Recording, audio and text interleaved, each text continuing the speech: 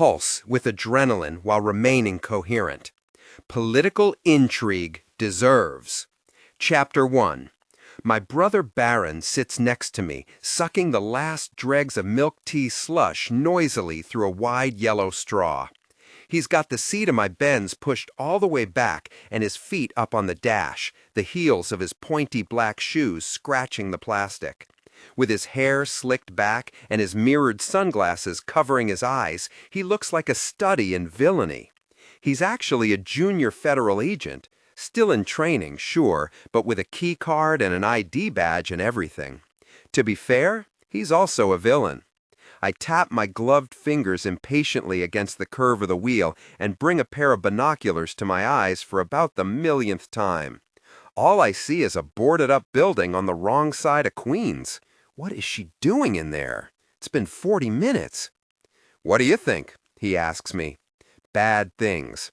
That's her after-school job now, taking care of shady business so Zakharov's gloves stay clean. Her dad won't put her in any real danger, I say, but the tone of my voice makes it pretty obvious I'm trying to convince myself more than I'm trying to convince my brother. Baron snorts. She's a new soldier. Gotta prove herself. Zakharov couldn't keep her out of danger if he tried, and he's not gonna be trying real hard. The other laborers are watching, waiting for her to be weak, waiting for her to screw up. He knows that. So should you. I think of her at 12, a skinny girl with eyes too large for her face and a nimbus of tangled blonde hair. In my memory, she's sitting on the branch of a tree, eating a rope of red licorice. Her lips are sticky with it. Her flip-flops are hanging off her toes. She's cutting her initials into the bark, high up, so her cousin can't claim she's lying when she tells him she got higher than he ever will. Boys never believe I can beat them, she told me back then, but I always win in the end.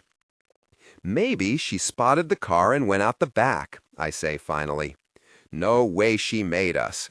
He sucks on the straw again. It makes that rattling empty cup sound, echoing through the car. We're like ninjas. Somebody's cocky, I say. After all, tailing someone isn't easy, and Baron and I aren't that good at it yet, no matter what he says. My handler at the agency, Yulikova, has been encouraging me to shadow Baron so I can learn secondhand and can keep myself safe until she figures out how to tell her bosses that she's got hold of a teenage transformation worker with a bad attitude and a criminal record. And since Yulikova's in charge, Baron's stuck teaching me. It's supposed to be just for a few months until I graduate from Wallingford. Let's see if we can stand each other that long. Of course, I'm pretty sure this isn't the kind of lesson Yulikova's been imagining. Baron grins, white teeth flashing like dropped dice.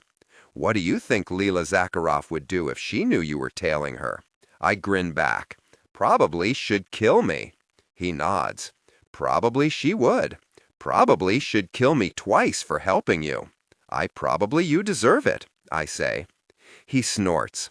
Over the last few months, I got every last thing I ever wanted, and then I threw it all away. Everything I thought I could never have was offered up on a silver platter. The girl, the power, a job at the right hand of Zakharov, the most formidable man I know. It wouldn't even have been that hard to work for him. It probably would have been fun. And if I didn't care who I hurt, it would still all be mine. I lift the binoculars and study the door again, the worn paint striping the boards and crumbling like breadcrumbs, the chewed-up bottom edge as ragged as if it had been gnawed on by rats. Leela would still be mine. Mine. The language of love is like that, possessive. That should be the first warning that it's not going to encourage anyone's betterment. Baron groans and throws his cup into the back seat.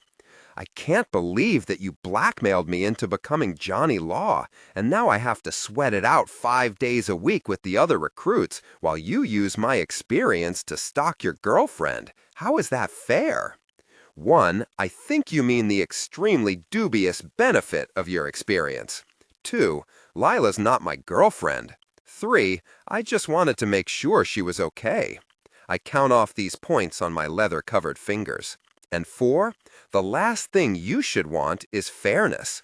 Stalk her at school, Barron says, ignoring everything I've just said. Come on, I have to make a phone call. Let's pack in this lesson and get a couple of slices. I'll even buy. I sigh. The car is stuffy and smells like old coffee. I'd like to stretch my legs. And Barron is probably right. We should give this up. Not for the reason he's saying, but for the one that's implied. The one about it not being okay to lurk around outside buildings, spying on girls you like. My fingers are reaching reluctantly for my keys when she walks out of the worn door, as though my giving up summoned her. She's got on tall black riding boots and a steel gray trench. I study the quicksilver gestures of her gloved hands, the sway of her earrings, the slap of her heels on the steps, and the lash of her hair. She's so beautiful I can barely breathe. Behind her follows a boy with his hair braided into the shape of 2 antelope horns. His skin is darker than mine. He's got on baggy jeans and a hoodie. He's shoving a folded-up wad of something that looks like cash into an inside pocket. Outside of school, Lila doesn't bother wearing a scarf. I can see the grim necklace of marks on her throat, scars black where ash was rubbed into them. That's part of the ceremony when you join her father's crime family, slicing your skin and swearing that you're dead to your old life and reborn into wickedness. Not even Zakharov's daughter was spared it. She's one of them now. No turning back. Well now, says Barron, gleeful, I bet you're thinking we just observed the end of a very naughty transaction. But let's consider the possibility that actually we caught her doing something totally innocent, yet embarrassing. I look at him absently. Embarrassing? Like meeting up to play one of those card games where you have to collect everything? Pokemon? Magic the Gathering? Maybe they're training for a tournament. With all that money she just handed him, I'm guessing he won. Funny. Maybe he's tutoring her in Latin. Or they were painting miniatures together. Or he's teaching her shadow puppetry. He makes a duck-like gesture with one gloved hand.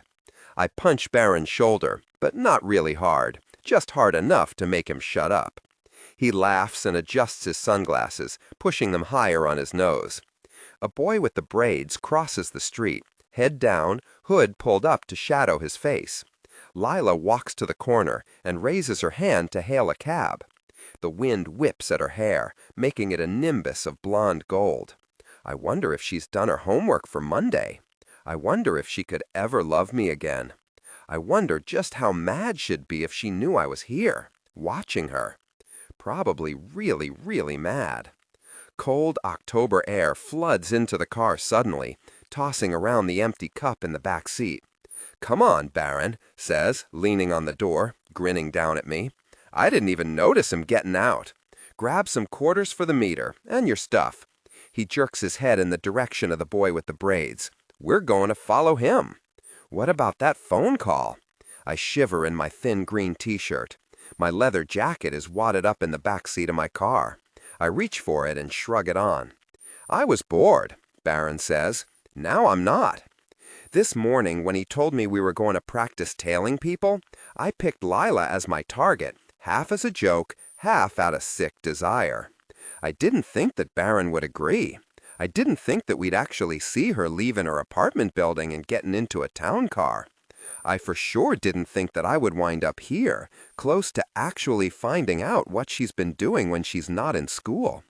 I get out of the car and slam the door behind me. That's the problem with temptation. It's so damn tempting. Pulse with adrenaline while remaining coherent. Political intrigue deserves. Feels almost like real agent work, doesn't it? Barron says as we walk down the street, heads bowed against the wind. You know, if we caught your girlfriend committing a crime, I bet Yulikova would give us a bonus or something for being prize pupils. Except that we're not going to do that, I say. I thought you wanted us to be good guys. He grins a too wide grin.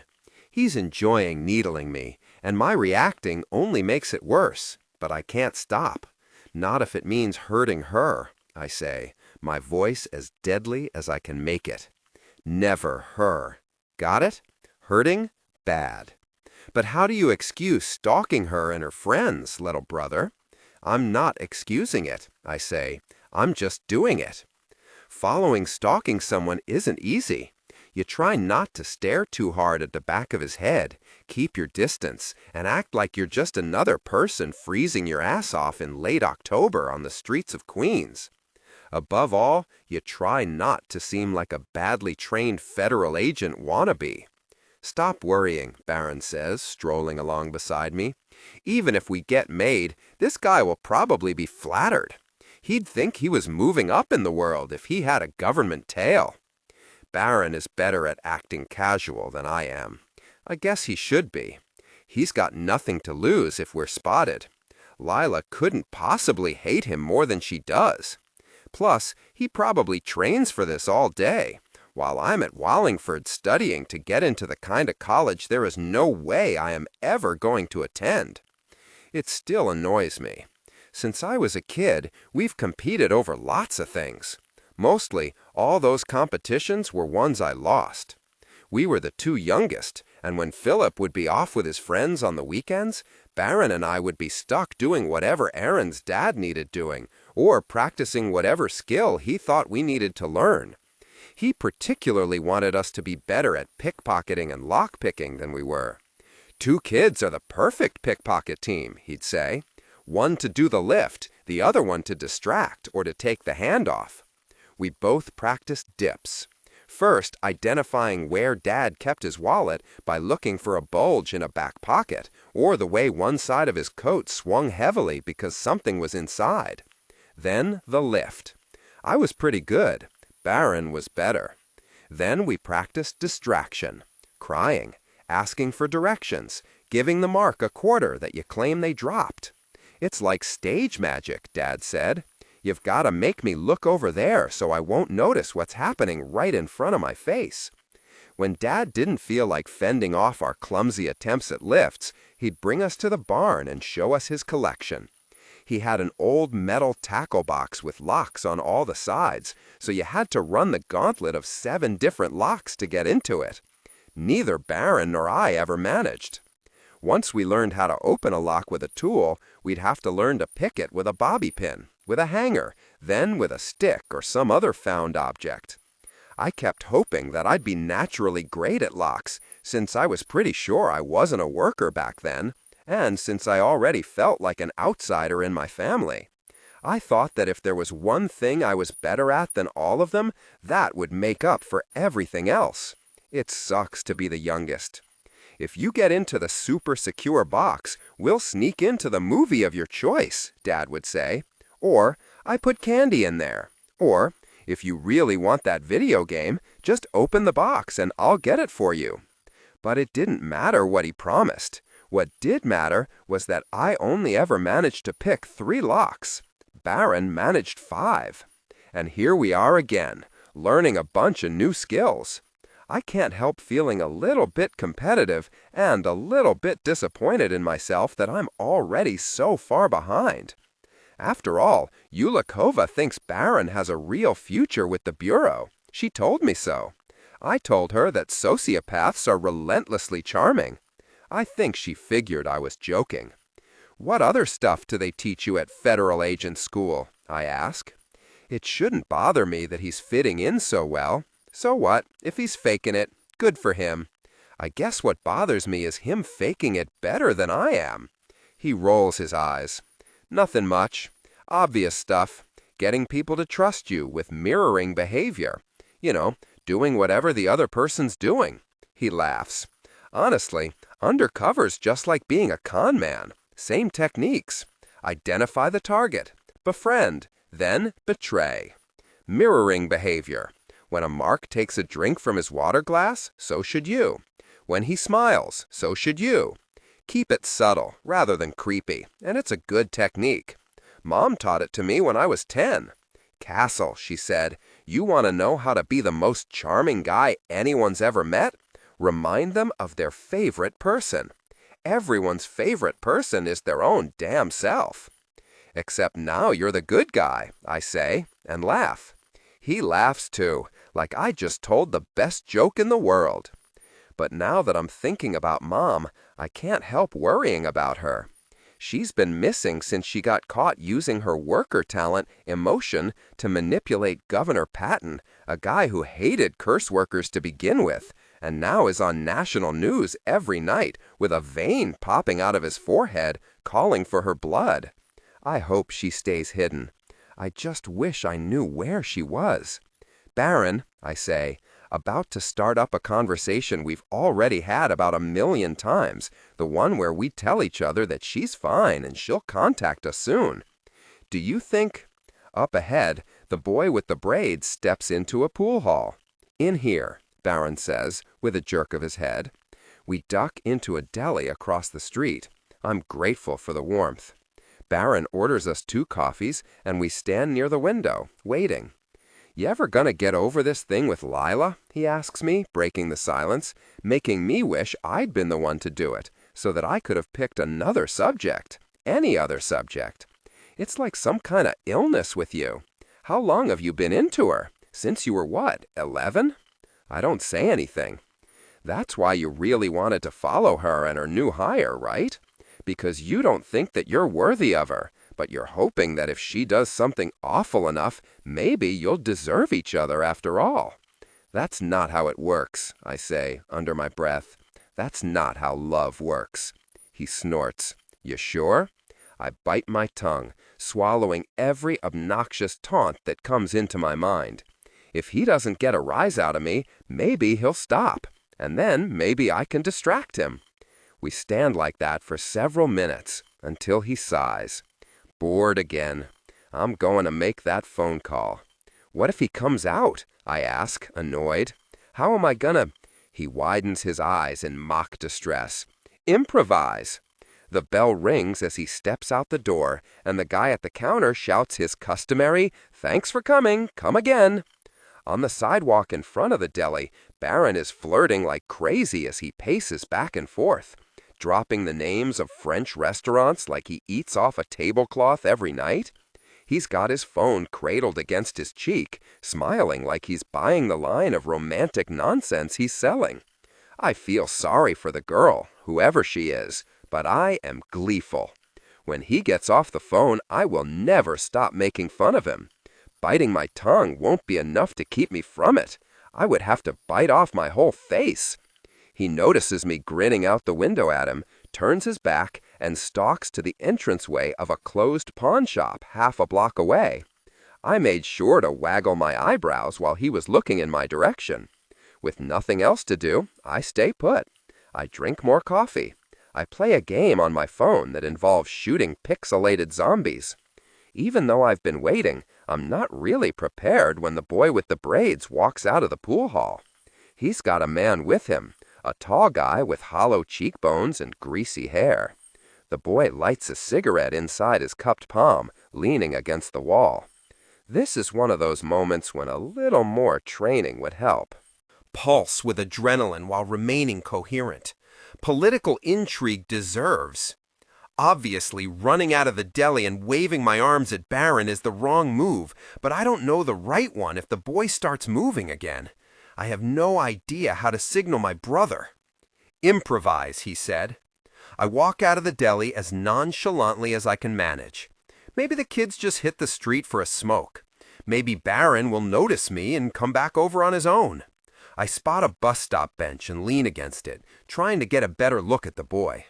This isn't a real assignment, I remind myself. It doesn't matter if he gets away. There's probably nothing to see. Whatever he's doing for Leela, there's no reason to think that he's doing it now. That's when I notice the way that the boy is gesturing grandly, his cigarette trailing smoke. Misdirection, a classic of magic tricks and cons. Look over here, one hand says. He must be telling a joke, too, because the man is laughing. But I can see his other hand worming out of his glove. I jump up, but I'm too late. I see a flash of bare wrist and thumb. I start toward him, not thinking, crossing the street, barely noticing the screech of a car's brakes until I'm past it. People turn toward me, but no one is watching the boy. Even the idiot guy from the pool hall is looking in my direction. "Run!" I yell. The hollow-cheeked man is still staring at me when the boy's hand clamps around the front of his throat. I grab for the boy's shoulder. Too late. The man, whoever he was, collapses like a sack of flour. The boy spins toward me, bare fingers reaching for skin. I catch his wrist and twist his arm as hard as I can. He groans and punches me in the face with his gloved hand.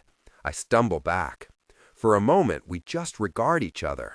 I see his face up close for the first time, and I'm surprised to notice that his eyebrows are carefully tweezed into perfect arches. His eyes are wide and brown beneath them. He narrows those eyes at me. Then he turns and runs. I chase after him. It's automatic, instinct, and I'm wondering what I think I'm doing as I race down the sidewalk. I risk a look back at Barron, but he's turned away, bent over the phone, so that all I see is his back. Figures. The boy is fast, but I've been running track for the last 3 years. I know how to pace myself, allowing him to get ahead of me at first when he starts sprinting, but catching up once he's winded. We go down block after block, me getting closer and closer. This is what I'm supposed to do once I'm a federal agent, right? Chase bad guys. But that's not why I'm after him. I feel like I am hunting my own shadow. I feel like I can't stop. He glances back at me, and I guess he sees that I'm gaining on him because he tries a new strategy. He veers abruptly into an alley. I take the corner in time to see him reaching for something under his hoodie. I go for the nearest weapon I can find, a plank of wood lying near a stack of garbage. Swinging it, I catch him just as he gets out the gun. I feel the burn of my muscles and hear the crack as wood hits metal. I knock the pistol against the brick wall like it's a baseball and I'm in the World Series. I think I'm as surprised as he is. Taking slow steps, I hold up the plank, which is split now, a big chunk of the top hanging off by a splinter, the remainder jagged and pointed like a spear. He watches me, every part of him tense. He doesn't look much older than I am. He might even be younger. "Who the hell are you?" When he speaks, I can see that some of his teeth are gold, flashing in the fading sun. 3 on the bottom, 1 on top. He's breathing hard. We both are. I bend down and lift the gun in one shaking hand. My thumb flicks off the safety. I drop the plank. I have no idea who I am right now. "Why?" I say between breaths. "Why did she pay you to kill him?" "Hey," he says, holding up both his hands, the gloved and ungloved one, in a gesture of surrender. Despite that, he seems more stunned than scared. "If he was your friend, then he wasn't my friend." He lowers his hands slowly, like he has made a decision about me. Maybe that I'm not a cop. Maybe that it's okay to relax. I don't ask why anyone wants anything. I don't know, okay? It was just a job. I nod. "Let me see your throat." No marks. He pulls the neck of his shirt wide, but there's no scarring there. I freelance. I'm too pretty for all that bullshit. No one puts a collar on Gage. "Okay," I say. "That girl, if you know her, you know what she's about." He reaches into his mouth, pulling out a loose tooth, a real one, black with rot at the top. It sits like a flawed pearl in the palm of his glove. Then he grins. "Good thing murder pays so well, right? Gold's expensive." I try to hide my surprise. A death worker who loses only a single tooth with each hit is a very dangerous guy. Every curse, physical, luck, memory, emotion, dream, death, and even transformation causes some kind of blowback. As my grandfather says, all work works the worker. Blowback can be crippling, even lethal. Death curses rot a part of the worker's body, anything from a lung to a finger. Or, apparently, something as minor as a tooth. "What's a death worker need a gun for anyway?" I ask. "That gun's real sentimental. Belonged to my gran." Gage clears his throat. "Look, you're not gonna shoot. You would have done it already. So can we just—" "You sure you want to double dog dare me?" I say. "You sure?" That seems to rattle him. He sucks on his teeth. "Okay, all I know is what I heard, and not from her. She never said anything, except where I could find him. But there's rumors that the guy, he goes by Charlie West, bungled a job. Killed a family in what was supposed to be a simple smash and grab. He's a drunk coward." My phone starts to ring. I reach down and tug it out of my pocket with one hand, then glance down. It's Barron, probably just having realized that I ditched him. At that moment, Gage vaults himself at the chain-link fence. I look at him go, and my vision blurs. I don't know who I'm seeing.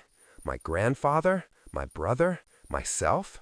Any of us could have been him, coming from a hit, scrambling to get over a fence before getting shot in the back. I don't yell for him to get down. I don't fire a warning shot or any of the stuff that I could do, that a federal agent trainee watching a murderer escape should do. I just let him go. But if he's got the role that I was supposed to have, then I have no idea how to be the person left in the alley. The good guy.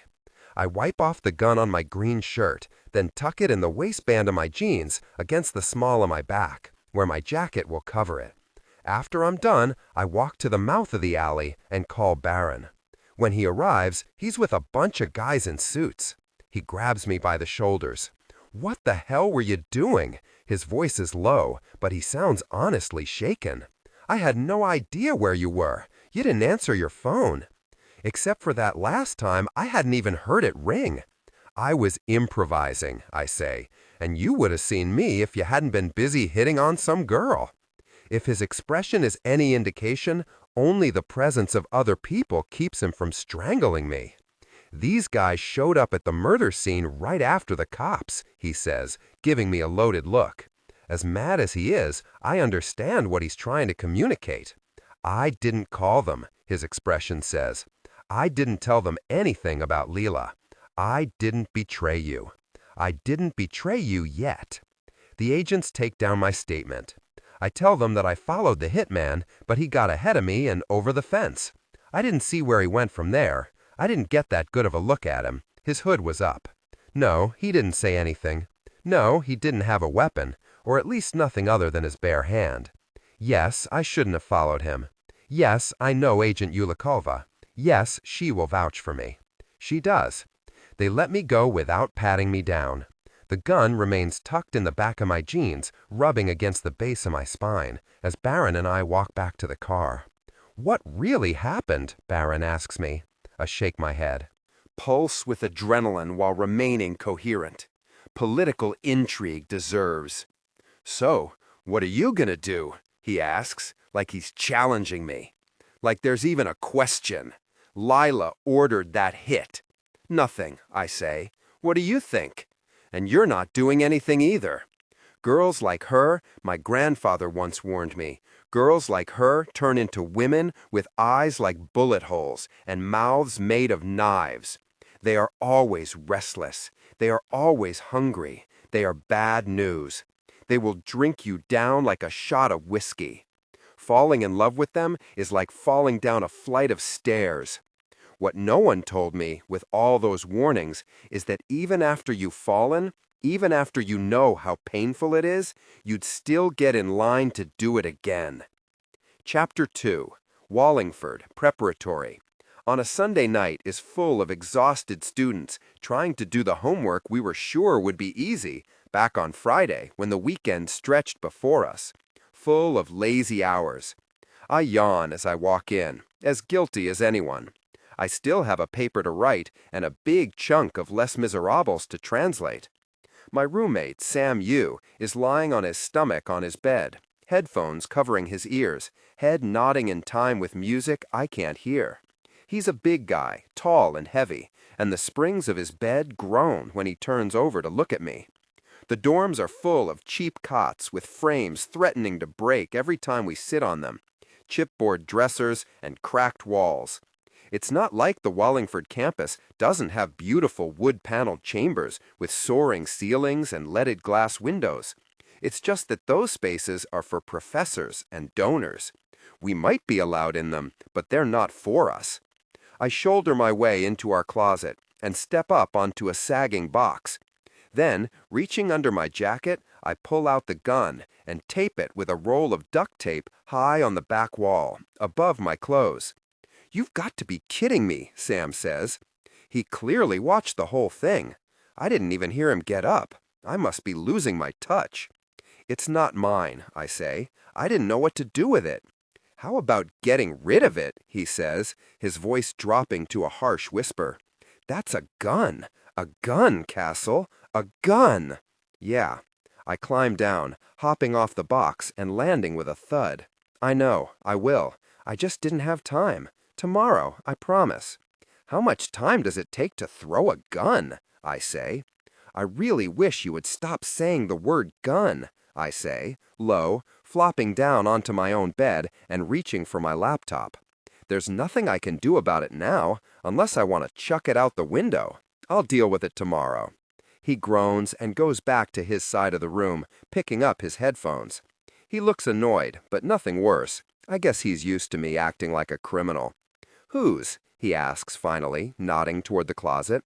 "Some guy. He dropped it." Sam frowns. That sounds likely, and by likely, not at all likely.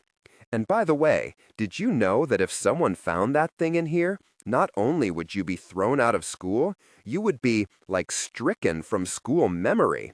They would burn your face out of the Wallingford yearbooks. They would get a team of memory workers to come in and make it so that no one even recalled they'd ever gone to school with you.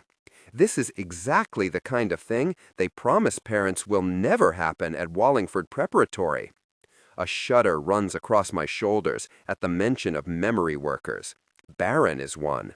He used his power to make me forget a lot of things, that I am a transformation worker, that he pushed me into becoming a disturbingly efficient assassin, even that I transformed Leela into an animal and he kept her in a cage for years. My sociopathic big brother who stole chunks of my life. The only brother I have left. The one who's training me? That's family for you. Can't live with them, can't murder them. Unless Barron rats me out to Yulikova, then I really might. "Yeah," I say, trying to regain the thread of the conversation. "I'll get rid of it, I promise." "No, wait, I already promised. How about I pinky swear?" "Unbelievable," Sam says, but I can tell he's not really mad. As I am busy determining this, watching the play of emotions cross his face, I notice he's got about a dozen pens piled on the navy blanket next to him and is marking a pad with each one. "What are you doing over there?" He grins. "I got these on eBay, a whole case of disappearing ink pens. Nice, right? They were used by the KGB. These are serious spy tools." "What are you going to do with them?" "Two choices, really. Awesome prank, or potentially actually useful for our bookmaking operation." "Sam, we've already talked about this. It's yours now if you want it, but I'm out. I've been the bookie for ridiculous school stuff for as long as I've been at Wallingford. If you wanted to put money down on the football game, you came to me. If you wanted to put down money on whether or not there was Salisbury steak for lunch 3 times a week, or whether Headmistress Northcutt and Dean Wharton were having an affair, or whether Harvey Silverman would die of alcohol poisoning before he graduated, you also came to me. I would calculate the odds, hold the cash, and charge a commission for my trouble. In a school with lots of bored rich kids, it was a good way to line my pockets.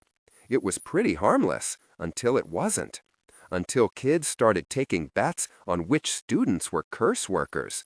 Until those students were targets. Then it felt a lot like I was taking blood money." Sam sighs. "Well, there are still endless pranks we could pull. Imagine a whole room full of test takers and then nothing on any of the tests 24 to 48 hours later. Or what if you slipped one of these into a teacher's grade book? Chaos." I grin. Chaos. Beautiful chaos. "So, which one will you choose? My pickpocketing skills are at your service." He chucks a pen in my direction. "Be careful you don't do your homework with that," he says. I snatch it out of the air a moment before it crashes into my lamp. "Hey," I say, turning back to him, "watch it. What's with the wild pitch?" He's looking at me with a strange expression on his face. "Cassel," his voice has gone low and earnest, "do you think you could talk to Daneka for me?" I hesitate, glancing down at the pen in my hands, turning it over in my gloved fingers, then looking back up at him. "About what?" "I apologized," he says. "I keep apologizing. I don't know what she wants. Did something happen? We met up for coffee, but then it turned into the same old argument." He shakes his head. "I don't understand. She's the one who lied. She's the one who never told me she was a worker. She probably never would have told me either if her brother hadn't blurted it out. How come I'm the one who has to keep apologizing?" In all relationships, there's a balance of power. Some relationships are a constant fight for the upper hand. In others, one person is in charge, although not always the person who thinks they are. Then, I guess there are relationships so equal that no one has to think about it. I don't know anything about those. What I do know is that power can shift in a moment. Way back at the beginning of their relationship, Sam was always deferring to Daneka. But once he got mad, he couldn't seem to stop being angry. By the time he was ready to hear her apology, she no longer wanted to give it. And so they've somersaulted back and forth these past few weeks, neither one sorry enough to placate the other, neither of them sorry at the right time, both sure the other is in the wrong. I can't tell if that means they're broken up or not. Neither can Sam. If you don't know why you're apologizing, your apology probably sucks, I say. He shakes his head. I know, but I just want things to go back to the way they were. I know that feeling all too well. What do you want me to say to her? Just find out what I can do to fix things. There's so much desperation in his voice that I agree. I'll try. Pulse with adrenaline while remaining coherent. Political intrigue deserves. He's got to know he's already in a pretty bad way if he's coming to me for help in matters of the heart. There's no point rubbing it in. In the morning, I am crossing the quad, hoping the coffee I drank in the common room will kick in soon, when I pass my ex-girlfriend, Audrey Dolan, in a clump of her friends. Her copper hair gleams like a new penny in the sunlight, and her eyes follow me reproachfully. One of her friends says something just low enough for me not to hear, and the rest laugh. "Hey, Cassel," one of them calls, so that I have to turn around.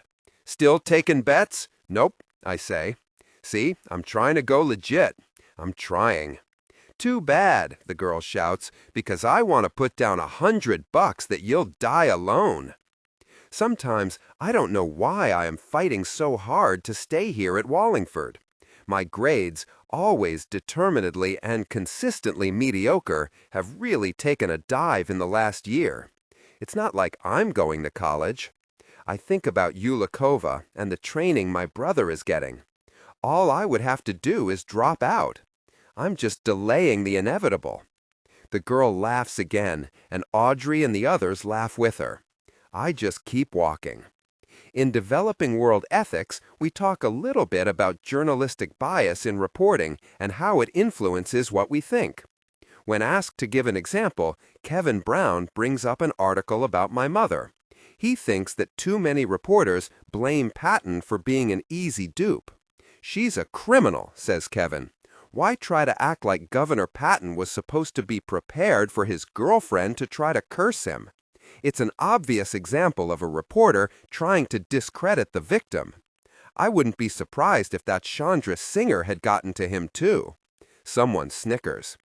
I stare at my desk, focusing on the pen in my hand, and the sound of chalk scraping across the board, as Mr. Lewis quickly launches into an example from a recent news story about Bosnia. I feel that strange hyper-focus that occurs when everything narrows to the present. The past and the future fade away. There is only now and the ticking moments, until the bell rings and we hustle out into the hall.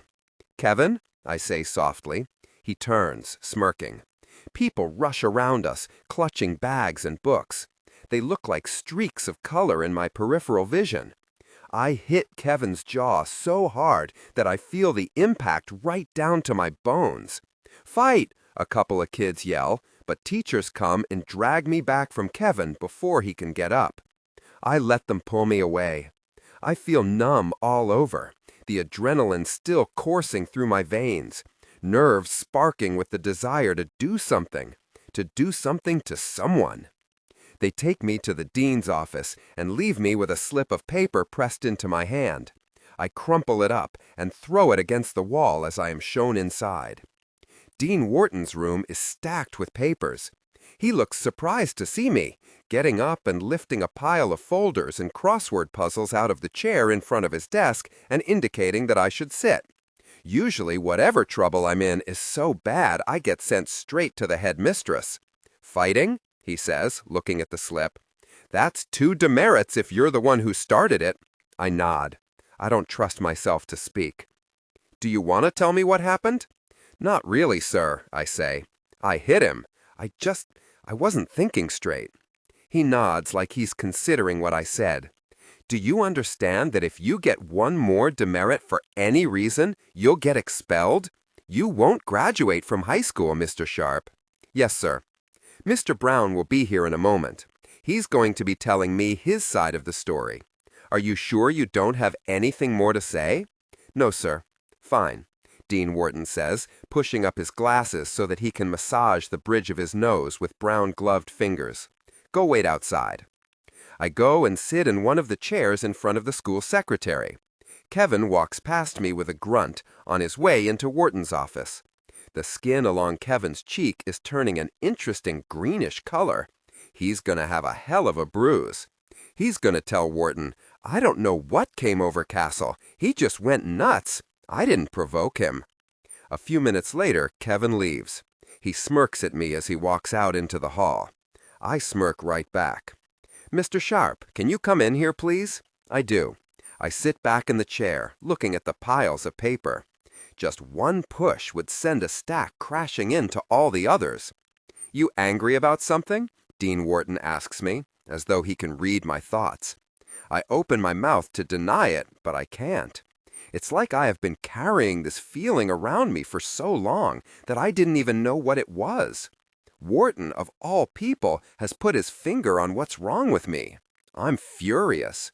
I think of not knowing what compelled me to strike a gun out of the hand of a killer, of how satisfying it was to hit Kevin, of how I want to do it again and again, want to feel bones snap and blood smear, of how it felt to stand over him, my skin on fire with rage. "No, sir," I manage to get out. I swallow hard because I don't know when I became so distanced from myself. I knew Sam was angry when he talked about Danica. How come I didn't know that I was mad too? Wharton clears his throat. "You've been through a lot, between the death of your brother Philip and your mother's current legal woes." "Legal woes. Nice." I nod. "I don't want to see you head down a path you can't come back from, Cassel." "Understood," I say. "Can I go back to class now?" "Go on. But remember, you have 2 demerits, and the year isn't even half over. 1 more, and you're out. Dismissed." I get up, sling my backpack over my shoulder, and slink back to the academic center in time for the next bell. I don't see Leela in the halls, although my gaze pauses on any blonde-haired girl who passes me. I have no idea what I will say to her if I do see her. "So, I hear you ordered your first murder? How was that? Seems a little on the nose. Besides, who says it was her first?" I duck into the bathroom, turn on the faucets, and splash my face with cold water. It's a shock, liquid streaming over my cheeks and collecting in the hollow of my throat, splashing my white shirt, darkening my gloves. Stupidly, I forgot to take them off. "Wake up," I tell myself. Snap out of it. Reflected in the mirror, my dark eyes look more shadowed than ever.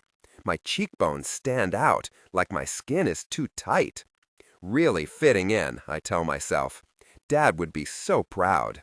You're a real charmer, Cassel Sharpe." I still make it to physics before Danica does, which is good. Theoretically, she and I are still friends, but she's been avoiding me since she started fighting with Sam. If I want to talk to her, I'm gonna have to corner her. We don't have assigned seats, which means it's easy for me to find a desk near where Danica usually sits and dump my stuff on the chair. Then I get up and talk to someone on the other side of the room, Willow Davis. She seems suspicious when I ask her a question about the homework, but answers without too much hesitation. She's telling me something about how there are 10 different dimensions of space and one of time, all curled around one another. When Danica comes in, "Understand?" Willow asks. So there could be other versions of us living in other worlds. Like maybe there's a world where ghosts and monsters are real, or where no one is hyperbathogamic, or where we all have snake heads. I shake my head. That can't be real. That cannot be real science. It's too awesome. "You didn't do the reading, did you?" she asks. And I decide that this is the moment to retreat to my new desk. When I walk back, I see my plan has worked. Danica is sitting where she always does. I move my backpack and flop into its place. She looks up, surprised. It's too late for her to get up without it being really obvious that she doesn't want to sit next to me. She scans the room like she's racking her brain for some excuse to move, but the seats are mostly full. "Hey," I say, forcing a smile. "Long time no see."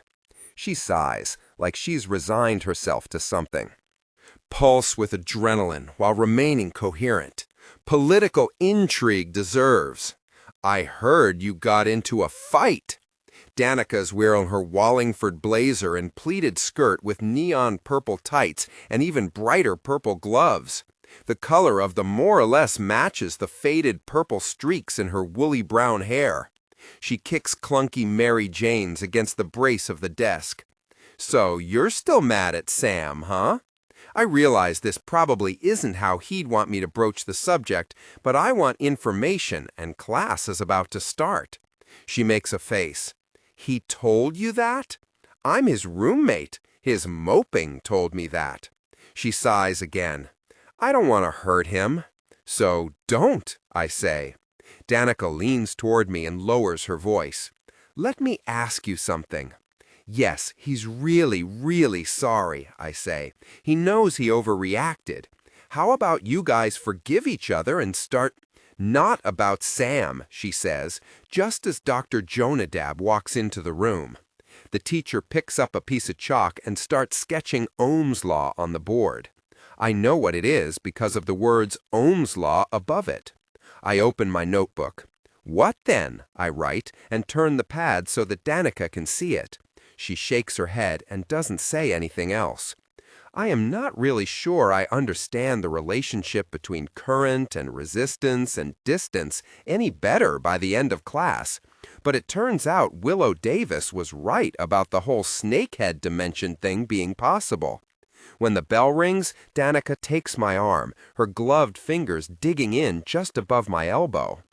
"Who killed Philip?" she asks suddenly. I start. I can't answer without lying, and I don't want to lie to her. Danica's voice is low, an urgent whisper. "My mother was your lawyer. She did your immunity deal for you, the one that got the feds off your back, right? You made a deal to tell them who killed those people in the files, and Philip, for immunity. Why did you need immunity? What did you do?"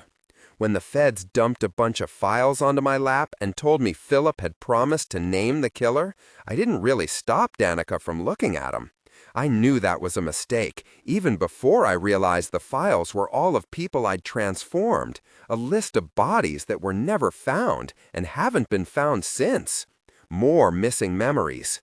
"We've got to get going," I say. The classroom is emptied out, and a few students are starting to come in for the next class. We're going to be late. She reluctantly lets go of my arm and follows me out the door. It's funny how our positions are reversed. Now she's the one trying to corner me. "We were working on that case together," Danica says, which is sort of true. "What did you do?" she whispers. I look down at her face, searching for what she thinks the answer is. "I never hurt Philip. I never hurt my brother." What about Baron? What did you do to him? I frown, so confused that for a moment I can't think of what to say. I have no idea where she got that from. Nothing, I say, throwing my hands wide for emphasis. Baron? Are you crazy? A faint flush colors her cheeks. I don't know, she says. You did something to someone. You needed immunity. Good people don't need immunity, Cassel. She's right, of course. I'm not a good person. The funny thing about good people, people like Danica, is that they really honestly don't get the impulse toward evil. They have an incredibly hard time reconciling with the idea that a person who makes them smile can still be capable of terrible things. Which is why, although she's accusing me of being a murderer, she seems more annoyed than actually worried about getting murdered. Danica seems to persist in a belief that if I would just listen and understand how bad my bad choices are, I'd stop making them. I pause near the stairs. Look, how about I meet you after dinner and you can ask me whatever you want, and we can talk about Sam. I can't tell her everything, but she's my friend, and I could tell her more than I have. She deserves as much truth as I can afford to give. And who knows, maybe if I just listen for once, I will make some better choices. I couldn't make much worse ones. Danica brushes a brown curl behind her ear. Her purple glove is smeared with ink. Will you tell me what you are? Will you tell me that? I suck in my breath in honest surprise. Then I laugh. I've never told her my biggest secret, that I'm a transformation worker. I guess it's time. She must have worked out something or she wouldn't have asked. You got me, I say. You got me there. Yeah, I'll tell you that. I'll tell you everything I can. She nods slowly. Okay, I'll be in the library after dinner. I have a paper to start. Great. I jog down the stairs, running full tilt when I hit the quad so I can make it to ceramics before the final bell. I already have 2 demerits. I've been in enough trouble for a single day. My pot comes out totally misshapen. It must have had an air bubble in it, too, because when I put it into the kiln, it explodes, taking out 3 other people's cups and vases along with it. On my way to track practice, my phone rings. I flip it open and cradle it against my cheek. Cassel, Agent Yulikova says, I'd like you to stop by my office, now. I understand your classes are over for the day, and I've arranged for you to be excused. The office understands that you have a doctor's appointment. I'm on my way to track, I say, hoping that she'll hear the hesitation in my voice. I have a gym bag slung over my shoulder, bouncing off my leg. Overhead, the trees are blowing in the wind, covering the campus in a drifting carpet of leaves with the colors of a sunrise. I've missed a lot of meets. Then they won't notice if you miss another one. Honestly, Cassel, you almost got yourself killed yesterday. I would like to discuss the incident. I think of the gun taped in the closet of my dorm room. It wasn't any big thing, I say. Good to hear it. With that, she hangs up. I head toward my car, kicking leaves as I go. Chapter 3. A few minutes later, Agent Yulikova is gathering up piles of paper and shifting them out of the way so that she can get a better look at me. She's got straight gray hair, chopped to hang just below her jawline, and a face like a bird's, delicate and long-nosed. Masses of chunky beaded necklaces hang around her throat. Despite holding a steaming cup of tea and wearing a sweater under her navy corduroy jacket, her lips have a bluish tint, like she's cold, or maybe like she has a cold. Either way, she more closely resembles a professor from Wallingford than the head of a federal program to train worker kids. I know she probably dresses the way she does on purpose, to lure trainees into feeling comfortable. She probably does everything on purpose. It still works. She's my handler, the one who's responsible for ushering me into the program as soon as I am 18, per the deal I made with the feds. Until then, well, I don't know what she's supposed to do with me. I suspect she doesn't know either. How are you doing, Cassel? She asks me, smiling. She acts like she really wants to know. Good, I guess. Which is a huge, ridiculous lie. I'm barely sleeping. I'm plagued with regrets. I'm obsessed with a girl who hates me. I stole a gun. But it's what you say to people like her, people who are evaluating your mental state. She takes a sip from her mug. What's it been like shadowing your brother? Fine. Philip's death must make you feel more protective of Baron, she says. Her gaze is kind, non-threatening. Her tone is neutral. It's just the two of you now, and even though you're the younger brother, you've had a lot of responsibility placed on you. She lets her words trail off. I shrug. But if he put you in any danger yesterday, then we need to put a stop to things immediately. No, it wasn't like that, I say. We were just following someone, a random person. And then Baron got a call. So I was on my own for a couple minutes, and I saw the murder. I chased after the kid, the killer, which was stupid, I guess. But he got away, so that's that.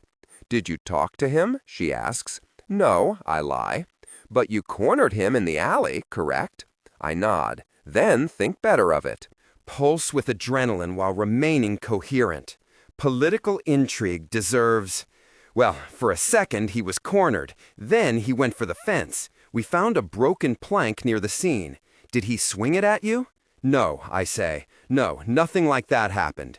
Maybe he stepped on it as he was running. It all happened so fast. Could you describe him? She leans forward in her seat, peering at me like she can see my every fleeting thought in the involuntary flinches and flushes of my body. I really hope that's not true. I'm a good liar, but I'm not world class. My experience has been mostly with two different kinds of adults: criminals who act in ways I can anticipate, and marks who can be manipulated. But with Yulikova, I'm out of my depth. I have no idea what she's capable of. Not really, I say with a shrug. She nods a few times, like she's taking that in. Is there anything else you want to tell me about what happened? I know I should admit to taking the gun.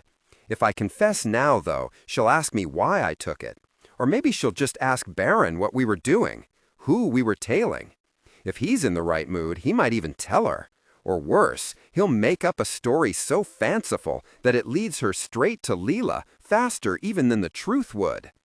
It's not that I want to be this person, doing the wrong thing again, lying to Yulikova. I want to learn how to do the right thing, even if I hate it, even if I hate her for it. I just can't this time. But next time I'll do better. I'll tell her everything. Next time. No, I say, it really was no big thing. I was just stupid. I'll be more careful. She picks up a clipped packet of papers from her desk and drops them in front of me with a significant look. I know what they say. Once I sign them, I'm no longer a regular citizen. I will be agreeing to a private set of regulations and laws. If I screw up, I will have agreed to be tried in a private court. No more jury of my peers. Maybe it's time for you to leave Wallingford early and train with Baron and all the other students full-time. You've said that before. And you've said no before. She smiles. Then, opening up one of the drawers of the desk, she pulls out a tissue. She coughs into it. I see something dark stain the paper before she wads it up. I'm guessing you're going to say no again now. I want to be a federal agent and work for the LMD. I stop. I want to be better. I want you to make me better. I can't say that, though, because it's crazy. Instead, I say, becoming a high school dropout isn't exactly a dream of mine. And anyway, my immunity agreement, she cuts me off. We might be able to scare up a diploma for you. I imagine not having to see Leela, she says. Have you ever worn one of these amulets and cast a curse? I shake my head. What would happen if I did? Yulikova smiles. A lot of nothing. The stone would crack and you would be exhausted. Oh, I say, oddly disappointed. I don't know what I was expecting. Shaking my head at myself, I drop the amulets onto the desk in front of her. They roll and spin and clatter like coins. She looks at them for a long moment, then raises her eyes to me. It's personally important that you stay safe. She takes another sip of her tea and smiles again. I know that she probably says that to dozens of potential recruits, but I still like it when she says it to me. On the way out, her gloved hand touches my arm briefly. "Have you heard from your mother?" Yulikova's voice is soft, like she's really concerned about a 17-year-old boy on his own and scared for his mother. But I bet she's fishing for information. Information I wish I had. "No," I say. "She could be dead for all I know." For once, I'm not lying. "I'd like to help her, Cassel," she says. "Both you and Baron are important to us here in the program. We'd like to keep your family together." I nod non-committally. Criminals get caught eventually. It's a tenet of being in the life. But maybe things are different for government agents. Maybe their mothers stay out of prison forever. I guess I ought to hope so. From the outside, the building is nondescript. A dull, medium-sized concrete structure in the middle of a parking lot. Its mirrored windows gleaming with reflected light from the setting sun. No one would guess that a federal agency occupies the upper floors, especially since the sign out front promises Richardson Co. adhesives and sealants, and almost everyone coming in and out is wearing a sharp-looking suit. Above me, the trees are mostly brown and bare, the reds and golds of early autumn faded by the cold October wind. My Benz is right where I left it, reminding me of the life I could have had if I'd accepted Leela's father's offer and become his secret weapon. More and more, I feel like the boy who cut off his nose to spite his face. I drive back to Wallingford, arriving with just enough time to dump off my gym bag and grab a granola bar before I have to meet Denisa at the library. I jog up the stairs, and I'm about to unlock the door to my room when I realize it's already open. "Hello?" I say as I go in. Sitting on my bed is a girl. I've seen her around campus, but I don't think we've ever spoken. She's a sophomore, Asian Korean, I think, with long black hair that hangs to her waist like a waterfall, and thick white socks that come almost to her knees. Her eyes are lined with glittering blue pencil. She looks up at me from under long lashes and smiles shyly. I'm a little flustered, I have to admit. This doesn't happen a lot. "Are you waiting for Sam?" "I was hoping to talk to you." She stands, lifting her pink book bag and biting her bottom lip. Then, hesitating, she adds, "I'm Mina Lang." "You're really not supposed to be in my room," I say, dropping my gym bag. She grins. "I know." "I was just about to head out," I say, glancing toward the door. I have no idea what kind of game she's playing, but the last time a girl turned up on my bed, everything went directly to hell sans handbasket. I'm not exactly optimistic. "I don't mean to be rude, Mina, but if there's something you want to tell me, you should probably do it now." "Can't you stay?" she asks, taking a step toward where I'm standing. "I have a really big favor to ask, and there's no one else who can help." I find that hard to believe. My voice comes out a little strained sounding. I think of Denisa and all of the explaining I have ahead of me. The last thing I need is to be late and have one more thing to explain. But I guess I could wait a few minutes if it's important. "Maybe we could go somewhere else," she says. Her lips are glossy pink, soft-looking. Her white-gloved finger wraps around a strand of her long black hair, twirling it nervously. "Please." "Mina, just tell me," I say. But the tone of my voice isn't very commanding. I don't mind indulging in the illusion that there's something absolutely vital that I can do for a beautiful girl, even if I don't believe it myself. I don't mind lingering a little while longer, pretending. "You're busy," she says. "I shouldn't keep you. I know you don't know me that well or anything, and this is all my fault. But please, can we talk sometime?" "Yeah," I say. "Of course." Pulse with adrenaline while remaining coherent. Political intrigue deserves. "But didn't you want?" She cuts me off. "No, I'll come back. I'll find you. I knew you'd be nice, Cassel. I just knew it." She brushes past me, close enough that I can feel the warmth of her body. Moments later, I hear her light step in the hall. I stand alone in the middle of my room for a long moment, trying to figure out what just happened. The air has turned from chilly to the kind of cold that seeps into your bones and lives in your marrow. The kind of cold that keeps you shivering after you've come into a warm room, as if you have to shudder ice from your veins. I am almost to the library. "Hey," someone calls from behind me. I know the voice. I turn. Lila's standing at the edge of the grass looking up. She's wearing a long black coat, and when she speaks, her breath condenses in the air like the ghosts of unspoken words. She looks like a ghost herself, all black and white in the shadow of leafless trees. "My father wants to see you," she says. "Okay," I say, and follow her. Just like that. I'd probably follow her off a cliff.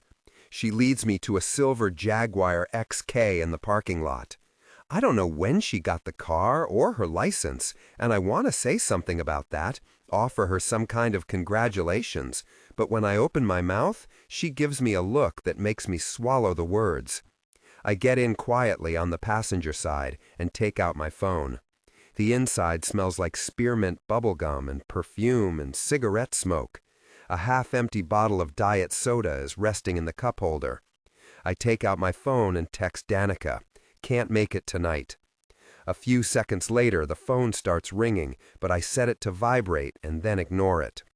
I feel guilty for standing her up after making a promise to be more honest, but explaining where I am going, no less why, seems impossible. Lila looks over at me, half her face lit by a streetlight, blonde lashes and the arch of her brow turned to gold. She's so beautiful that my teeth hurt. In psychology class freshman year, our teacher talked about the theory that we all have a death instinct, a part of us that urges us toward oblivion, toward the underworld, toward Thanatos. It feels exhilarating, like taking a step off the edge of a skyscraper. That's how I feel now. "Where's your dad?" I ask her. "With your mom," Lila says. "She's alive?" I'm so surprised that I don't have time to be relieved. My mother is with Zakharov? I don't know what to think. Lila's gaze finds mine, but her smile gives me no comfort. For now. The engine starts, and we pull out of the parking lot. I see my own face reflected back in the curve of the tinted window. I might be going to my own execution, but I don't look all that torn up about it. Chapter 4. We drive into the basement garage, and Lila parks in a numbered spot next to a Lincoln Town Car and 2 BMWs. It's a car thief's dream lot, except for the fact that anyone who steals from Zakharov will probably get dropped off a pier with cement boots on. As Lila kills the engine, I realize that this will be the first time I've ever seen the apartment where she lives when she's with her father.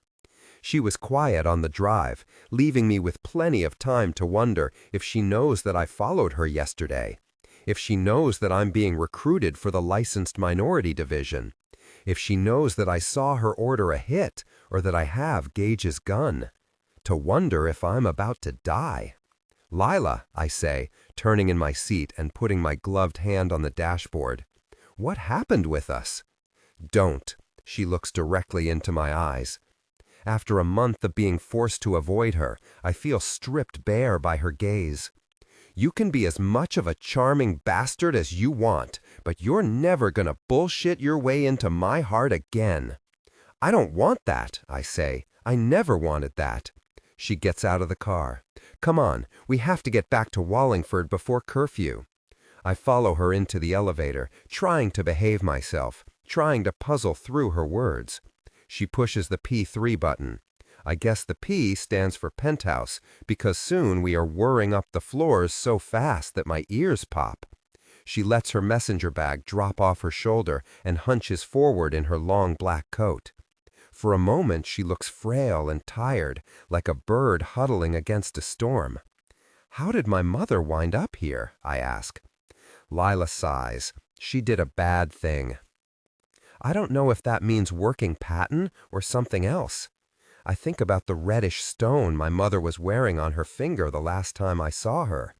I think, too, of a picture I found in the old house of a much younger mom decked out in lingerie and looking like Betty Page. A picture obviously taken by a man who wasn't my father and who might have been Zakharov. I have a lot of reasons to worry. The elevator doors open into a massive room with white walls, a black and white marble floor, and what looks like a Moroccan-style wood ceiling at least 18 feet above us. There's no carpet, so the tap of our shoes echoes as we walk toward the lit fireplace on the opposite wall, flanked with sofas and with two people mostly hidden by shadows. 3 huge windows show Central Park at night, a patch of near blackness in the shimmering city surrounding it. My mother sits on one of the couches. She has an amber-colored drink in her hand and is wearing a filmy white dress I've never seen on her before. It looks expensive. I expect her to jump up, to be her usual exuberant self, but the smile she gives me is subdued, almost fearful.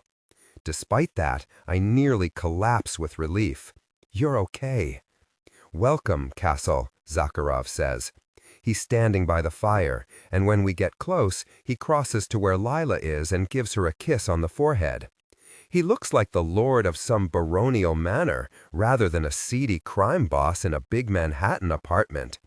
I incline my head in what I hope is a respectful nod. Nice place. Zakharov smiles like a shark. His white hair looks gold in the firelight. Even his teeth look golden, which reminds me uncomfortably of Gage and the gun taped to the wall of my closet. "Lila, you can go do your homework." She touches her throat, lightly gloved fingers, tracing the marks she took, the marks that make her an official member of his crime family, not just his daughter, a rage in every line of her face. He barely notices. I'm sure he doesn't realize that he just dismissed her like a child. My mother clears her throat. "I'd like to talk to Cassel alone for a moment, if that's all right, Ivan." Zakharov nods. She gets up and walks to me.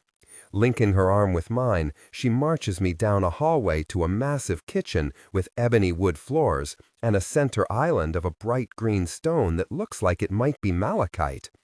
While I sit down on a stool, she puts a clear glass kettle on one of the burners. It's eerie, the way she seems to know Zakharov's apartment. I want to grab her arm to reassure myself that she's real, but she's moving restlessly, not seeming to notice me. "Mom," I say, "I'm so glad that but how come you didn't call us, or—" "I made a big mistake," Mom says. "Huge." She takes a cigarette from a silver case, but instead of lighting it, she sets it down on the counter. I've never seen her so agitated before. "I need your help, sweetheart." I am uncomfortably reminded of Mina Lange. "We were really worried," I say. "We didn't hear from you for weeks, and you're all over the news, you know. Patton wants your head." "We?" she asks, smiling. "Me, Baron, Granddad. It's nice to see you and your brother so close again," she says. "My boys." "Mom, you are on every news channel, seriously. The cops are looking everywhere for you." She shakes her head, waving away my words. "When I got out of prison, I wanted to make some quick money. It was hard, sweetheart, inside. I spent all the time when I wasn't planning that appeal, planning what I would do when I got out. I had a few favors to call in, and a few things put away for a rainy day." "Like?" I say. Her voice goes low. "The resurrection diamond." I saw it on her finger. She wore it once out to lunch after Philip died. Pulse with adrenaline while remaining coherent. Political intrigue deserves. The stone's a pretty distinctive color, like a drop of blood spilled into a pool of water. But even when I saw it, I thought I must have been mistaken, must have misunderstood, because even though I knew Zakharov wore a fake diamond on his tie pin, that didn't mean he'd lost the original. And it certainly didn't mean my mother had taken it. "You stole it?" I mouth, pointing to the other room. "From him? A long time ago," she says. I can't believe that she's treating this so lightly. I keep my voice low. "Back when you were screwing him?" After all these years, I think I've finally shocked her. She starts. "I found a photo," I say, "when I was cleaning out the house. The guy who took it was wearing the same ring that I saw Zakharov wearing in a picture at Granddad's place. I wasn't sure, but now I am." Her gaze goes toward the other room, then back to me. She bites her lower lip, smearing lipstick on her teeth. "Yes, fine, back then," she says. "One of those times. Anyway, I stole it and got a copy made of it, but I knew he would want the real one back, even after all this time. It doesn't make him look good not to have the real one." The understatement of the year. If you're the head of a crime family, then, no, you don't want people to find out that your most valuable possession was stolen. You certainly don't want people to know that it was stolen years ago and you've been wearing a fake ever since. Especially if your most valuable possession is the resurrection diamond, which, according to legend, makes its wearer invulnerable. "Yeah," I say. "So I thought I would sell it back to him," Mom says. I forget to keep my voice down. "You what? Are you crazy?" It was all going to be fine. Now she puts the cigarette to her lips and leans into the burner on the stove to catch the edge of the flame. She inhales deeply and embers flare. She blows smoke. The tea water is starting to boil. Her hand is shaking.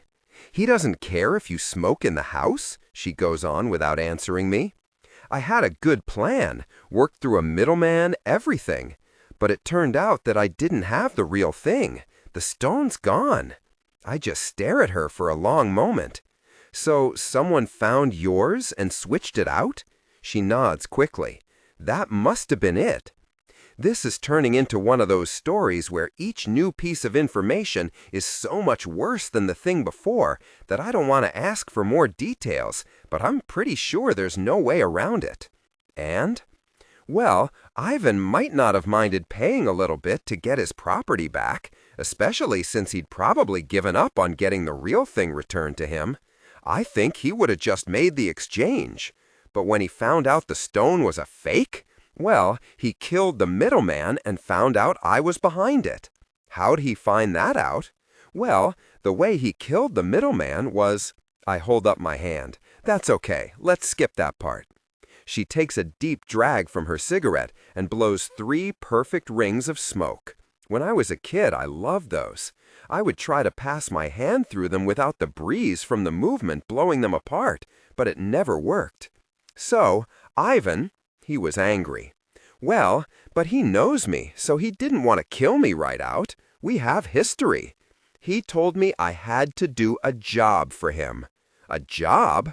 "The patent job," she says. "Ivan has always been interested in the government.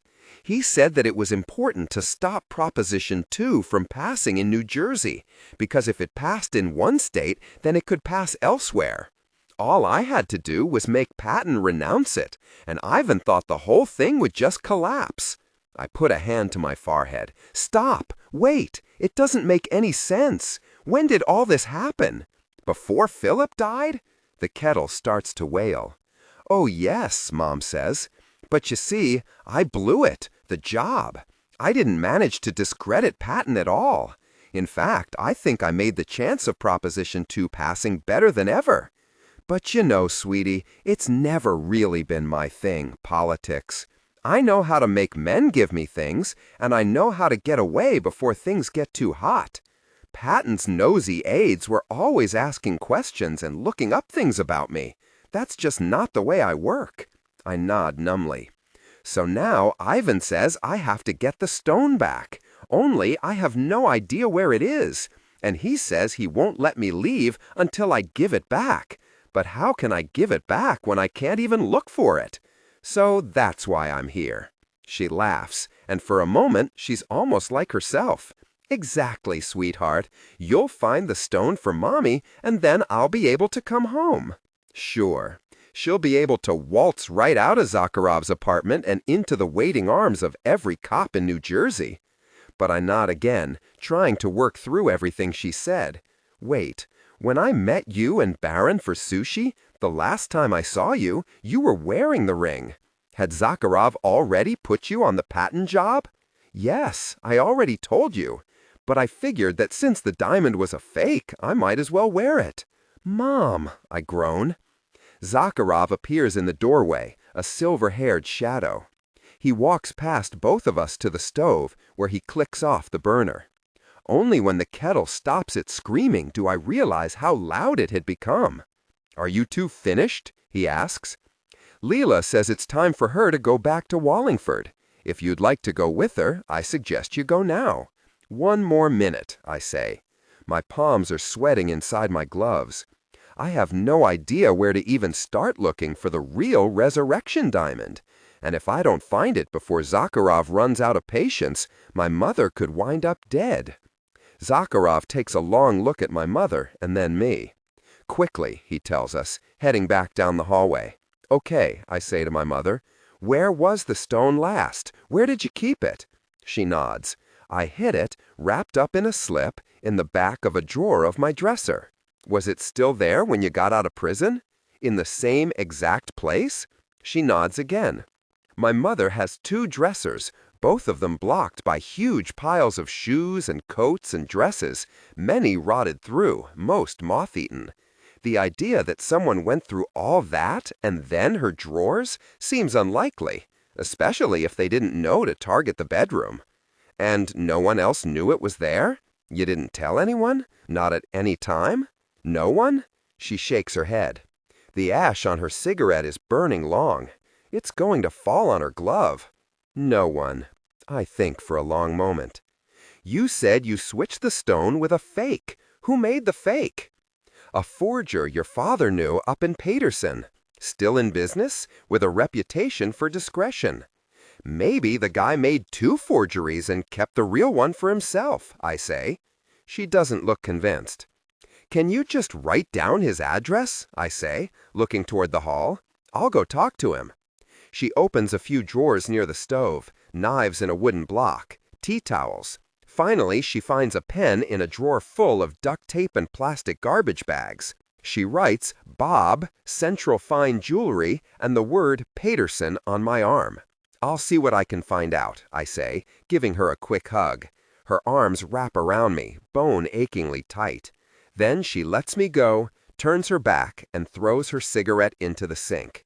"It's gonna be all right," I say. Mom doesn't reply. I head into the other room. Leela is waiting for me, bag slung over her shoulder and coat on. Zakharov stands beside her. Both their expressions are remote. "You understand what you have to do?" he asks me. I nod. He walks us to the elevator. It's right where other people would have front doors to their apartments. The outside of it is golden, etched with a swirling pattern. When the doors open, I look back at him. His blue eyes are as pale as ice. "Touch my mother, and I'll kill you," I say. Zakharov grins. "That's the spirit, kid." The doors close, and Lila and I are alone. The light overhead flickers as the elevator begins its descent. We pull out of the garage and start toward the tunnel out of the city. Pulse with adrenaline while remaining coherent. Political intrigue deserves. The bright lights of bars and restaurants and clubs streak by, patrons spilling out onto the sidewalk, cabs honk. In Manhattan, the night is just starting in all its smoky glory. "Can we talk?" I ask Leela. She shakes her head. "I don't think so, Cassel. I think I've been humiliated enough." "Please," I say, "I just want to tell you how sorry." "Don't." She flips on the radio, adjusting it past the news, where the host is discussing Governor Patton's terminating the employment of all hyper-bathygamic individuals in government positions, whether or not they've been convicted of a crime. She leaves it on a channel blasting pop music. A girl is singing about dancing inside someone else's mind, coloring their dreams. Leela cranks it up. "I never meant to hurt you," I yell over the music. "I'm going to hurt you if you don't shut up," she shouts back. "Look, I know it was awful for you to have me crying and begging you to be my boyfriend and throwing myself at you. I remember the way you flinched. I remember all the lies. I'm sure it was embarrassing. It was embarrassing for both of us." I press the radio button and the car goes abruptly silent. When I speak, my voice sounds rough. "No, that's not how it was. You don't understand. I wanted you. I love you more than I have ever loved anyone, more than I ever will love anyone.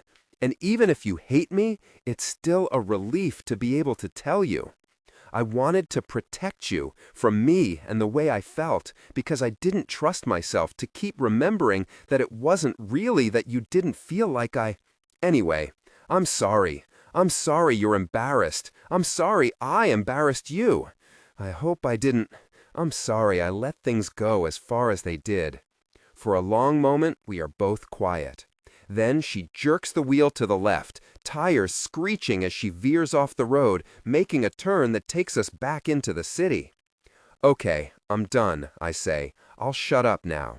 She slams her hand down on the radio, turning it on and up so that it drowns the car in sound. Her head is turned away from me, but her eyes are shining, as if wet. We careen around another block, and she pulls up to the curb abruptly. We're in front of the bus station. Leela, I say. Get out, she tells me. Her head is turned away from me, and her voice shakes. Come on, I can't take the bus. Seriously, I'll miss curfew and I'll get expelled. I already have 2 demerits. That's not my problem. She fumbles around in her bag and lifts out a large pair of sunglasses. She pushes them on, hiding half her face.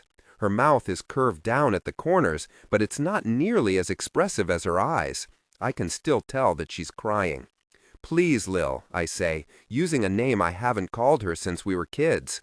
I won't say a thing for the whole way back, I swear. And I'm sorry. God, I hate you, she says, so much. Why do boys think that it will be better to lie and tell a girl how much they loved her and how they only dumped her for her own good? That they only tried to rearrange her brain for her own good? Does it make you feel better, Cassel? Does it? Because from my perspective, it really sucks. I open my mouth to deny it, but then remember I promised not to talk. I just shake my head. She pulls away from the curb suddenly, the force of acceleration enough to throw me back against the seat. I keep my eyes on the road. We're quiet all the way back to Wallingford. I go to sleep tired and get up exhausted. As I pull on my uniform, I can't stop thinking about Zakharov's cold, vast apartment where my mother is now imprisoned. I wonder what it's like for Leela to wake up there on a Saturday morning and wander into that kitchen for coffee. I wonder how long she's going to be able to look at my mother before she tells Zakharov what Mom did to her. I wonder if each time Leela sees her, she remembers what it was like to be forced to love me.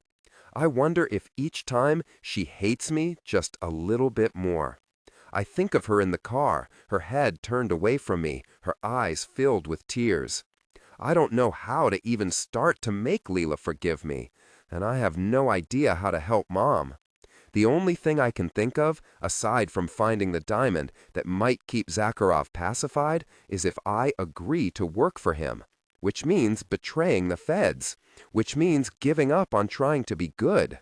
And once I start working for the Zakharovs, well, everyone knows that paying off a debt to the mob is impossible. They just keep piling on interest. Come on, Sam says, scratching his head and making his hair stand straight up.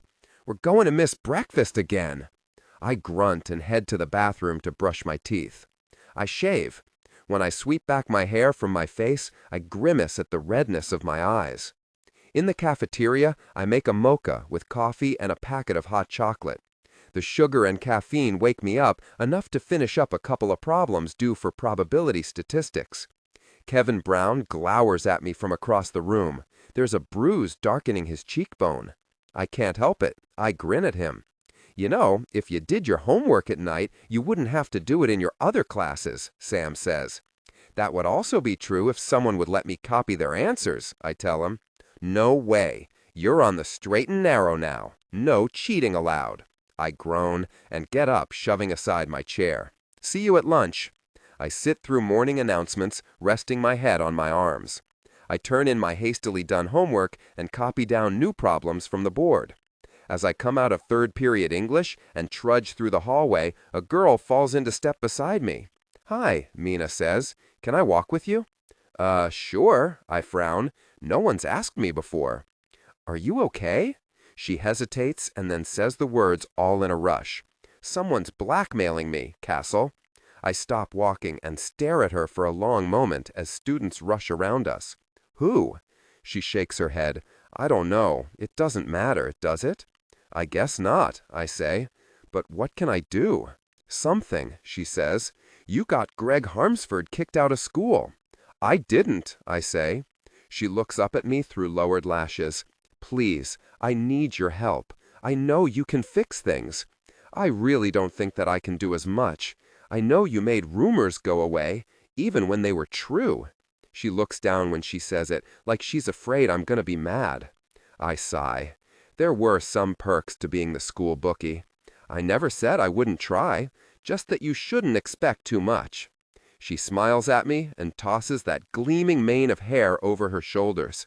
It falls down her back like a cloak.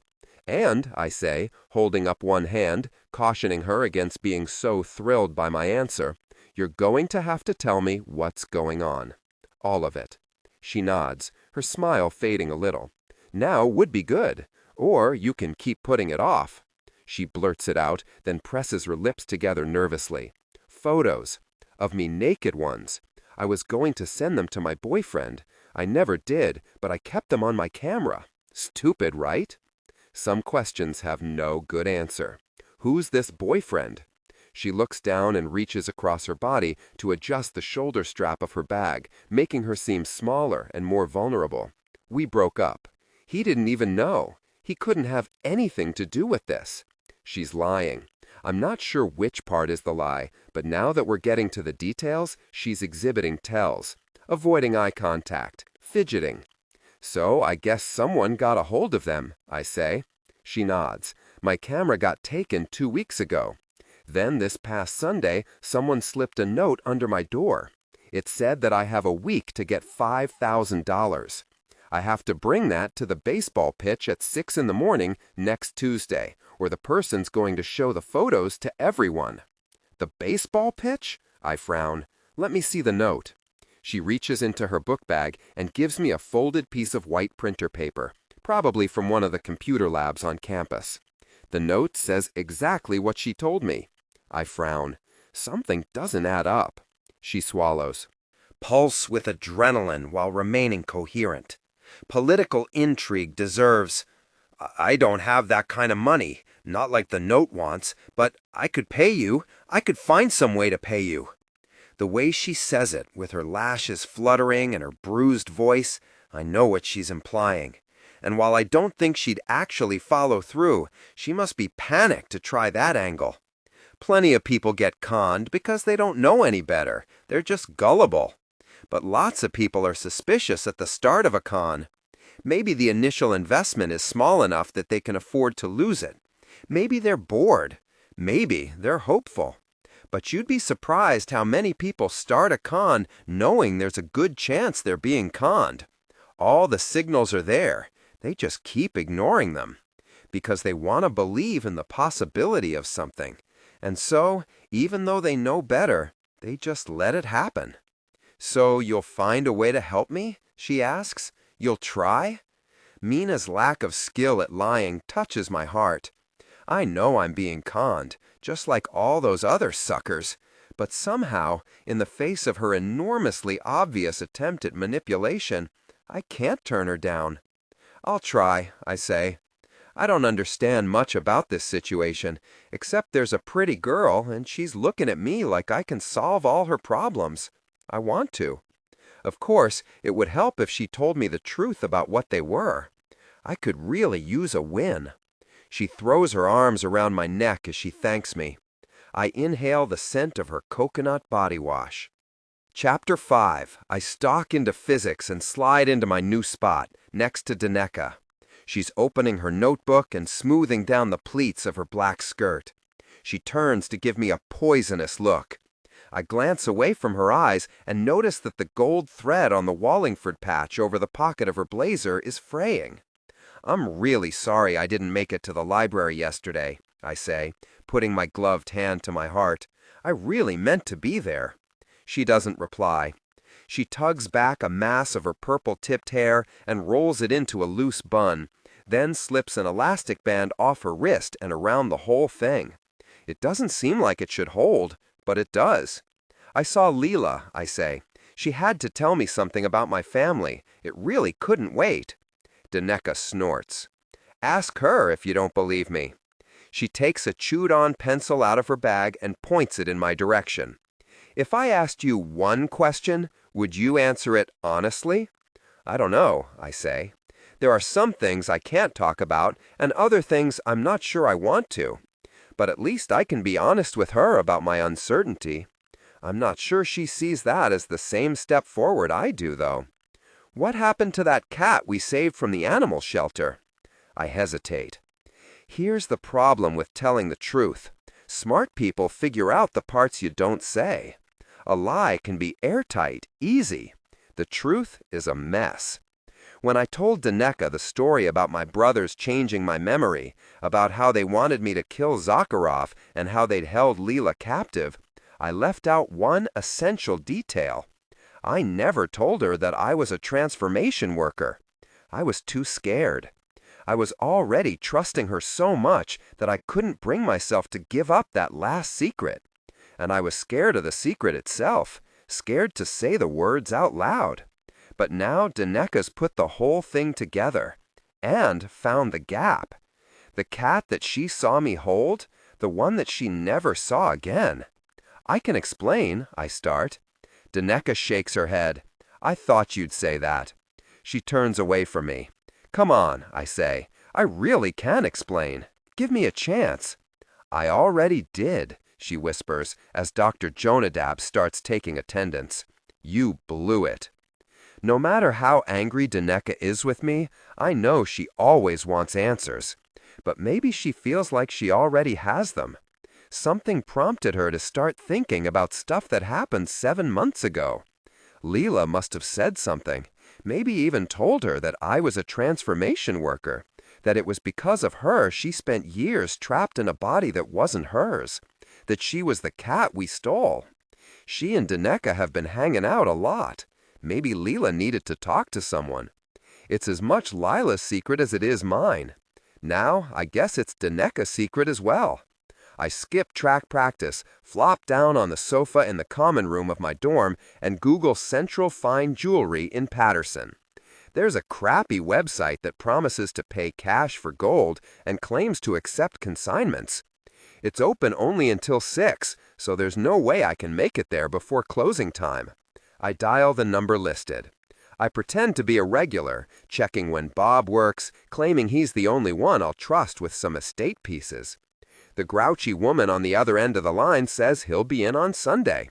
I thank her and hang up. I guess I have plans for the weekend. Central Fine Jewelry doesn't seem like the kind of place where you keep working after you make a mint reselling the resurrection diamond, though, so I'm not feeling optimistic. They do have a page on the site featuring amulets. It looks pretty legit.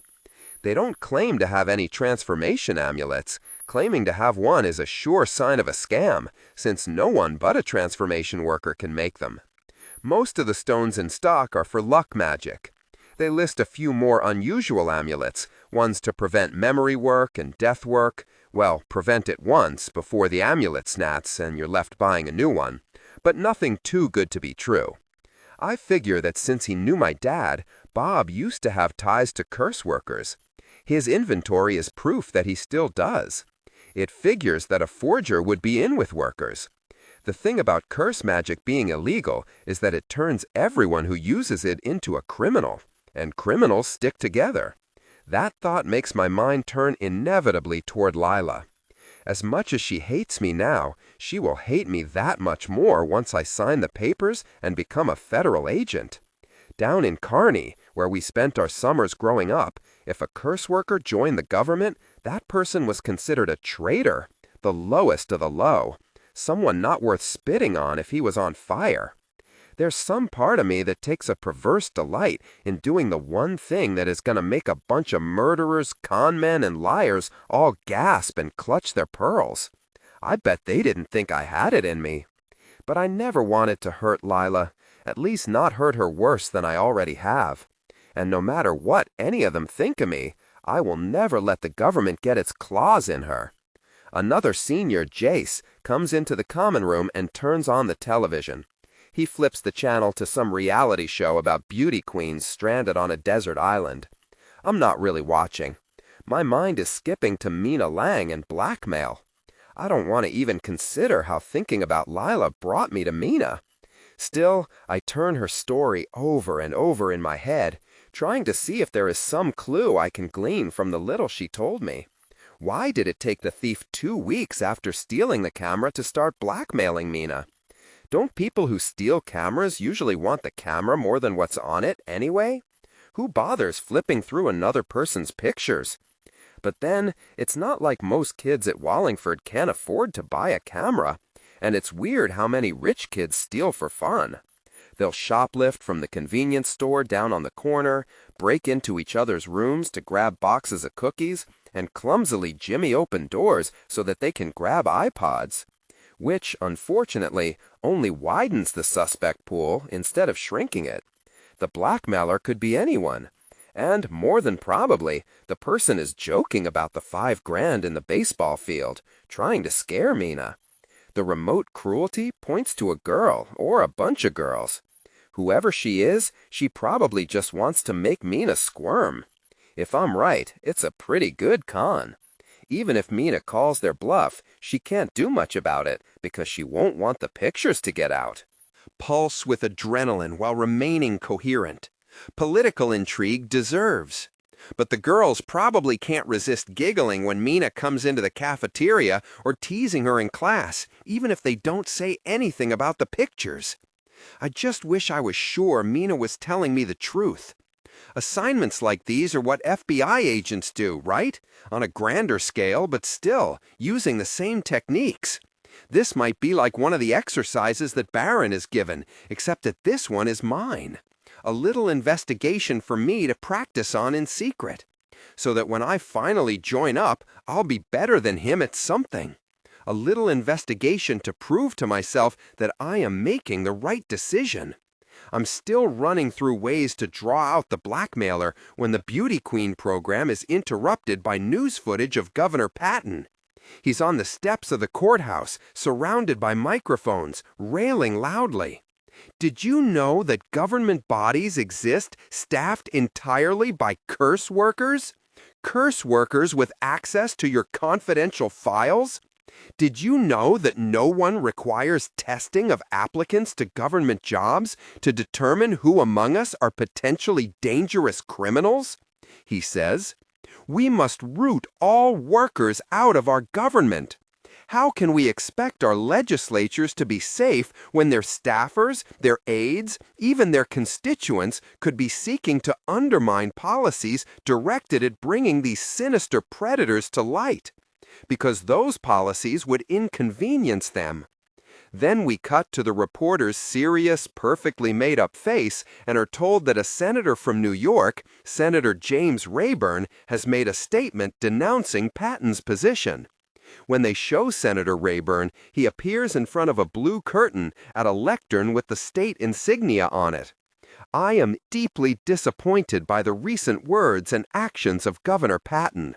He's young for a senator, with a smile like he's used to talking people into and out of things, but he doesn't look slick. I want to like him. He reminds me of my dad.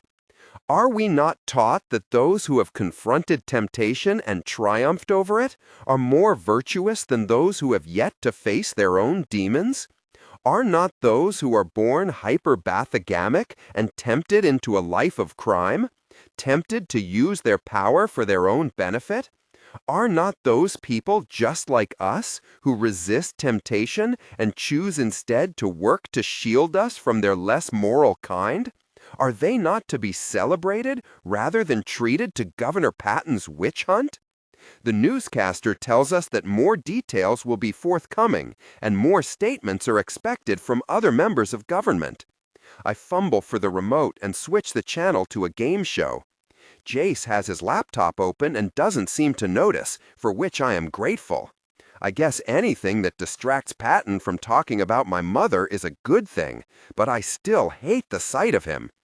Before dinner, I head up to my room to drop off my school books. As I get to the top of the stairs, I see Sam storming down the hall. His hair is a mess, and his neck and cheeks are flushed. His eyes look too bright, the way they do in people who are in love, people who are enraged, and people who are completely bonkers. What's wrong? I ask.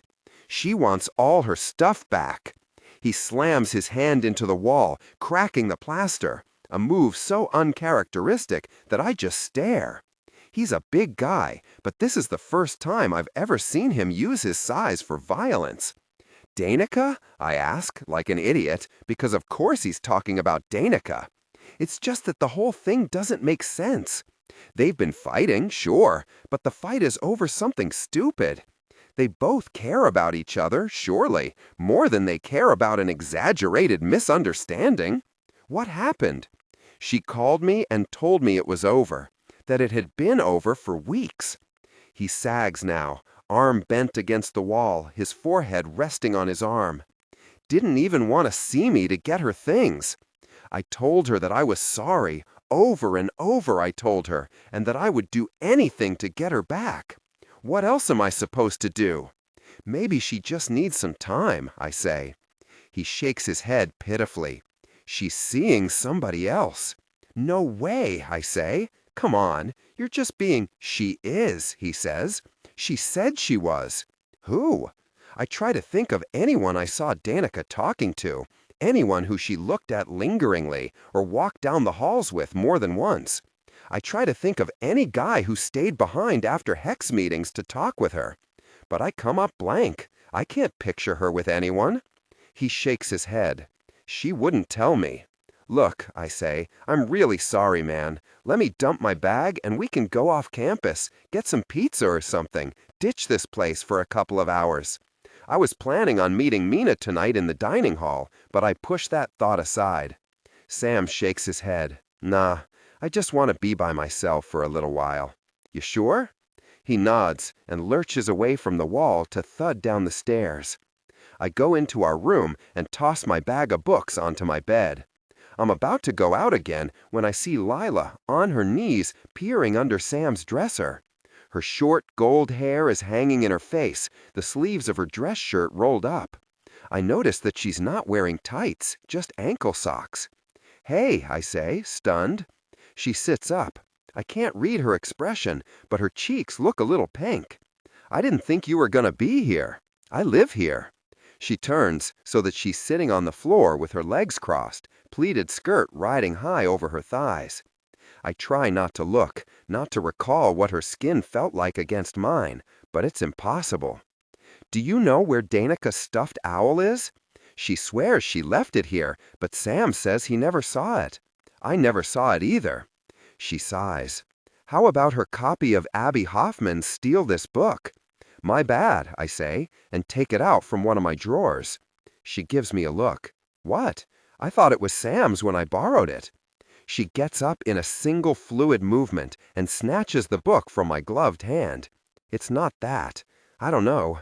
I don't know how I got talked into this. Danica was just so upset. She's the one who just broke his heart. I expect Lila to say something cruel about Sam or about love in general, but she just nods. Yeah. Last night, I start. She crosses the room, shaking her head. How about a t-shirt with the words Nerd Herd on it? I shake my head as she starts picking up laundry off the floor. So I guess you guys got really close? You and Danica? I ask. Lila shrugs. She's been trying to help me. I frown. With what? School. I'm a little behind. I might not be here for that much longer. Lila straightens, a wadded-up shirt in her hand. When she looks at me, she looks more sad than angry. What? Why? I take a step toward her. I remember something Danica said about Lila having to do remedial work. She hasn't been taking classes since she was 14. That's a lot to catch up on. Still, I figured she could handle it. I figured she could handle anything. I only came here for you. I'm no good at this school stuff. She unsticks a postcard from the wall over Sam's bed, which involves her climbing onto the mattress in a way that ignites every bad thought I've ever had. Okay, I think that's it, she says. Lila, I say as she walks toward the door, you're one of the smartest people I know. She doesn't want to see you either, Lila says, cutting me off. I have no idea what you did to Danica, but I think she's madder at you than she is at Sam. Me? I drop my voice to a whisper so that we won't be overheard. I didn't do anything. You're the one who told her I turned you into a cat. What? Lila's mouth parts slightly. You're crazy. I never said that. Oh, I say, honestly puzzled. I thought you must have. Danica was asking me all these questions, weird questions. Sorry, I didn't mean anything. It's your story to tell if you want to tell it. I've got no right. She shakes her head. You better hope she doesn't figure it out. With her mother's crazy worker advocacy stuff, she'd probably go straight to the government. Pulse with adrenaline while remaining coherent. Political intrigue deserves. You'd wind up press-ganged into one of those federal brainwashing programs. I smile guiltily. Yeah, well, I'm glad you didn't say anything to her. Lila rolls her eyes. I know how to keep a secret. As she leaves with Danica's stuff, I am shamed into realizing how many secrets Lila has kept. She's had the means to ruin my life pretty much since she became human again. One word to her father, and I would be dead. Since my mother worked her, Lila has even more means and a better motive. The fact that she hasn't done it is a miracle. And I have not even the slightest idea why she hasn't, when she has every reason, now that the curse is worn off. I lean back on my bed. My whole life I've been trained as a con artist, trained to read what people mean underneath what they say. But right now, I can't read her. At dinner, Mina denies knowing anyone who would blackmail her for spite. No one has ever teased her at Wallingford. No one has ever laughed behind her back. She gets along with absolutely everybody. We sit together, slowly eating roast chicken and potatoes off our trays while she answers my questions. I wait for Sam to show up, but he never does. Lila doesn't come into the dining hall either. When I press Mina, she tells me that her ex-boyfriend doesn't go to school at Wallingford. His name is Jay Smith, apparently, and he goes to public school, but she's unsure which one. She met him at the mall, but she's a little fuzzy on where. His parents are very strict, so she was never allowed to go to his house. She deleted his number when they broke up. Everything is a dead end. Like she doesn't want me to suspect anyone. Like she doesn't want me to be investigating the very thing she asked me to fix. Like she already knows who's blackmailing her. But that makes no sense. If she did, she'd have no reason to involve me. When I get up from the table, Mina hugs me and tells me that I'm the sweetest boy in the world. Even though she doesn't mean it, and she's probably saying it for all the wrong reasons, it's still nice. I find Sam lying in bed when I get back to the room, headphones over his ears. He stays that way all through study hall, snuffling quietly into his covers. He sleeps in his clothes. Wednesday he barely speaks and barely eats. In the cafeteria he picks at his food and responds to my most outrageous jokes with a grunt. When I see him in the halls, he looks haunted. On Thursday he tries to talk to Danica, abruptly chasing her out onto the school green after breakfast. I follow them, dread in the pit of my stomach. The skies are overcast and it's cold enough that I won't be surprised if we get sleet instead of rain. Wallingford looks bleached out, gray. For a moment, Sam and Danica are standing close together, and I think he's got a chance. Then she lurches back and starts off in the direction of the academic center, braids whipping behind her. Who? He yells after her. Just tell me who he is. Just tell me why he's better than me. I should have never told you anything, she shrieks back. People want to lay bets on the identity of this mysterious guy, but no one's willing to go to Sam with their guesses. He looks wild-eyed, stalking around the campus like a madman. When they come to me, I am glad that I already gave up the business. By Friday, I'm worried enough that I make Sam come home with me. I leave my Benz at Wallingford, and we drive over to my mom's old house in his grease-powered hearse. As we pull in, I notice there's already another car parked in the driveway. Granddad's come to visit. Chapter 6. I walk in the front door to the house, Sam right behind me. It's unlocked, and I can hear the chug of the dishwasher. My grandfather is standing at the counter, chopping potatoes and onions. His gloves are off, and the blackened stubs where his fingers used to be are clearly visible. 4 fingers, 4 kills. He's a death worker. One of those kills saved my life. Granddad looks up. "Sam, you, right?" he says. "The roommate." Sam nods. "You drove up from Kearney," I say. "And you're making dinner. What's going on? How'd you even know I was going to come home this weekend?" "Didn't. You heard from that mother of yours?" Granddad asks. I hesitate. He grunts. "That's what I thought. I don't want you to get caught up with her bullshit." He nods towards Sam. "Kid can keep a secret?" "He's currently keeping almost all of mine," I say. "Almost?" Sam says, the corner of his mouth lifting. "That's the closest he's been to smile in days." "Then both of you listen up. Cassel, I know that she's your mother, but there's nothing you can do for her. Chandra got herself in over her head. She's got to get her own self out. You understand?" I nod. "Don't be yesing me to death when you mean no," Granddad says. "I'm not doing anything crazy. I'm just seeing if I can find something she lost," I say, glancing toward Sam. "What she stole," says Granddad. "She stole from Governor Patton?" Sam asks, clearly bewildered. "I wish it was just that idiot she had to worry about," says Granddad, and he goes back to his chopping. "You two go sit down a while. I'm making steaks. There's plenty for 3. I shake my head and walk into the living room, drop my backpack near the couch. Sam follows. "What's going on?" he asks. "Who's your grandfather talking about?" "My mother stole something and then tried to sell a fake back to the original owner." That seems like the simplest explanation. The details only make the whole thing more confusing.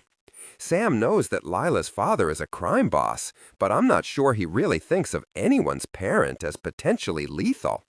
The guy wants the real version, but Mom doesn't remember where she put it. Sam nods slowly. "At least she's okay. In hiding, I guess."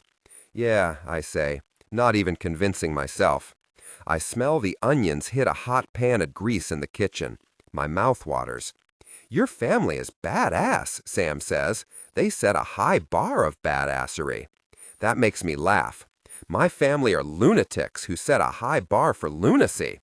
Speaking of which, don't mind my grandfather. Tonight, we can do whatever you want. Sneak into a strip club, watch bad movies, crank call girls from school, drive down to Atlantic City and lose all our cash at gin rummy. Just say the word. Is there really gin rummy in Atlantic City? Probably not, I admit. But I bet there are some old folks who'd be willing to sit in on a game and take your money. "I want to get drunk, so drunk," he says wistfully. "So drunk that I forget not just tonight, but like the last 6 months of my life." That makes me think uncomfortably of Barron and his memory curses. I wonder how much, right now, Sam would pay to be able to do just that. To forget Danica. To forget he ever loved her. Or to make her forget that she stopped loving him. Like Philip got Barron to make Maura Philip's wife forget she was going to leave him. It didn't work. They just had the same fights over and over again as she fell out of love with him exactly the same way she had before. Over and over. Until she shot him in the chest. "Cassel," Sam says, shoving my shoulder with a gloved hand. "Sorry," I say, shaking my head. "Drunk. Right. Let me survey the booze situation. There's always been a liquor cabinet in the dining room. I don't think anyone's been in it since before Dad died and Mom went to prison. There was so much clutter in front of it that it wasn't exactly easy to get into. I find a couple of bottles of wine in the back, along with some bottles of brown liquor with labels I don't recognize, and a few newer-looking things in the front. The necks are coated in dust. I take everything out and pile it on the dining room table. "What's Armagnac?" I call to Sam. "It's fancy brandy," my grandfather says from the kitchen. A few moments later, he sticks his head into the room. "What's all that?" "Mom's liquor," I say. He picks up one of the bottles of wine and looks at the label. Then he turns it upside down. Lot of sediment. This is either going to be the best thing you ever drank or vinegar. Pulse with adrenaline while remaining coherent. Political intrigue deserves. The inventory turns out to be 3 bottles of possibly sour wine, the Armagnac, a bottle of rye that's mostly full, pear brandy with a pale globe of fruit floating in it, and a container of Campari, which is bright red and smells like cough medicine. Granddad opens all 3 bottles of wine when we sit down to dinner. He pours the first into a glass. It's a dark amber, almost the same color as the rye. He shakes his head. Dead. Toss it. Shouldn't we at least try it? I ask. Sam looks at my grandfather nervously, like he's expecting to get in trouble for our liquor cabinet raid. I don't point out that among most people I know, legal drinking age isn't going to exactly be a sticking point. Sam should cast his mind back to Philip's wake. Granddad laughs. Go ahead if you want, but you're gonna be sorry. It'll probably do better in your gas tank than in your stomach. I take his word for it. The next one is nearly as black as ink. Granddad takes a sip and grins. Here we go. You kids are in for a treat. Don't just glug this stuff.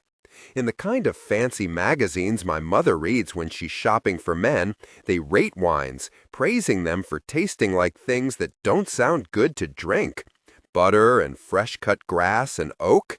The descriptions used to make me laugh, but this wine really does taste like plums and black pepper, with a delicious sourness that fills my whole mouth. Wow, says Sam. We finish off the rest of the wine and start on the rye. Sam pours his into a water glass. So what's the matter? Granddad asks him. Sam bangs his head against the table lightly and then downs his drink in 3 long swallows.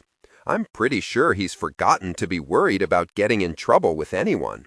My girlfriend dumped me. Huh, Granddad says, nodding. The young lady with you at Philip's funeral? I remember her. Seemed nice enough. That's too bad. I'm sorry, kid. I loved her, Sam says. Then he refills his glass. Granddad goes into the other room for the Armagnac. What happened? She hid something big, and when I found out, I was really pissed. And she was sorry, but by the time I was ready to forgive her, she was the one who was pissed. And then I had to be sorry, but I wasn't. And by the time I was, she had a different boyfriend. My grandfather shakes his head. Sometimes a girl's gotta walk away before she knows what she wants. Sam pours some of the Armagnac into his glass, along with the dregs of the rye. He tops off the concoction with a shot of Campari. Don't drink that, I say. He toasts to us and then tosses the whole thing back. Even Granddad winces. No girl's worth the hangover you're gonna have come morning. Danica is, Sam says, words slurring. You got a lot of ladies to get through. You're still young. First love's the sweetest, but it doesn't last. Not ever? I ask. Granddad looks at me with a seriousness he reserves for moments when he wants me to really pay attention. When we fall that first time, we're not really in love with the girl. We're in love with being in love.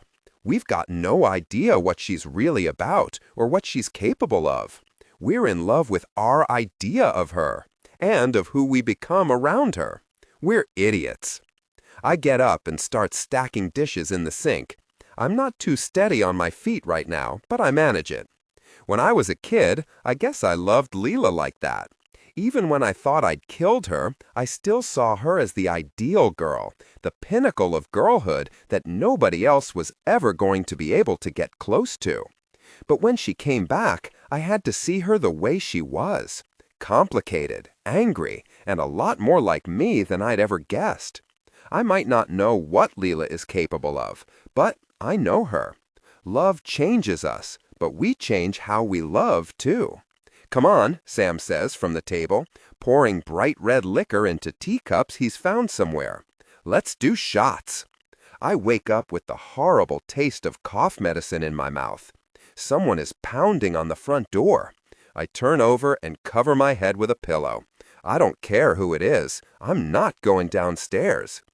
Cassel! My grandfather's voice booms through the house. What? I shout back. There's somebody to see you. He says he's from the government. I groan and roll out of bed. So much for my avoiding answering the door.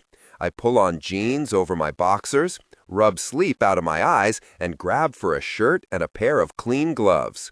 Stubble itches along my cheeks. As I brush my teeth, trying to scrub the taste of the night before out of my mouth, dread finally catches up with me. If my grandfather guesses that I'm thinking about working for Yulikova, I have no idea what he will do. There's no worse kind of traitor to guys like Granddad. And as much as I know he loves me, he's also somebody who believes in putting his duty before feelings. I shuffle down the stairs. It's Agent Jones. I'm surprised. I haven't seen him or Agent Hunt since they turned me and Barron over to the licensed minority division. He looks unchanged. Dark suit, mirrored sunglasses. The only difference I detect is that his pasty skin looks red across his cheeks, like sunburn or maybe windburn. He's standing in the doorway, shoulder against the frame like he's going to push his way in. Obviously, Granddad hasn't invited him over the threshold. "Oh, hey," I say, coming to the door. "Can I talk to you?" He gives my grandfather a dark look. "Outside?" I nod, but Granddad puts a bare hand on my shoulder. "You don't have to go anywhere with him, kid." Agent Jones is staring at my grandfather's hand like it's a snake. "It's okay," I say. "He was working Philip's murder." "Fat lot of good that did," says Granddad, but he lets go of me. He walks to the counter and pours coffee into 2 mugs. "You take anything in your coffee, government leech?" "No thanks," Jones says, and points at Granddad's hand. "You hurt yourself there?" "Wasn't me that got hurt." Granddad hands me one of the cups. I take a swig and follow Jones out through the sagging porch into the front yard. "What do you want?" I ask under my breath. We're standing near his shiny black car with the dark-tinted windows. The cold breeze cuts through the thin fabric of my t-shirt. I cup the mug closer to me for warmth, but the coffee is cooling fast. "Something the matter? Afraid the old man's gonna find out what you've been up to?" His smile is gloating. I suppose it's too much to expect that just because Jones and I are on the same side now, he's gonna start acting like it. "If you've got something to say to me, spit it out," I tell him. He folds his arms over his chest. I can see the bulge of his gun. He reminds me of every mobster I've ever met, except less polite. "Yulikova needs to see you. She said to tell you that she's sorry for bothering you on a weekend, but something really big has come up. She says that you'll want to hear it. Too big for them to tell you what it is?" I don't know why I'm taunting him. I guess I'm scared, what with him flaunting my connection to the feds right in front of Granddad. And I'm angry, the kind of anger that burns you up from the inside. His lip curls. "Come on, get in the car." I shake my head. "No way, I can't. Tell her I'll come later today. I just have to come up with an excuse." "You have exactly 10 minutes to square this with your grandfather, or I'll tell him that you framed your own brother, that you ratted him out to us." "Yulikova didn't tell you to do that," I say. A shiver runs through me that's only partially from the cold. "She'd be pissed off if she knew you were threatening me." "Maybe, maybe not. Either way, you're the one who's screwed. Now, are you coming with me?" I swallow roughly. "Okay, let me get my coat." Agent Jones is still grinning when I go back into the house. I swallow the rest of the coffee, even though it's like ice. "Granddad," I shout, "they want to ask me some questions about Mom. I'll be right back." My grandfather comes halfway down the stairs. He's wearing gloves. "You don't have to go. It'll be fine." I tug on a long black coat and grab for my phone and wallet. I feel like a terrible person. Pulse with adrenaline while remaining coherent. Political intrigue deserves. Whatever else I'm shaky on, I'm pretty sure you're not supposed to con the people you love. Granddad gives me a long look. "Do you want me to come along?" "I think someone better stay with Sam," I say. At the mention of his name, Sam looks up from where he's draped on the couch. A strange expression passes over his face, and a moment later he lunges for the wastebasket. Hard to believe it, but someone's about to have a worse morning than I'm having. I don't say anything while Agent Jones drives. I play a game on my phone and look out the window from time to time, checking on our progress. At some point, I realize we're not taking the right roads to get to Yulikova's office, but I still don't speak. What I do is start planning. A couple more minutes and I am going to tell him I need a rest stop. Then I'm going to lose him. If I can scope out an old enough car nearby, I can hotwire it, but it would be better if I could con a ride. I go over various stories in my head and settle on looking for a middle-aged couple.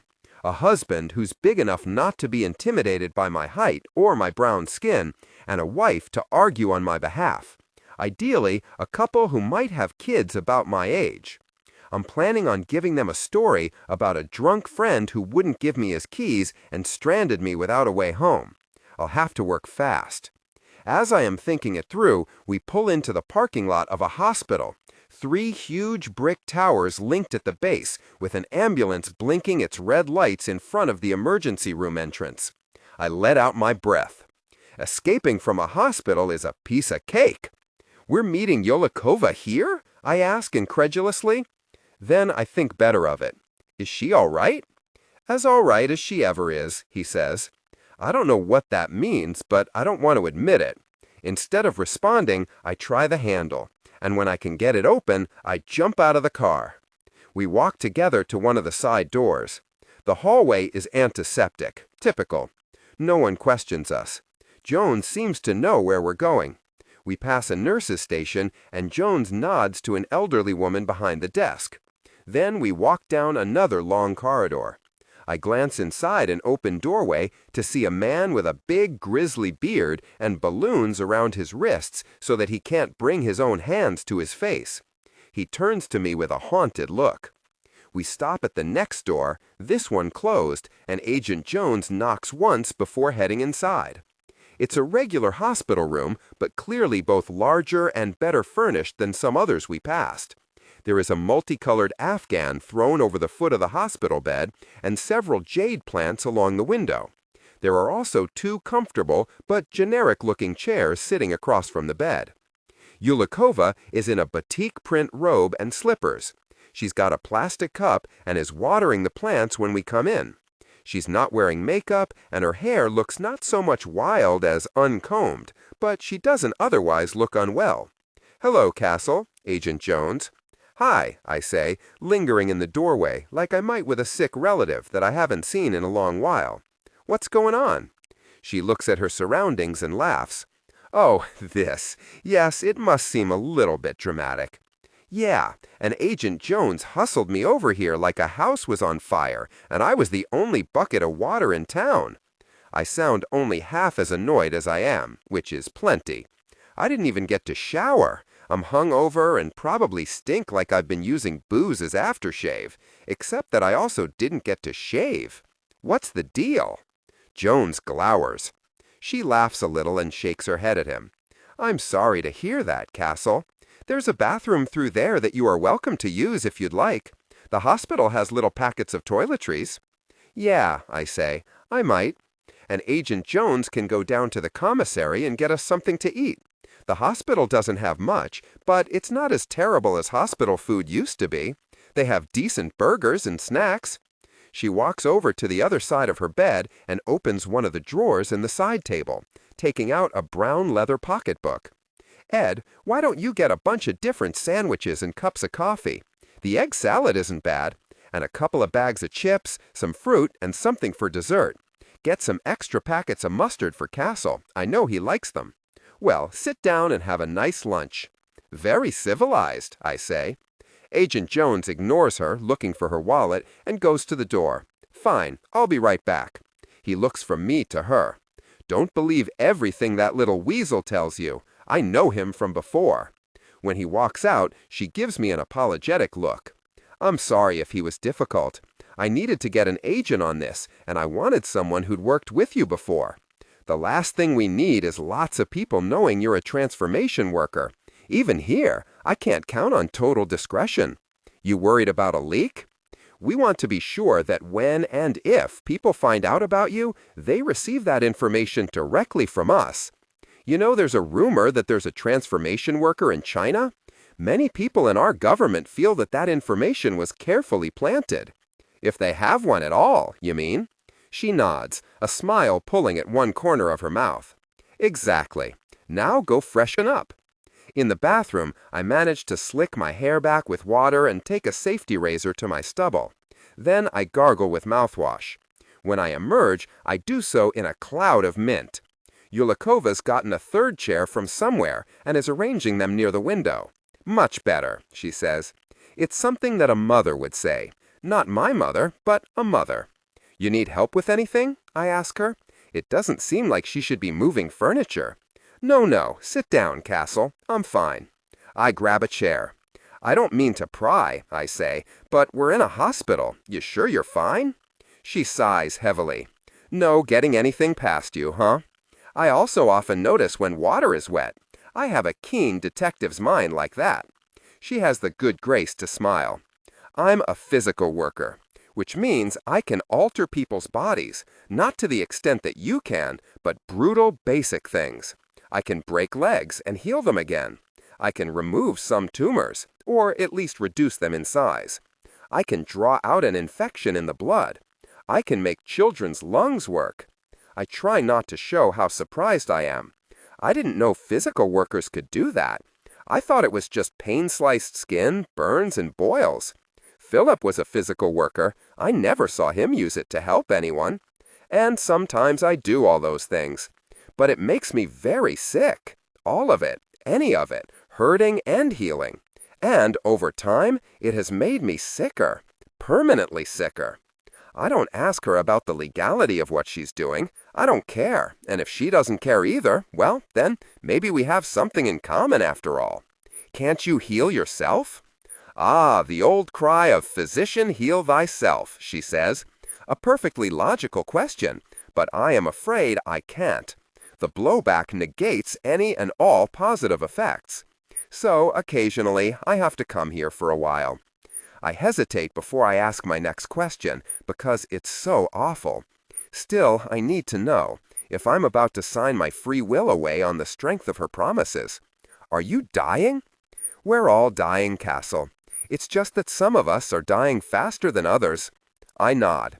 That's going to have to do, because Agent Jones walks back into the room with an orange cafeteria tray, the whole thing piled with sandwiches, muffins, fruit, and coffee.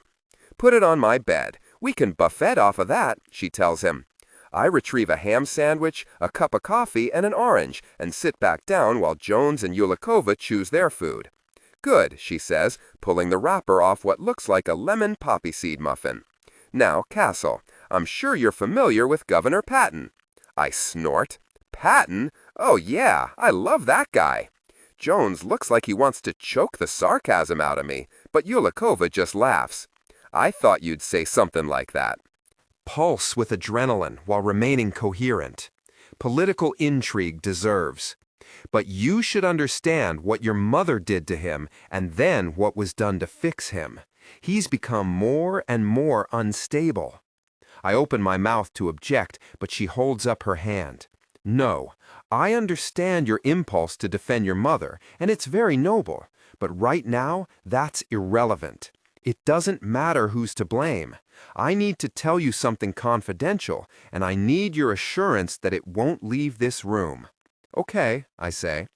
If you've seen him on the news recently, Yulikova says, you can almost see Patton losing control. He says and does things that are extreme, even for anti-worker radicals. But what you can't tell is how paranoid and secretive he's become. People very high up in the government are worried. Once Proposition 2 passes, I'm afraid that he's going to try to lock down the state of New Jersey, then round up and jail workers. I believe, and I'm not the only one, that he wants to bring back the work camps. That's not possible, I say. It's not that I can't believe Patton might want that. It's that I can't believe he'd actually try to do it. Or that Yulikova would admit suspecting all of this, especially to me. He has a lot of allies in Washington, she continues, and he's been putting more in place. The state police are behind him, and so are more than a few folks at Fort Dix. We know he's been having meetings. I think of Lila pressing her hands to the bars as Sam, Danica, and I sat in the jail cell after the protest rally in Newark. No phone calls, no charges, nothing. And then I think of the other people, the ones that were reported as held there for days. I look over at Agent Jones. He doesn't look like he much cares either way, but he should. Even if he doesn't want to admit it, the fact that he's working in this division of the federal government means that he's a worker too. If Patton is really that crazy, a badge isn't going to save Jones. I nod, encouraging her to go on. She does. I've been in conference with my superiors, and we agree that we have to stop him before he does something even worse. There are rumors of terrible things, but no hard evidence. If we arrest him now, he could use that to his political advantage. A very public trial where we don't have enough evidence would play right into his hands. I nod again. I've gotten permission for a small operation to remove Patton from power. But I need your help, Cassel. I can promise that your safety will be our first priority. You can abort the mission at any time if you don't feel completely secure. We'll handle all the planning and manage the risks. What are we talking about here? I ask. We want you to transform Patton. She looks at me with her kind eyes, as if any answer I give will be the right one. She takes a sip of her coffee. Oh, I say. For a moment, I'm so shocked that her words just ring in my head. But then I realized that, of course, this moment was going to come. Being a transformation worker is the most valuable thing about me. The reason they want me in the program, the reason that they let me get away with murder. They let me get away with murder so that I can murder for them. Sorry, I say. I'm just surprised. It's a lot to take in, Yulikova says. I know that you're uncomfortable with what you can do. Agent Jones snorts, and she gives him a dark look. When she turns back to me, there is still some of that anger in her eyes. And I know what I'm asking isn't easy. But we need for there to be no trace of him. This can't seem to be an assassination. Even though it is, I say. That seems to take her by surprise. We'd like you to change him into a living creature. I understand that it would be possible for him to survive like that indefinitely. He won't be dead. He'll just be contained. Being caged, trapped like Lila was in her cat body forever seems as awful as death. But maybe it will let Yulikova sleep better at night. She leans toward me. I have gotten approval to make you an offer in light of the huge service you'll be doing for us. We'll make the charges against your mother go away. Jones brings his hand down hard on the arm of his chair. You're making another deal with him? That family of his is slipperier than black ice on a highway. Do I have to ask you to wait outside? Her voice is steely. This is a dangerous operation, and he isn't even a part of the program yet. He's 17 years old, Head. Let him have one less thing to worry about. Agent Jones looks from me to her and then away from both of us. Fine, he says. Here at the LMD, we often say that heroes are the people who dirty their hands so other hands get to stay clean. We're terrible, so you don't have to be. But in this case, you do have to be. Or at least we're asking you to be. What happens if I don't agree? I mean, to my mother. Yulikova picks off a piece of her muffin. I don't know. I'm authorized by my boss to offer you this, but he's the one who would be making it happen. I suppose your mother could continue to evade justice, or she could be picked up and extradited. If she's out of the state. I'd be afraid for her safety if she were locked up in any place Patton could get to. I am suddenly gripped with certainty that Yulikova knows exactly where my mother is. They're manipulating me. Yulikova letting me see how sick she is, saying nice things, making us sit down to lunch, Jones being such an asshole. It's classic good cop, bad cop. Which isn't to say that it's not working. Patton's a bad guy, and he's out to get my mother. I want him stopped, and I want her safe. I'm very tempted by anything that lets me have both. Plus, there's the fact that I'm backed into a corner. Mom needs a pardon. And if I don't trust my own instincts toward right and wrong, I have to trust someone's. That's why I wanted to join the government, right? So that if I was going to do bad things, it would at least be in the service of good people. I am a weapon, and I have put myself in Yelikova's hands. Now I have to let myself be used as she sees fit. I take a deep breath. Sure, I can do that. I can work him. Cassel, says Yelikova, I want you to understand that you can decline this job. You can tell us no. But I can't. She's seen to it that I really can't. Jones doesn't say a single snarky thing. I understand. I nod to show that I really do. I understand, and I'm telling you yes. This is going to be a very discreet mission, Yelikova says, a very small team operating with the tacit support of my superiors, providing we can pull it off. Otherwise, they will disavow all knowledge. I will be running this. Any questions should come directly to me. No one else needs to know. I trust I can count on both of your discretion. You mean if something goes wrong, it could be our careers? Jones says. Yelikova takes another sip of her coffee. Cassel isn't the only one with a choice. You don't need to be a part of this. Agent Jones doesn't say anything. I wonder if it will hurt his career either way. I wonder if he even knows he's playing the bad cop. I kind of suspect he doesn't. I eat my sandwich. A nurse pokes her head in and says that she'll be bringing medicine in about 10 minutes. Yelikova stands and starts gathering empty cups and tossing them into the wastebasket. I can do that, I say, getting up and grabbing a sandwich wrapper. She puts her gloved hands on my arms and looks into my eyes like she's trying to see the answer she hasn't asked. It's okay to change your mind, Cassel, at any time. I'm not going to change my mind, I tell her. Her fingers tighten. I believe you. I do. I'll be in touch in a few days with more details. Let's not tire her out, Jones says, frowning. We should go. I feel bad leaving Yelikova with the mess, but now they're both looking at me with the expectation that our interview is over. Jones walks to the door, and I follow him. Just for the record, I don't like any of this, Agent Jones says, his gloved hand on the doorframe. She nods once, like she's acknowledging his words, but the ghost of a smile is on her mouth. Their exchange makes me even more sure I made the right choice. Pulse with adrenaline while remaining coherent. Political intrigue deserves. If Agent Jones approved of what I was doing, that's when I'd be worried. Chapter 7. I follow Agent Jones through the corridors of the hospital, but when I get to the parking lot, I'm done. The guy hates me. There's no way I'm letting him take me back to the old house. I don't want him talking to my grandfather again. I'm going to take off, I tell him. See you around.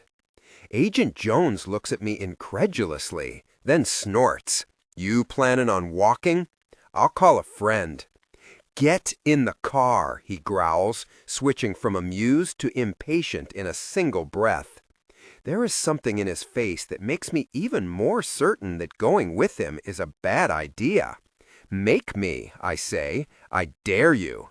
When he doesn't actually lunge at me, I take out my cell phone and call Baron. Little brother, he drawls, picking up on the first ring. You need to leave school and join up with the feds. Last night we raided a worker strip club, and I was knee-deep in naughty gloves. Did you know no one uses Velcro on tearaway gloves anymore? The new kind are held together by magnets, so they just slide right off the hand. That's, interesting, I say. But what I really need right now is a ride. Where are you? He asks. I tell him the name of the hospital while Agent Jones watches me with a cold, furious look in his eyes. We don't like each other. He should be relieved that he isn't getting forced to spend any more time with me, but he's obviously brimming with rage instead. The more I study his expression, the more unnerved I am. He's not looking at me the way an adult looks at an obnoxious kid. He's studying me the way a man studies his opponent. I sit on the cold stoop and wait, letting the chill seep into my skin. It takes a while for Baron to show, long enough that I start wondering if I should call someone else.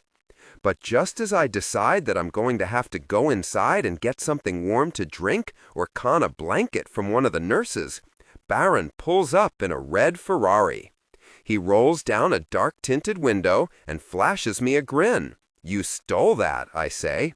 "Even better. This beautiful car was seized during a raid. Can you believe it? There's a whole warehouse of stuff that gets confiscated and then just sits around until the paperwork is sorted out. Best warehouse ever. Come on, get in." I don't need to be told twice. Baron is looking very pleased with himself. Not only did I manage to get myself some new wheels, but I filled up the trunk with a bunch of tins of caviar and bottles of Krug that were just sitting around. Oh, and some cell phones I'm pretty sure I can resell. Altogether, a pretty good Saturday. How about yourself? I roll my eyes, but I'm already relaxing in the warmth of the heater, leaning back against the seat. I've got to tell you some stuff. Can we go somewhere? "Anywhere you like, kid," Baron says. Despite his extravagant offer, we wind up getting takeout Chinese and heading to his place in Trenton. He's fixed it up some, replacing the broken windows he'd previously just covered in cardboard. He even bought some furniture. We sit on his new black leather sofa and put our feet up on the trunk he's using for a coffee table. He passes me the tub of lo mein. On the surface, his place looks more normal than it used to. But when I go to the cabinet to get a glass, I see the familiar pattern of sticky notes on the fridge, reminding him of his phone number, his address, his name. Whenever he changes someone's memories, blowback strips out some of his, and he can't be sure which ones will go. He could lose something small, like his memory of eating dinner the night before, or something big, like the memory of our father's funeral. It makes you a different person to not have a past. It eats away at who you are, until what's left is all construct, all artifice. I'd like to believe that Baron has stopped working people the way he promised he would, that all these little reminders are here because of habit or in case of an emergency. But I'm not an idiot. That warehouse wasn't unguarded. I'm sure someone had to be made to remember paperwork that let Baron load up a car with whatever he wanted and drive it out of a government building. And then that same person had to be made to forget. When I come back to the living room, Baron is mixing a concoction of duck sauce and hot mustard on his plate. "So, what's up?" he asks. I explain about Mom and her failed attempt to sell Zakharov back his own diamond, and the long-standing affair she appears to have had with him. Then I realize I have to explain how she stole it in the first place. Baron looks at me like he's considering accusing me of lying. Mom and Zakharov? I shrug. I know. It's weird, right? I'm trying really hard not to think about it.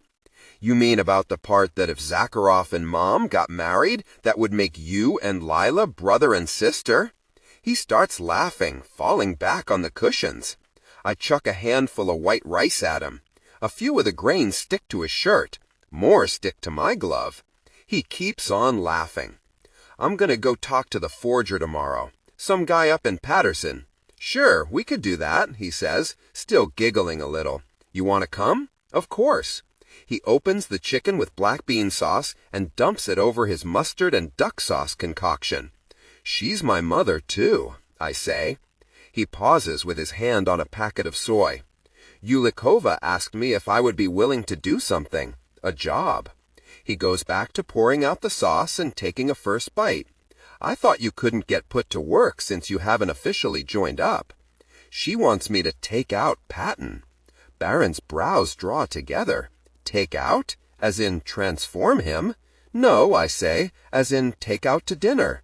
She thinks we'd make a good couple." "So you're going to kill him?" He regards me carefully. Then he mimes a gun with his fingers. Boom! She didn't tell me much about the plan, but I start. He throws back his head and laughs. "You should have joined the Brennans if you were just going to become an assassin anyway. We could have made a lot of money. This is different, I say. Baron laughs and laughs. Now that he's off again, there's no stopping him. I stab at the lo mein with my plastic fork. Shut up. It is different. Please, at least tell me that you're going to get paid, he says, when he manages to catch a breath. They said they'd get the charges against Mom dropped. Good, he nods. Any cold, hard cash going along with that? I hesitate, then have to admit I didn't ask. You have a skill. You can do something no one else can, Baron says. Seriously. You know what's good about that? It's valuable. As in, you can trade it for goods or services, or money. Remember when I said it was wasted on you? I was so right.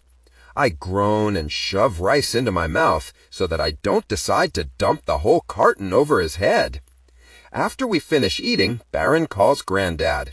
He tells a long and complicated series of lies about the questions the federal agents asked, and how we weaseled out of answering all of them through our inherent charm and wit. Granddad cackles down the line. When I get on, Granddad asks me if any of what Baron said was true. Some, I tell him. He stays quiet. Okay, very little, I finally admit. But everything's okay. Remember what I said. This is your mother's trouble, not yours, not Baron's either. Both of you need to stay out of it. Yeah, I say. Is Sam still there? Can I talk to him? Granddad gives the phone to Sam, who still sounds groggy, but not all that upset to be abandoned for most of the day and the rest of tonight. It's okay, he informs me. Your grandfather is teaching me how to play poker. If I know Granddad, that means what he'll really be teaching Sam is how to cheat. Baron offers to let me take his bed, saying that he can sleep anywhere. I'm not sure if he's suggesting that there are beds all over town for him to slip into, or just that he's not picky about sleeping on furniture, but I take the sofa so I don't have to find out. He digs up a couple of blankets that used to be at the old house. Pulse with adrenaline while remaining coherent. Political intrigue deserves. They smell like home. A somewhat dusty, stale odor that's not entirely pleasant, but that I inhale greedily. It reminds me of being a kid, of being safe, of sleeping late on Sundays and watching cartoons in my pajamas. I forget where I am and try to straighten out my legs.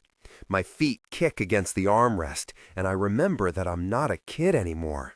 I'm too tall to be comfortable, but I curl on the couch and manage to doze off eventually. I wake up to the sounds of Baron making coffee. He pushes a box of cereal at me. He's terrible in the morning. It takes him 3 cups of coffee before he can reliably put together a whole sentence. I take a shower. When I come out, he's wearing a dark gray pinstripe suit with a white t-shirt under it. His wavy hair is gelled back, and he's got a new gold watch on his wrist. I wonder if that was in the FBI warehouse, too. Either way, he looks like he made an impressive effort for a Sunday afternoon. What are you all dressed up for? Baron grins. Clothes make the man. You want to borrow something clean? I'll muck through, I tell him, pulling on my t-shirt from yesterday. You look like a mobster, you know. That's another thing I'm good at that most trainees aren't, he says, getting out a comb and running it through his hair one last time. No one would ever guess that I'm a federal agent. By the time we're ready to leave, it's early afternoon. We get into Baron's ridiculous Ferrari and head upstate, toward Patterson. So, how's Leela? Baron asks once we're on the highway. You still hung up on her? I give him a look. Considering you locked her in a cage for several years, I guess she's okay, comparatively speaking. He shrugs, glancing in my direction with a sly look. My choices were limited. Anton wanted her dead. And you surprised the hell out of us by transforming her into a living thing. After we got over the shock, it was a relief, although she made a terrible pet cat. She was your girlfriend, I say. How could you have agreed to kill her? Oh, come on, he says. We were never that serious about each other. I slam my hand down on the dashboard. Are you crazy? He grins. You're the one who changed her into a cat. And you were in love with her. I look out the window. The highway is flanked by towering soundproofing walls, vines snaking through the gaps. Maybe you made me forget almost everything, but I know I wanted to save her back then, and I almost did. His gloved hand touches my shoulder unexpectedly. I'm sorry, he says. I really did start messing with your memories because Mom said it would be better for you not to know what you were. Then, when we got the idea to go into the killing business, I guess I thought that so long as you didn't remember, nothing we made you do counted. I have no idea what to say in return. I settle for not saying anything at all. Instead, I lean my cheek against the cool glass of the window.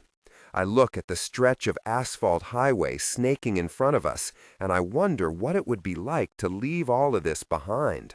No feds, no brother, no Leela, no Mom, no mob. With just a little magic, I could change my face. I could walk out of my life entirely. Just a few fake documents, and I'd be in Paris, or Prague, or Bangkok. There, I wouldn't have to try to be good. There, I could lie and cheat and steal. I wouldn't really be me, so it wouldn't really count. Change my identity. Change my name. Let Baron take care of Mom. Next year, Sam and Daneka are going to be away at college. Leela will be doing whatever bootleg business her father tells her to do. And where will I be? Killing people for Yulakova. Everything's arranged, all for the best, and as bleak as a desert road. Baron knocks on the side of my head. Hey, anyone in there? You've been quiet for like 15 minutes. You don't have to tell me that you forgive me or anything like that, but you could say something. Good talk. Shut up. I rub my face. You want me to say something? Okay. Sometimes I think I am what you made me, and sometimes I don't know who I am at all. And either way, I'm not happy. He swallows. Okay. I take a deep breath. But if you want forgiveness, fine. You've got it. I'm not mad. Not anymore. Not at you. Yeah, right.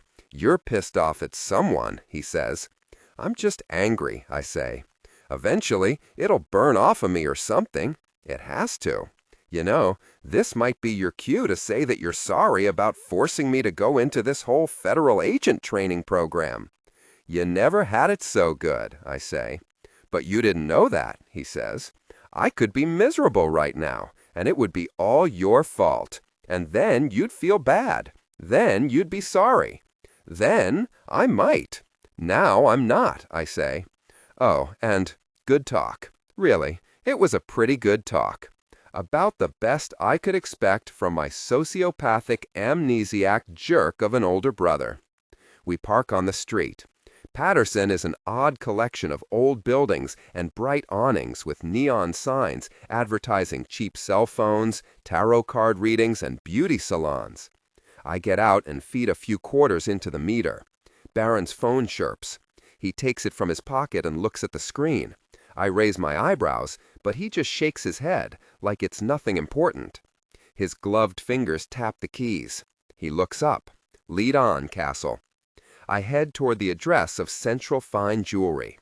It looks like all the other stores on the street, dirty and poorly lit. The front window is filled with a variety of hoop earrings and long chains. A sign in one corner reads, "Well pay cash for your gold today." There's nothing special about it. Nothing that makes the place stand out as the location of a master forger. Baron pushes open the door.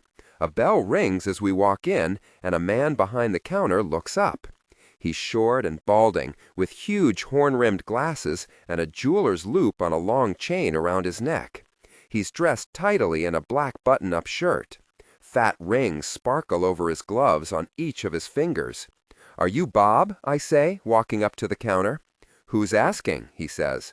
"I'm Cassel Sharpe," I tell him. "This is my brother Baron. You knew our father. I don't know if you remember him, but—" He breaks into a huge grin. "Look at you, all grown up. I saw pictures of the three of you Sharpe boys in your daddy's wallet. God rest his soul." He claps me on the shoulder. Getting into the business? Whatever it is you need, Bob can make it. I glance around the shop. A woman and her daughter are looking at a case of crosses. They don't seem to be paying attention to us, but we are probably the kind of people you try a little harder not to notice. I lower my voice. We want to talk to you about a custom piece you already made. Can we go somewhere in the back? Sure. Come into my office. We follow him past a curtain made from a blanket stapled to the top of a plastic doorframe. The office is a mess, with a computer in the center of a sagging wooden roll-top desk, the surface covered completely in papers.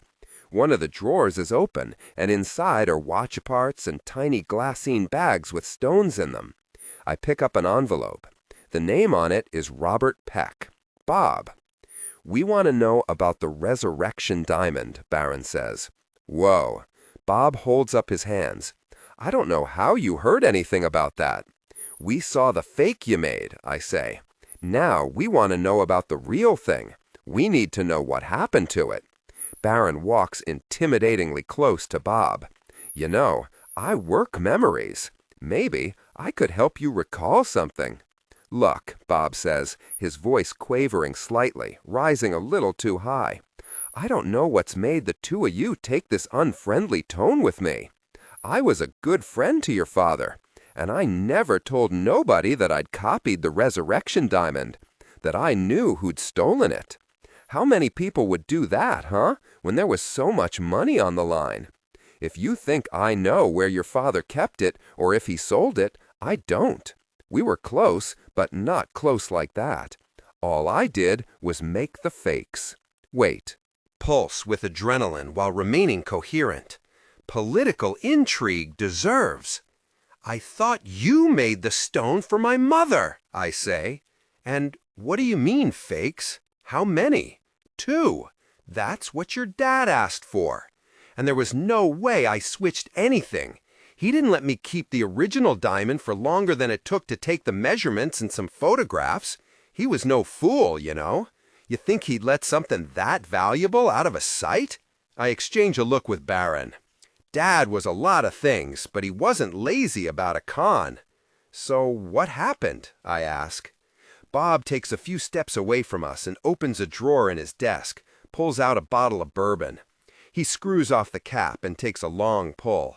Then he shakes his head, like he's trying to shake off the burn in his throat. Nothing, he says finally.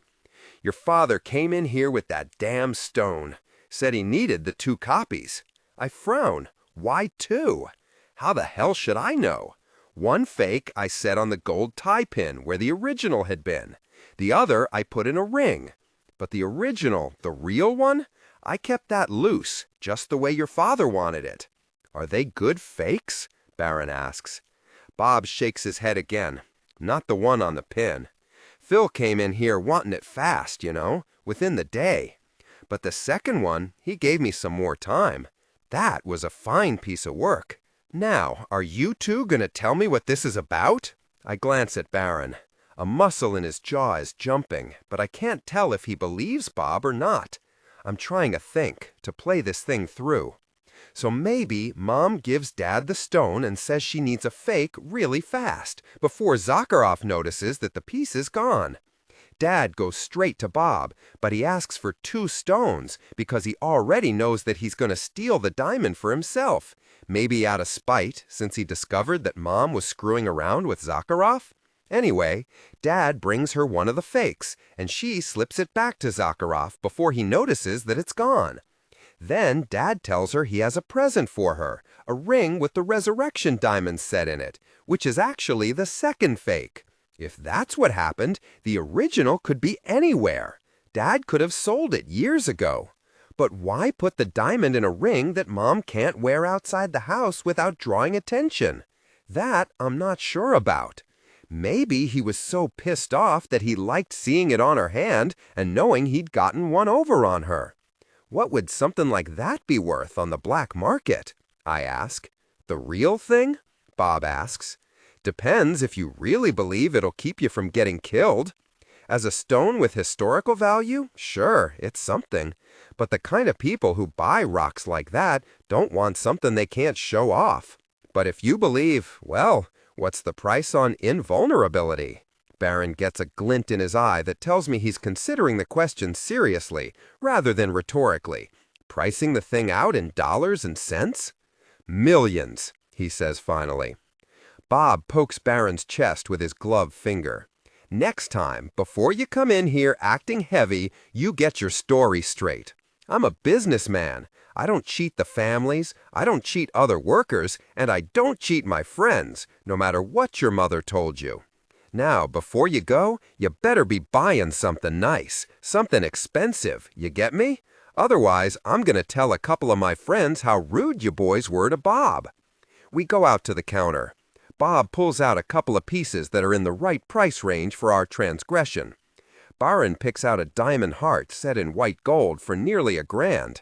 I manage to seem convincingly broke, something that isn't hard since it's true, and I'm allowed to buy a much cheaper ruby pendant.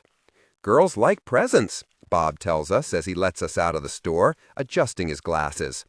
You want to be a charming guy like me, you gotta shower your girl with gifts. Give my best to your mother, boys. She looks good on the news. That woman always knew how to take care of herself. He winks, and I'm ready to slug him, but Baron grabs my arm. Come on, I don't want to have to buy the matching earrings. We march back to the car. Our first mission together, and it was pretty much a bust. I rest my head against the frame while Baron takes out the keys. Well, that was interesting, he says, unlocking the doors with a click. For a dead end. I get in, sliding into the passenger seat with a groan. How the hell are we going to find this thing? The stone's gone. There's just no way. He nods. Maybe we should try to think if there's something else we can give Zakharov. There's me, I say. I could.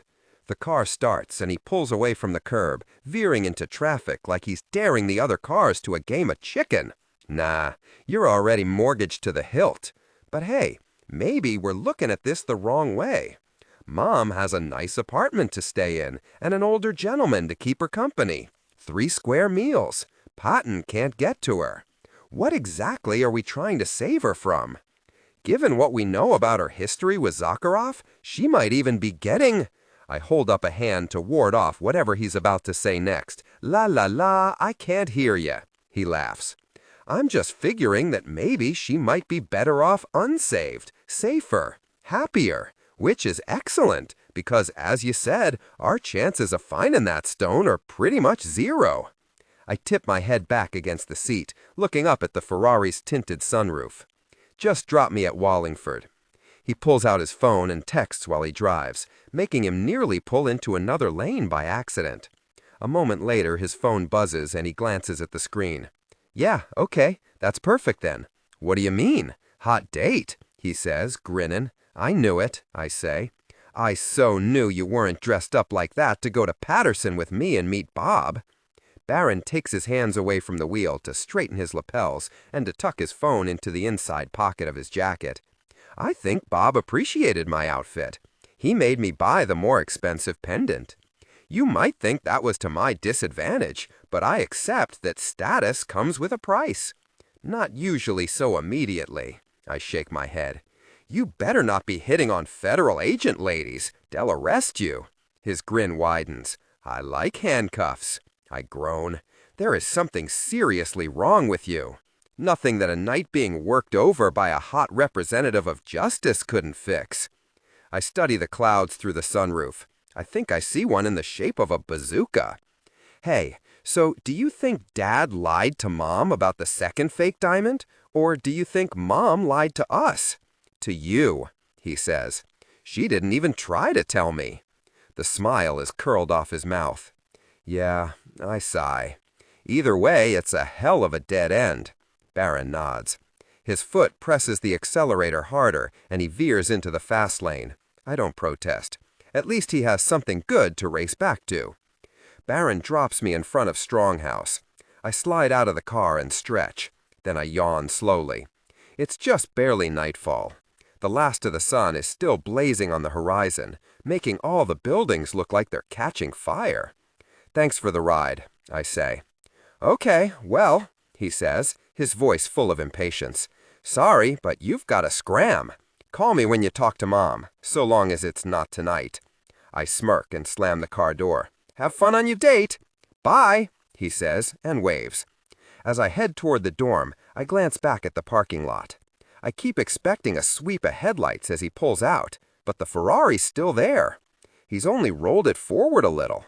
Is he seriously waiting until I get to the door of my dorm, like I'm a little kid who can't be trusted to make it home after dark?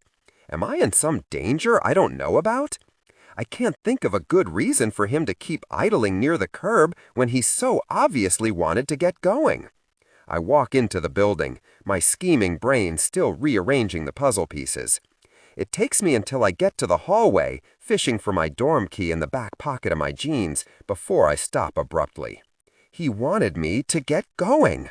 Pulse with adrenaline while remaining coherent. Political intrigue deserves. I run into the common room, ignoring Chayawat Terwale's cry of protest when I jump over the cords connecting his PlayStation to the television. Then I drop to my knees in front of the window. Peering out, half hidden behind a dusty curtain, I watch as a figure steps out of shadow, walks to where Baron is waiting, and opens the passenger side door. She's not wearing her uniform, but I know her just the same. Danica. Purple-tipped braids glowing under the streetlight. Heels a lot higher than anything I've ever seen her in, high enough for her to wobble as she bends down. There's no reason on earth why she should glance back at the Wallingford campus like she's afraid of someone seeing her. No reason for her to be getting into my brother's car. No reason for her to be dressed like that. No reason that makes sense. No reason but one. The boy she's been dating is my brother. Chapter 8. There is no way I can tell Sam. He's in our dorm room, still looking pretty hungover, sipping on a can of coconut water. Hey, he says, rolling toward me on his cot, your grandfather is a madman, you know that? After we finished with the poker, he showed me a bunch of old photos. I thought they were going to be pictures of you as a kid, but no, they were vintage snapshots of burlesque ladies with no gloves from back in the day. I force a grin. I'm still thinking about Danica and my brother, wondering how many times she's been out with Baron, wondering why she ever went out with him even once. It's hard to concentrate. You looked at porn with my grandfather? It wasn't porn. Your grandmother was one of the ladies. Of course she was. The costumes were amazing, he says dreamily. Feathers and masks and sets like you wouldn't believe. Crescent moon thrones and a massive rose with petals that swung like doors. You were looking at the sets? Now I'm laughing for real. I didn't want to stare at the women. I wasn't sure which ones were your relatives. And your grandfather was right there. I laugh some more. Mom told me about theaters back then, with curtained balcony seating where curse workers could conduct business while the show provided a legitimate front. Then came the raids. Now no one risks that kind of setup. Imagine you in a place like that. You would be agitating them to do zombie burlesque in no time. Untried market, he says. Then he taps his gloved finger against the side of his head. Always thinking. That's me. He doesn't look happy, but he doesn't look crushed and miserable the way he did all last week. If he's still thinking about Danica, at least she isn't all he can think about. But if he knew about Baron, if he knew that my brother was the one she was seeing, that would change. I know that if I'm going to be a better person, that includes being less of a liar. But sometimes a lie of omission is what you need until the world starts being fair on its own. When Lila finds someone else, I hope they all lie to me. I wake up with the alarm on my phone vibrating against my skull. Yawning, I glance over at Sam. He's still asleep, his comforter half kicked to the floor. I get up quietly, grab some clothes, and pad into the bathroom. I set my alarm to wake me up silently so I could go find Danica before Sam's up and noticing little things like me yelling at his ex-girlfriend. Before Danica has a chance to see my good-for-nothing brother again, before this situation gets even worse. I shower and shave so fast that I cut my neck right along my jawline. I wash the blood away, splash with stinging aftershave, and hurry to the cafeteria. I'm early, which is rare. To celebrate, I get myself 2 cups of black coffee and a piece of toast covered in crisp bacon. By the time Danica comes in, I am considering a 3rd cup. Her hair is pulled back by a sandalwood hairband, and she's got on brown herringbone stockings with brown leather Mary Janes. She looks like she always does, which for some reason surprises me. My idea of who she is has changed completely.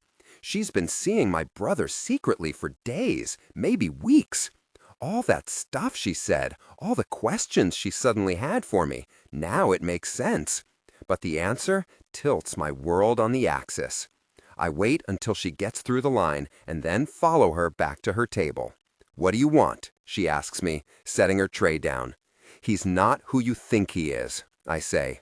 "Baron, whatever he told you, it's not true." Surprise makes her take a step back. "Gotcha." Then she recovers herself, looking even more furious than she did before.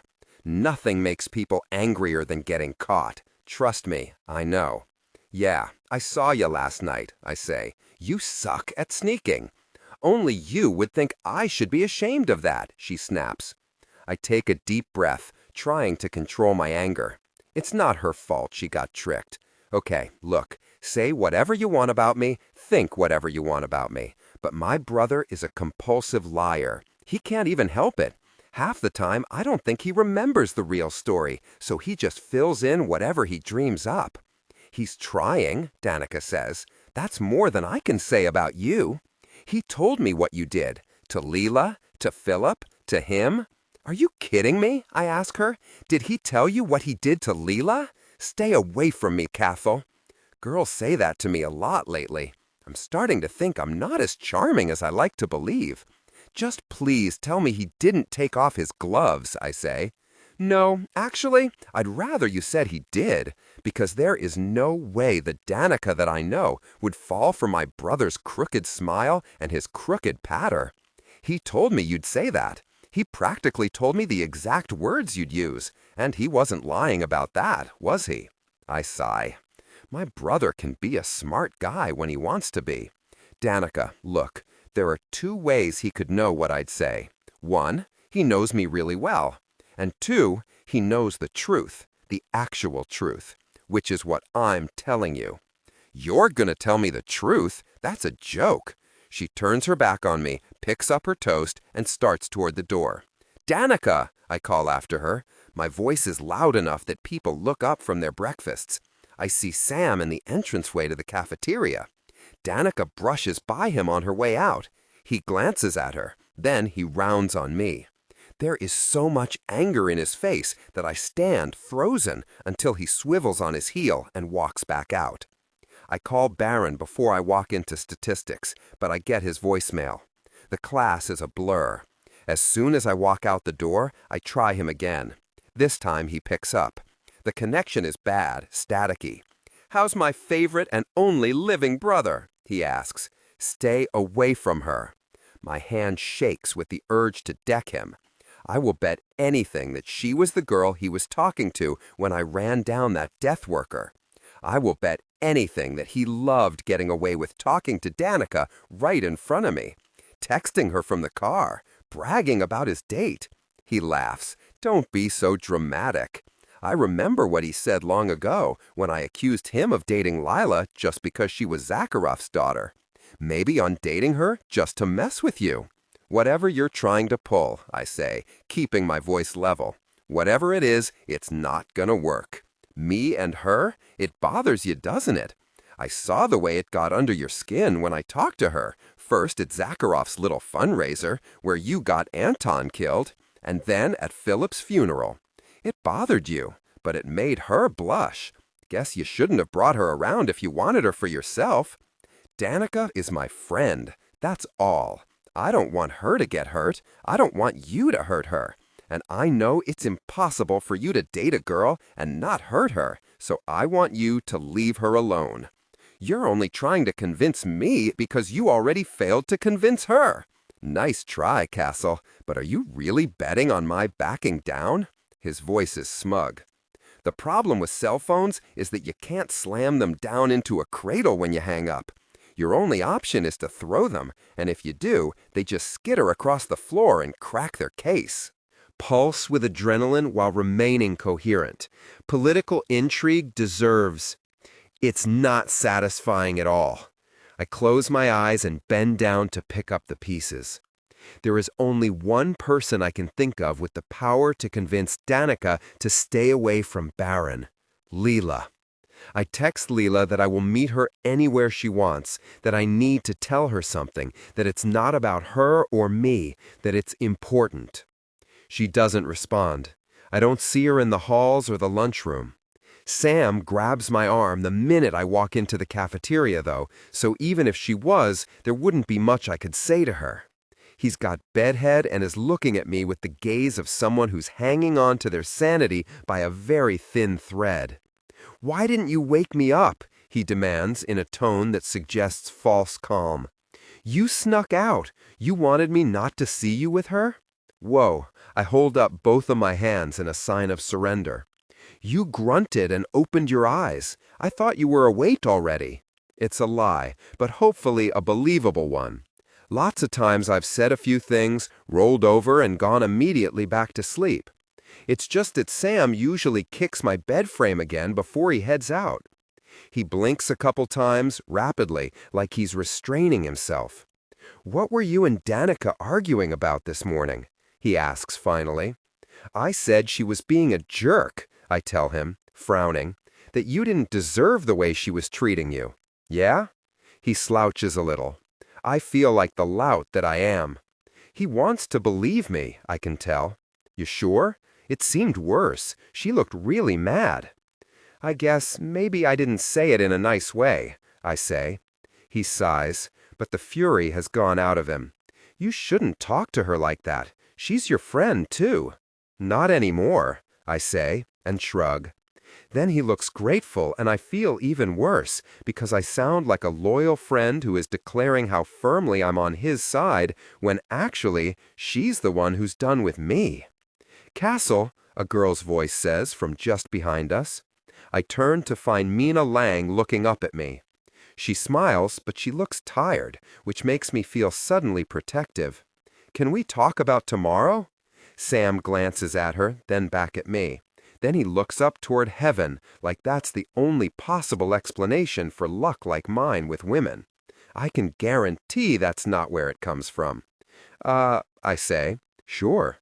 I've been considering things, and I'm improvising, since I honestly haven't thought much about Mina's problems since our last conversation. The weekend came and swept everything away with it." "Not here," she says, interrupting me. I jerk my head toward the door. "Sure. We'll go to the library. There won't be that many people there, and we can find a quiet place in the back." "What's going on?" Sam asks. "Ah," I say. "Sam, Mina, Sam. We have a film studies class together," Sam says. "I know who she is. I'm just helping her out with something." It occurs to me that this is a perfect opportunity to distract Sam from all things Danica related. "But you should come to the library with us. Be the Watson to my Sherlock, the Hawk to my Spencer, the Mouse to my Easy, the Bunter to my Whimsy." Sam snorts, "The fat Sancho Panza to your delusional Quixote." Then he looks at Mina and his neck colors, as if he has realized that he just made both of us sound pretty bad. "I really don't think," Mina starts. "Sam is completely trustworthy, if overly modest," I say. "Anything you can tell me, you can tell him." She gives him a suspicious once-over. "Okay, but it's happening tomorrow. We need to get the camera back before then, or find some way to pay them, or—" "The library," I say. "Okay." Mina nods, looking relieved. I grab a few pieces of fruit from the bowl near the card swipe, and we cross the quad together. A few students are sitting at library tables studying through lunch. I navigate through and head for the far back, picking a spot near the stacks marked Societies, Secret, Benevolent, etc., and sit down on the carpet. I pass out the apples and take a bite of mine. Let's start by going over the facts one more time. This will get Sam up to speed and help us see the whole thing with fresh eyes. Sam is looking a bit bewildered, possibly because I am talking like we really are playing detective here. Mina looks at Sam. Someone's blackmailing me. I'm supposed to pay that person $5,000, which I don't have. And I'm supposed to give it to them tomorrow morning. Then she looks back at me. Please tell me that you know what I should do, Cassel. What do they have on you? Sam asks. Did you cheat on a test or something? Mina hesitates. Pictures, I say. The naughty kind. She flashes me a hurt look. Hey, says, nothing to be ashamed of. We have all taken them. I mean, not me personally, but Cassel's grandmother, you should really see. Okay, I say. The point is, she had them on a camera. Then the camera got stolen. Mina, the more I think about it, the more I think that someone on your hall must have done it. One of the girls. Maybe she broke in to steal a packet of hot chocolate, saw the camera, and took it. Then a week later, she started flipping through the images, found the naked pictures, and during one long night of giggling and eating too much junk food, she and her friends dreamed up a funny prank. You said you would help me. This time when she looks at me, her eyes are wet. She isn't crying exactly, but tears cling to her lashes, making her look lush and terribly vulnerable. Her misery makes me doubt myself. I am trying to help you, I say. Honestly, it fits. But look, tomorrow morning Sam and I are going to get up early, go out to the baseball field and watch. There's no way whoever is setting you up like this is going to be able to resist seeing if you bought it. You're upsetting her, Sam says. Mina turns to him. He doesn't believe me. I sigh. I do think she's hiding something, but since I don't know what, it's no help. Telling her that I don't entirely believe her won't be any help either. Look, if the blackmailer shows to get the money, we'll know who it is. But what about the money? Mina says. I won't have it. Just bring a big enough bag that it looks possible for you to have the cash. Mina looks disconsolately out the window and takes a shaky breath. It's gonna be fine, I tell her, curling my gloved hand around her arm in what I hope is a sympathetic way. She looks tired. The bell rings, loud enough to startle us. Mina jumps up and brushes off her skirt. When she tosses her hair, it moves like a wave. It moves the way hair does only in movies. No real hair moves like that. I take another look at her as she pushes a lock of it behind her ear. You seem really nice, she tells Sam. Thanks for trying to help. There are no split ends, I realize. And while her bangs make it hard to see, the part on top of her head shows a color that's subtly different from the rest of her skin. Sam nods, expression grave.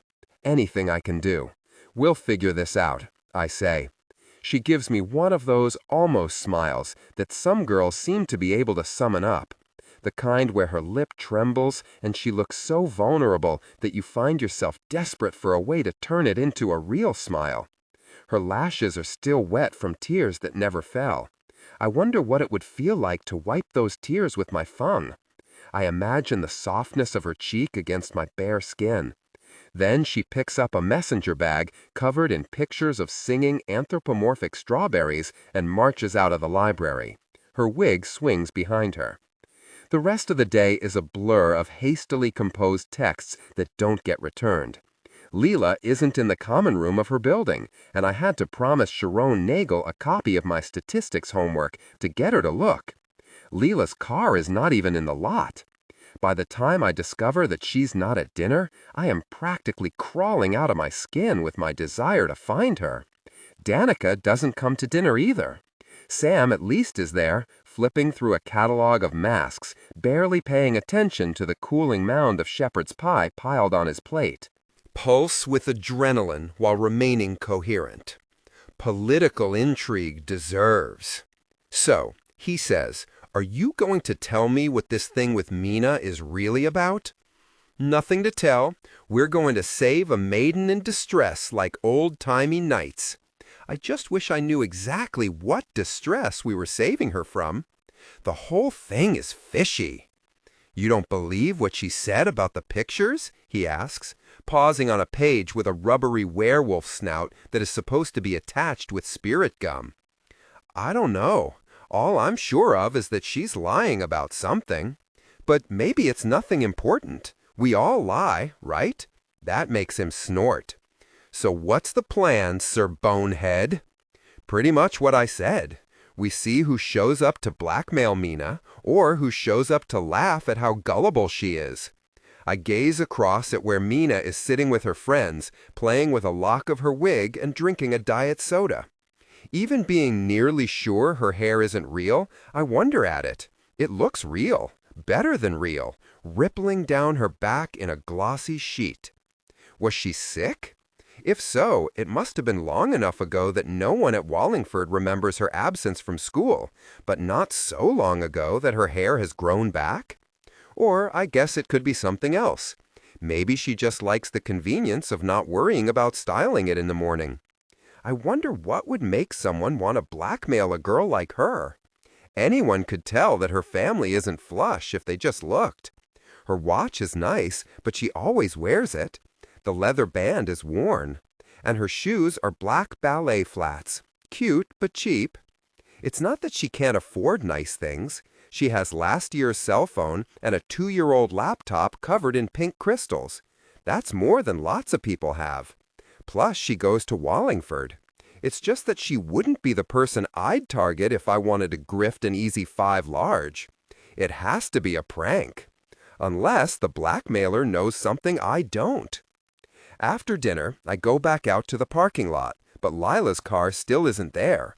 I consider that maybe she and Danica are together, since neither of them were at dinner. Maybe Danica listened to what I said about Baron, no matter what she pretended. Maybe she even started to doubt him. If she ran into Lila, then maybe that's why Lila hasn't called me back. Danica's house is close by. It would have been a small thing to go there for dinner. I imagine them in Danica's kitchen, eating pizza and talking about what jerks those Sharpe boys are. I don't mind the thought. It is, in fact, a huge relief compared to all the other possibilities. I have a couple of hours before in-room check and no better ideas, so I decide to drive by Danica's house. I know what you're thinking.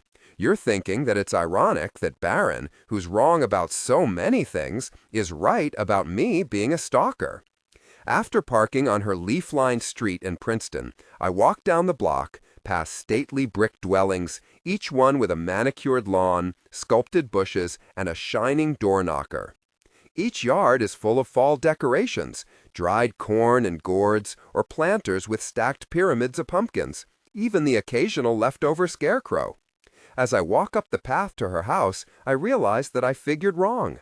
Neither car is in the driveway, and I've just come this way for nothing. I turn around and I'm about to walk away when the front door opens and the porch light flickers on. "Hello?" Danica's mother calls into the darkness. She's got a gloved hand up, shadowing her eyes. The porch light does the useless thing that porch lights often do, nearly blinding her and rendering me just a shadow. I walk closer. "It's me, Mrs. Wasserman. Cassel. I didn't mean to scare you." "Cassel?" she says, as though she's still nervous, maybe more nervous. "Aren't you supposed to be at school?" "I was looking for Danica. We're seniors, so we can go off campus as long as we're back on time. But yeah, I should probably be at Wallingford. I'm going back there right now." I make a vague gesture in the direction of where I parked. She's quiet for a long moment. Then she says, "I think you'd better come inside." I walk over the worn marble threshold and step onto the gleaming wooden floors. I smell the remainder of whatever they had for dinner, something with tomato sauce, and hear the television from the living room. Danica's father and her sort of brother, Chris, are sitting on the couches, staring at the screen. Chris turns to glance in my direction as I pass, eyes bright with reflected light. Mrs. Wasserman beckons me toward the kitchen, and I follow her. "Do you want something to drink?" she asks, walking to the stove and filling the kettle. It reminds me uncomfortably of my mother in Zakharov's house. "I'm okay." She points to a chair. "Sit down at least." "Thanks," I say, sitting awkwardly. "Look, I'm really sorry to bother you. Well, I know how hard things can be for worker kids. For every kid like Chris who finds a place to call home, there are lots of other kids who are kicked out onto the streets, taken in by crime families, and then sold off to the rich, forced to endure continual blowback so that other people can line their pockets, or they're forced to become criminals themselves. And it must be even worse to be raised to believe you had to do those things. I don't know what you've done or what your brother's done, but what is it you think we did? She glances at my face like she's searching for something. Finally, she says, I don't know. Danica called here earlier today. She said that you didn't approve of her going out with your brother. I know you're worried about Danica. You're Sam's roommate, and I can see that you want to protect her. Maybe you want to protect both of them. But if you expect to be forgiven for what you've done, then you have to see that your brother deserves a second chance too. What did you think I've done? What did he tell you that I did? That's not important, she says. It's in the past. I am sure you want it to stay there. I open my mouth and close it again, because I want to defend myself, but it's true that I've done bad things, things that I want to stay in the past. But I also want to know what he told her, because I really doubt he told her the whole story. The problem with people like Mrs. Wasserman is exactly this. She's kind, she's good, she wants to help people, even people that she shouldn't, like Barron, like me. It's easy to take advantage of her optimism, her faith in how the world should work. I should know. I've already done it. When I look into Mrs. Wasserman's face, I know that she's a born mark for this particular kind of con. Chapter 9. If you are a crazy person who needs to have clandestine meetings, then, just like in real estate, what matters most is location, location, location. You want to control the situation, so you better control the terrain. No surprises. No buildings, no trees, no shadowy corners where your enemies can hide. You want only those hidden spots that will be occupied by your people.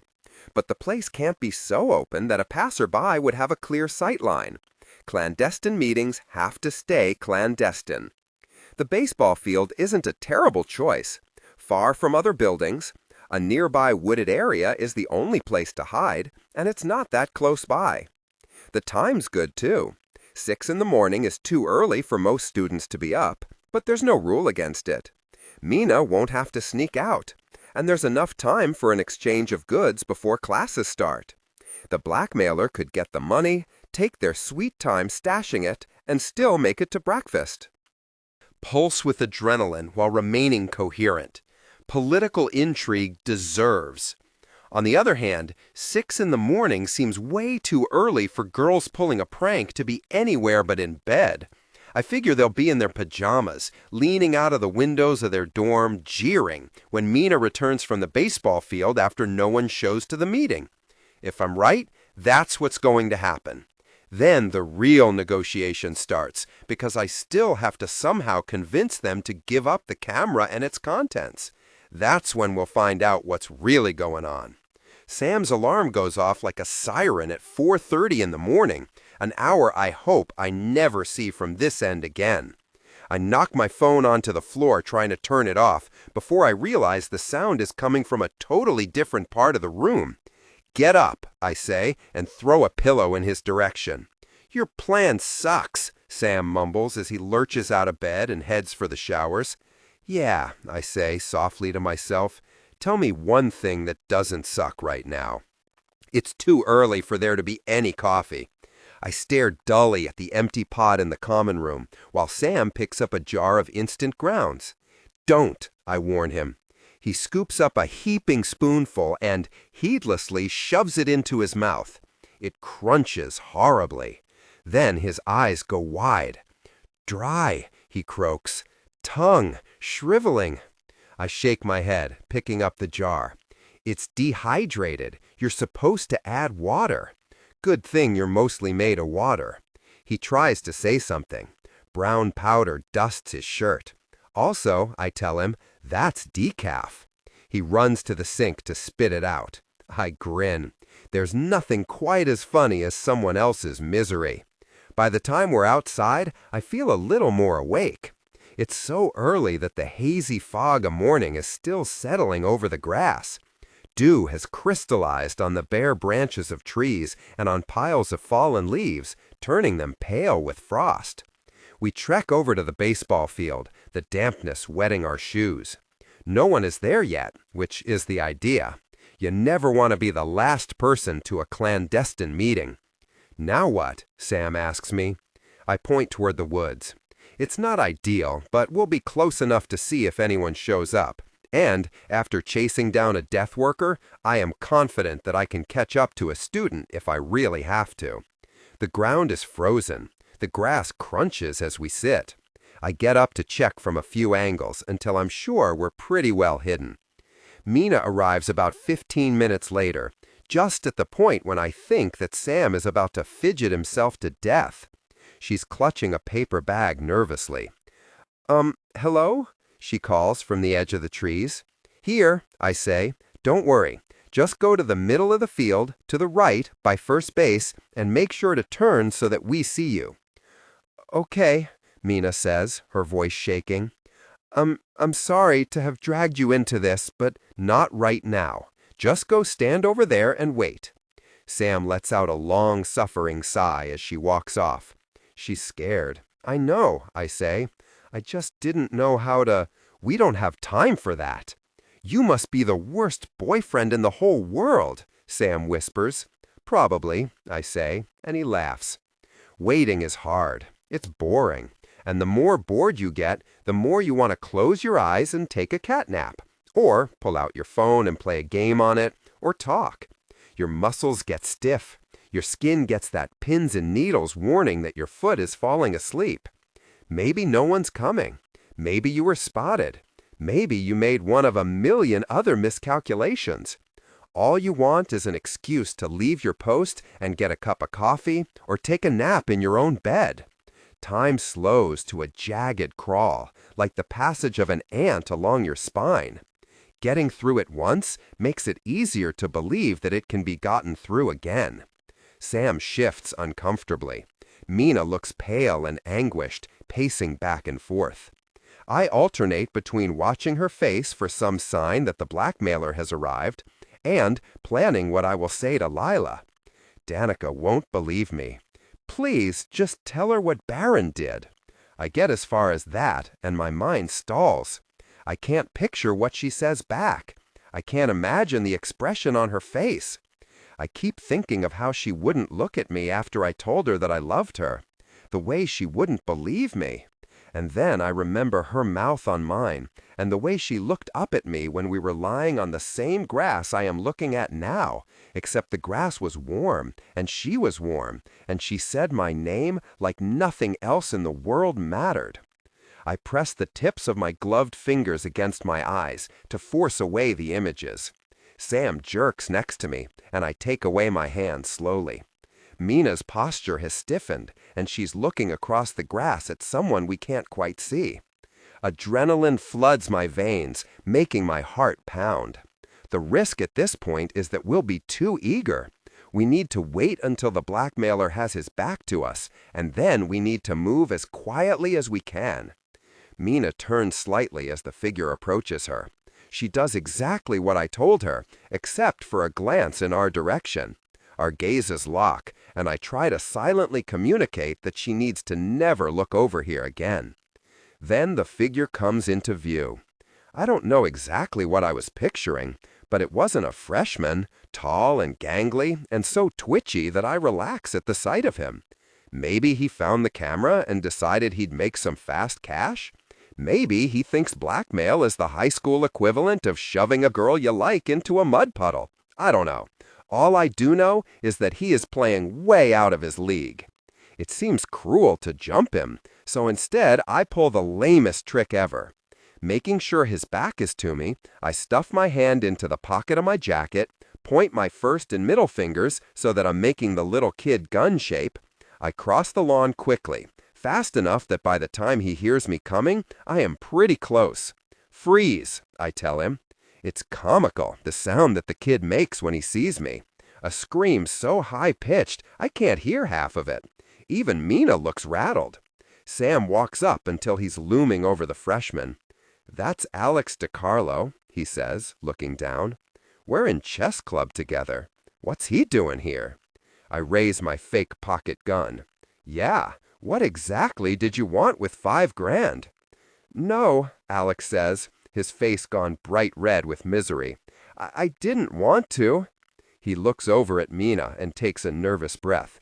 "I don't know about the $5,000. I was just supposed to bring the envelope that, he gave me. Mina's my friend, and I would never—" "Lying, lying. Everyone is lying. I can hear it in their voices. I can tell in the way their expressions don't quite match the words in a dozen small tells. Well, I can lie too. If you don't tell me the truth, I am going to blow your brains out." "I'm sorry," he squeaks. "I'm sorry. Mina, you didn't say that he would have a gun." The kid looks like he's about to puke on his own shoes. "Alex," she says sharply, like a warning. Sam takes a step closer to her. "Hey, it's going to—" Alex takes a trembling breath. "She said that all I had to do was come here and tell you this story, but I don't want to die. Please don't shoot. I won't tell anyone." "Mina," I say incredulously. Dropping the pretense of the gun, I take my hand out of my pocket and snatch the envelope out of Alex's hand. "Hey," says Alex, and then as I start ripping open the package, he says, "Wait, that wasn't real? You don't have a gun?" "Oh, he has a gun, all right," Sam says. "Don't," Mina says. She reaches out to snatch the package from me. "Please." I give her a dark look. There are printed out pictures inside the envelope, not negatives or a SIM card or a missing camera. But it's too late. I'm already looking. There are 3 pictures. Mina standing in profile in all of the shots.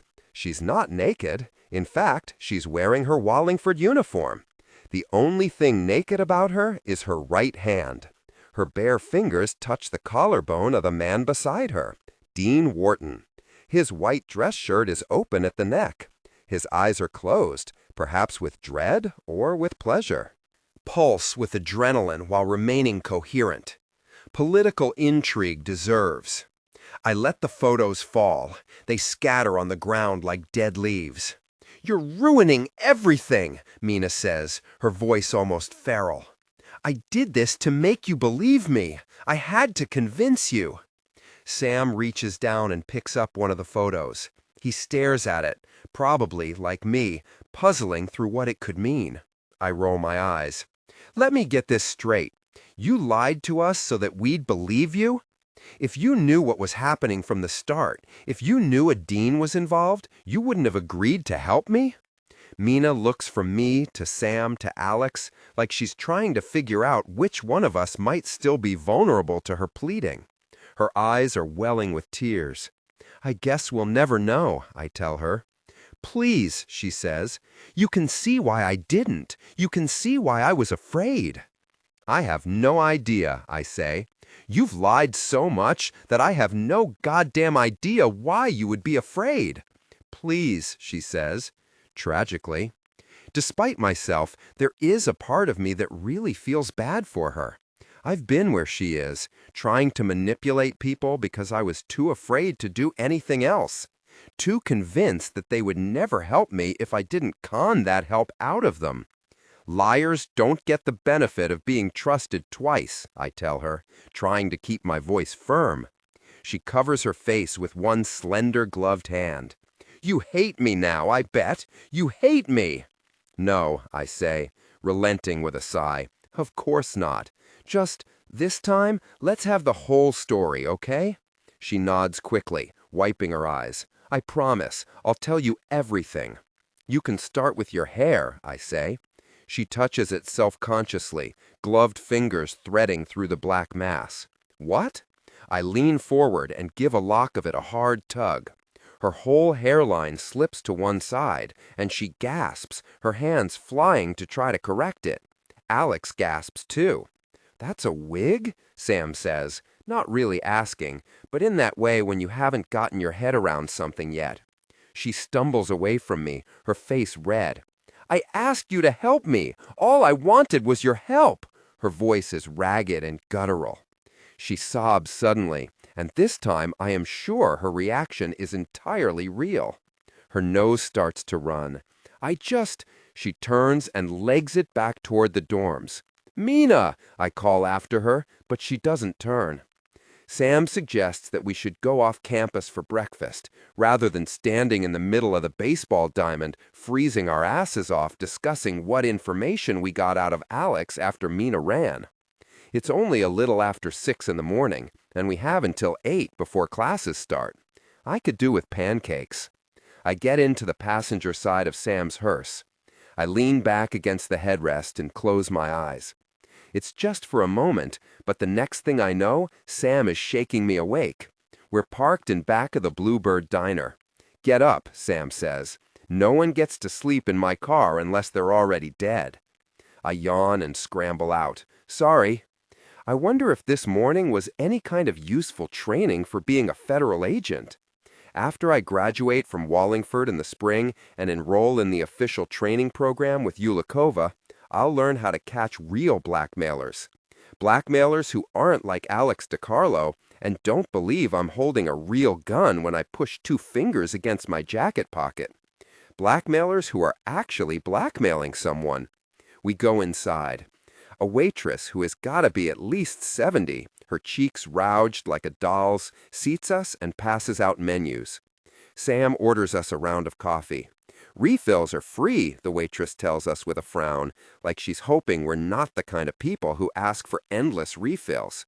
I am already pretty sure we are exactly those people. With a sigh, Sam opens his menu and starts ordering food. A few minutes later, I am drinking my 3rd cup of coffee and poking at a stack of silver dollar pancakes. Sam spreads cream cheese on half a bagel and tops it with salmon and capers. "I should have spotted that wig," he says, pointing the dull knife toward his chest. "I'm the special effects guy. I should have noticed." I shake my head. "Nah, I don't even know how I noticed. And besides, I have no idea what it means. Why do girls wear wigs, Sam?" He shrugs and finishes off another cup of coffee. "My gran wears them to keep her head warm. Think it's that?" I grin. "Maybe. Who knows, right? I mean, you'd think we could find out if she was being treated for a serious illness. She'd miss class. Doesn't hair fall out from stress? Maybe all this lying has really gotten to Mina. She's not the pro that you are." I smirk. "Or sometimes people have a condition where they pull out all their hair. I saw it on some late-night reality TV show. They eat their follicles, too. And they can get this giant deadly hairball called a bezoar." "Trichotillomania," he says, clearly smugly proud of himself for summoning that word from somewhere. Then he pauses. "Or it could be blowback." I nod, conceding the point. I guess we were both thinking it. "You mean you think those are photos of Mina working Dean Wharton?" I think so, too. The first question is, who took them? And then the other question is, why give them to us? And the third question is, if she's working him, what's she doing to him? Why give them to us? "But she didn't. You grabbed them out of Alex's hands," Sam says, raising his cup, signaling to the waitress that we need another round of free refills. "There's no way she wanted us to see the photos." "Nah, she must have," I say. "Or why even send Alex with them? And why take them in the first place? I think she got upset because we saw the pictures without hearing what she wanted us to hear." "Wait, you think she took the pictures of herself?" Sam is staring at me like he's waiting for me to tell him that Mina is a robot from the future, come to doom our world. "I think she's the blackmailer," I say. "After Mina left, we got Alex to explain the story he was supposed to give. Mina told him to say that the blackmailer was Dr. Stewart, and that Stewart wanted $5,000 or he was going to ruin Wharton's career and Mina's reputation. Dr. Stewart was sending word through Alex for Mina to get the money and bring it to him, or else. I had Stewart last year. He's a hard ass, the kind of teacher who seems delighted when you fail a quiz. I always figured him as a guy who loved rules, and who thought that if you didn't stick to the rules, then you deserved what you got. Not exactly the criminal type. There are several other problems with the story, besides the unlikely villain. One, involving Alex, is just stupid. If Stewart was actually trying to cover his tracks by using Mina as a buffer between his identity and Wharton, then there's no way that he would be stupid enough to enlist a student with nothing to lose by telling everyone. I don't get it, Sam says. Neither do I say. Not really. Is she a scholarship student? He shrugs. Could be. We need to know if she's doing something to Wharton or for Wharton. Is he paying her, or is she making him, I don't know, do something that benefits her? He's paying her, Sam says, because if he wasn't the one who was paying, then she wouldn't want there to be any documentation of what's going on, right? She wouldn't let us see the photos, wouldn't have given them to Alex, wouldn't rock the boat. If you're right about that part, then Wharton's hiring Mina. I take out one of the photos and set it down in the center of the table. Sam moves mugs and plates so there's room. We stare at Mina's bare fingers and the way that Wharton's head is turned away, like he's ashamed of what he's doing. We stare at the composition. The figure's not centered, like maybe the photos were taken without anyone to aim. There's ways to do that, even with a cell phone. It can be programmed to take pictures every couple of minutes. The only hard part for Mina would be making sure that Wharton was standing in the right spot. Do you like her? Sam asks. I look up at him sharply. What? Nothing. Luck work, maybe. She could be a luck worker. He could have a gambling problem, Sam says. Pulse with adrenaline while remaining coherent. Political intrigue deserves. Or she could be a physical worker like Philip, although his hair didn't fall out. I try not to think about what Sam just asked me, but now I can't help wondering if he's interested in Mina. There's something about a lady in distress. We all want to save her. And there's nothing like getting dumped to make anybody eager for a rebound.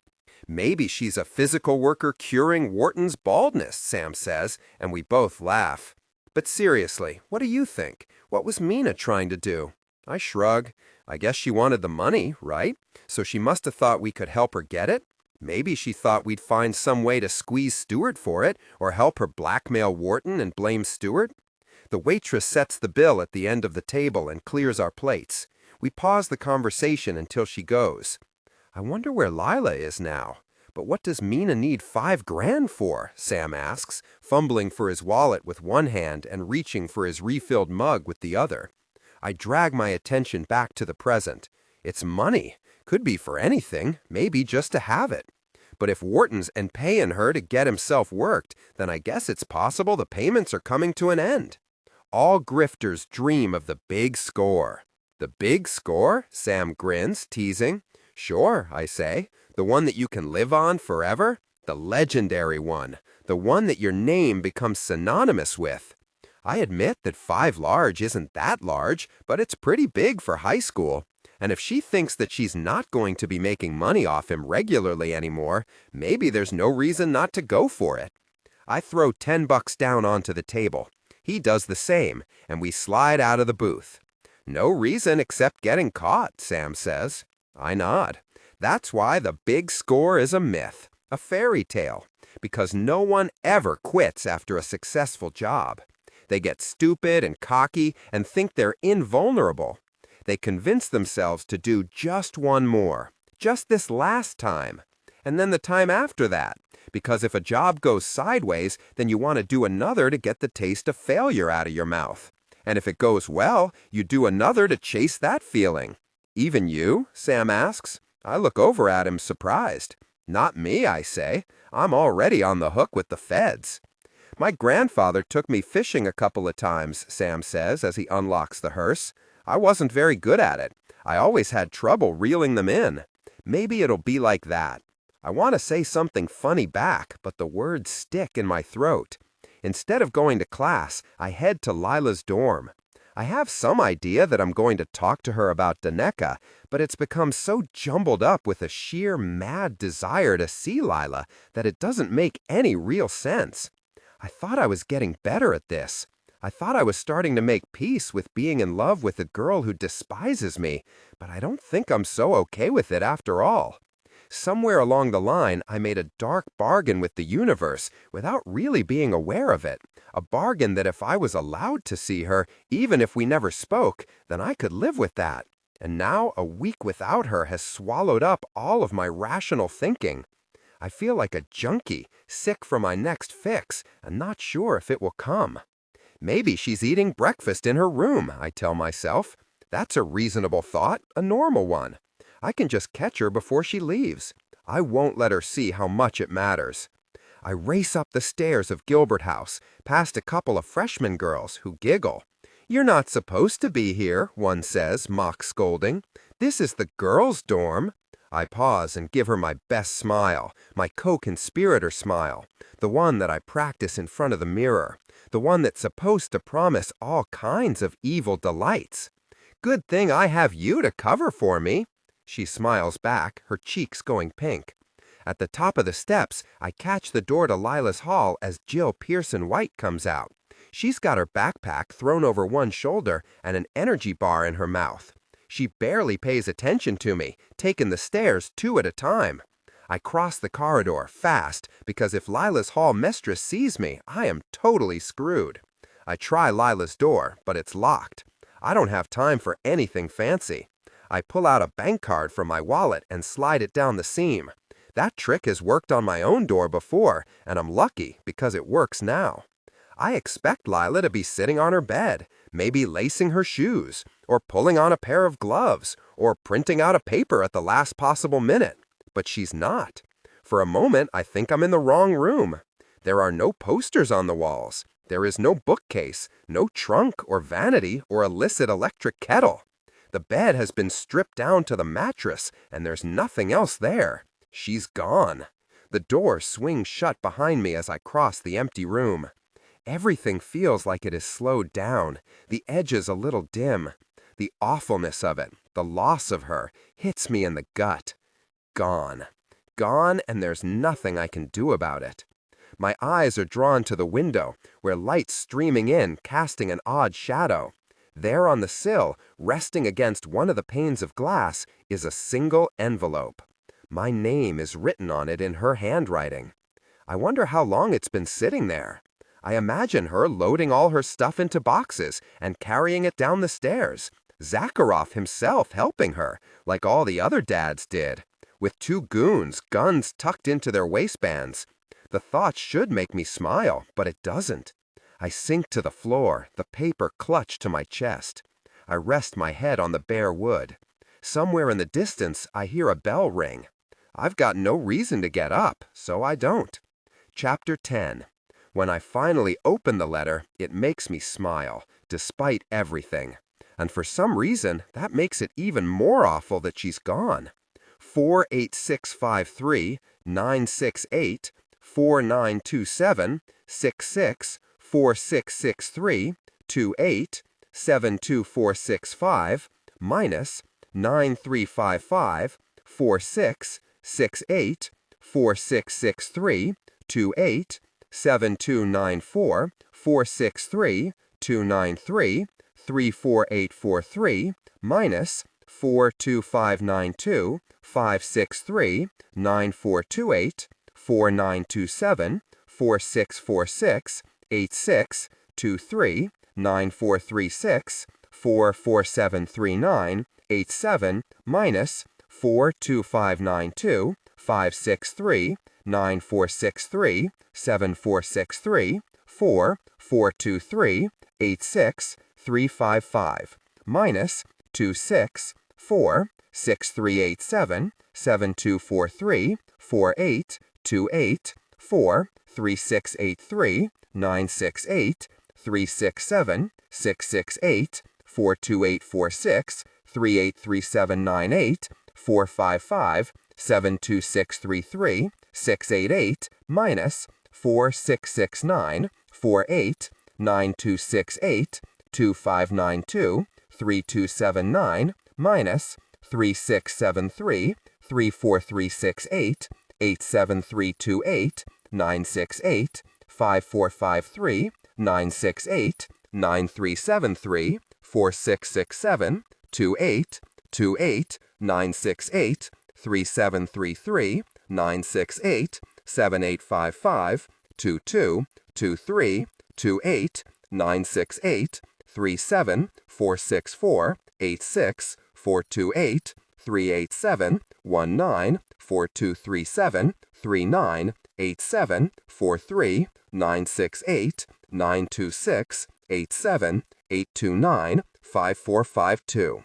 It's a code, one I recognize immediately because Lila and I used it to leave notes for each other when we were kids.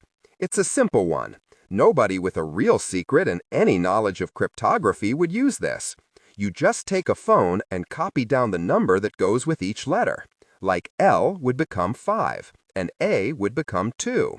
But since there's more than one letter for each number on a keypad, the code has a second symbol, a slash or straight line.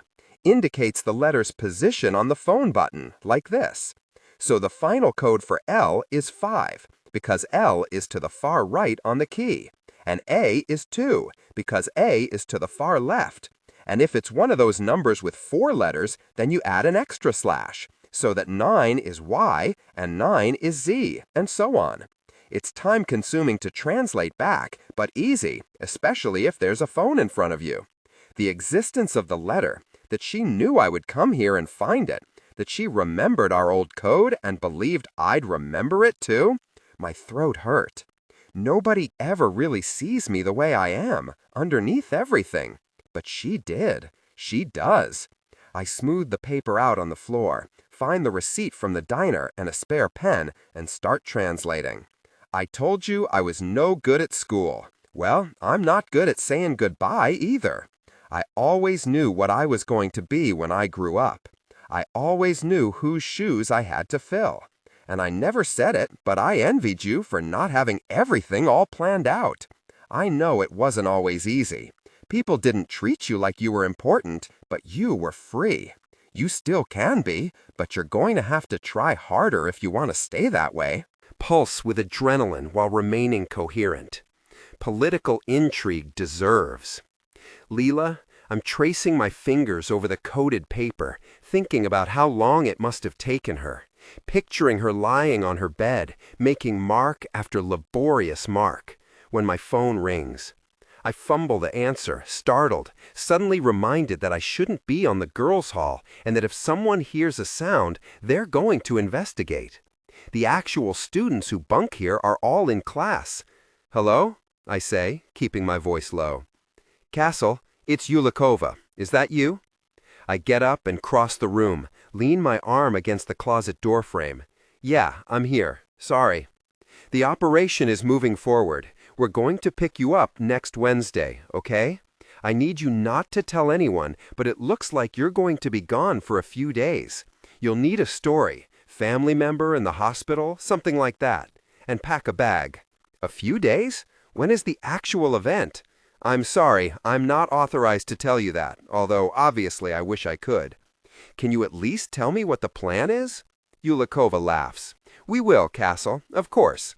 We want you to be as involved as possible, but not over the phone, obviously. Of course. The language of someone who's trying very hard to convince me. Too hard. Okay, I say. So next week? We want you to be safe, so please, just act normal. Spend time with your friends and plan out how you're going to get away for a while without anyone noticing. Start laying the groundwork for whatever excuse you think would work best. And if you need us to come up with something? No, I say, I've got it. They don't trust me. She needs me, but she doesn't trust me. Not completely. Not enough. I wonder if Joan said something to her, but I guess it doesn't matter. I've got it, but I don't have to like it. I make it through my afternoon classes and try not to think about the morning ones I missed, about how close I am to getting chucked out of Wallingford, about how little I care. I try not to think about Leela. At track practice, I run in circles. As soon as I can make an excuse, I change into normal clothes and head to my car, skipping dinner. I feel oddly distant, my gloved hands turning the wheel. There is a kind of dark hope in my heart, the kind that I don't want to examine too carefully. It's fragile. Just looking at it straight on could crush it dead. I drive to Leela's apartment building. I don't even bother trying to get into the lot with its closed gates and coded lock. I find a space a couple blocks down, hope I won't get towed, and walk into the building. At the desk, a gray-haired man sitting in front of a bunch of monitors asks for my identification. Once I hand over my driver's license, he buzzes the Zakharov apartment. He picks up a battered gray headset, waits a few moments, and then mispronounces my name into it. I hear static and a voice on the other end so distorted that I don't recognize it. The front desk guy nods once, then pulls off the headset and hands me back my license. "Go right up," he says with his flight Eastern European accent. The elevator is just as shiny and cold as I remember. When the doors open, Zakharov is there, pacing the floor in suit pants and a half-buttoned white shirt, staring at the television. "I'm going to rip his head off," he yells, "with my bare hands." "Mr. Zakharov," I say. My voice echoes. "Sorry, the doorman told me I could come up." He turns around. "You know what that prick has done now?" "What?" I ask, not sure who we're talking about. "Look," he points at the flat screen. "Patton is shaking hands with a gray-haired man that I don't know." I look at the screen, and underneath the image are the words, "Patton proposes joint venture to test government employees at summit with Governor Grant." That's the governor of New York. Do you know how much money I've donated to his re-election campaign? And now he's acting like that lunatic has anything worthwhile to say? Don't worry about Patton. He'll be gone soon. That's what I want to say, but I can't. Maybe Grant's just humoring him. Zakharov turns toward me, seeming to actually be aware of me for the first time. He blinks. "Are you looking for your mother? She's resting." "I was hoping I could talk to Leela." He frowns at me for a drawn-out moment, then points toward the sweeping staircase that leads to a rounded archway on the second floor. I don't know if he remembers that I don't know my way around or if he just doesn't care. I jog up the steps. When I'm halfway there, Zakharov calls, "I heard that useless brother of yours is working for the feds." "That's not true, is it?" I turn back, keeping my face carefully blank, a little puzzled. My heart is beating so fast that my chest hurts. "No," I say, and force a laugh. "Baron's no good with authority." "Who is, right?" asks Zakharov, and laughs too. "Tell him to keep his nose clean. I'd hate having to break his neck." I lean against the railing. "You promised me." "Some betrayals even I can't afford, Cassel. He wouldn't just be turning his back on me. He'd be turning his back on you and your mother. He'd be putting you in danger. And Leela." I nod numbly, but my heart is skipping along, like a stone on the surface of a lake right before it drops under. If he knew what I'd done, if he knew about Yulikova and the licensed minority division, he would shoot me as soon as look at me. He would kill me 6 times over. But he doesn't know. At least I don't think he knows. His expression, the slight lift of one side of his mouth, tells me nothing. I resume my walk up the steps, each footfall heavier than it was. There's a hallway. "Leela?" I call softly, as I pass several glossy wooden doors with heavy metal trim on the hinges and knobs. I open a door at random and see a bedroom, an empty one. It's too tidy to be anything but a guest room, which means that they have enough bedrooms to have my mother in one and at least another spare. The place is even bigger than I realized. I knock on the next.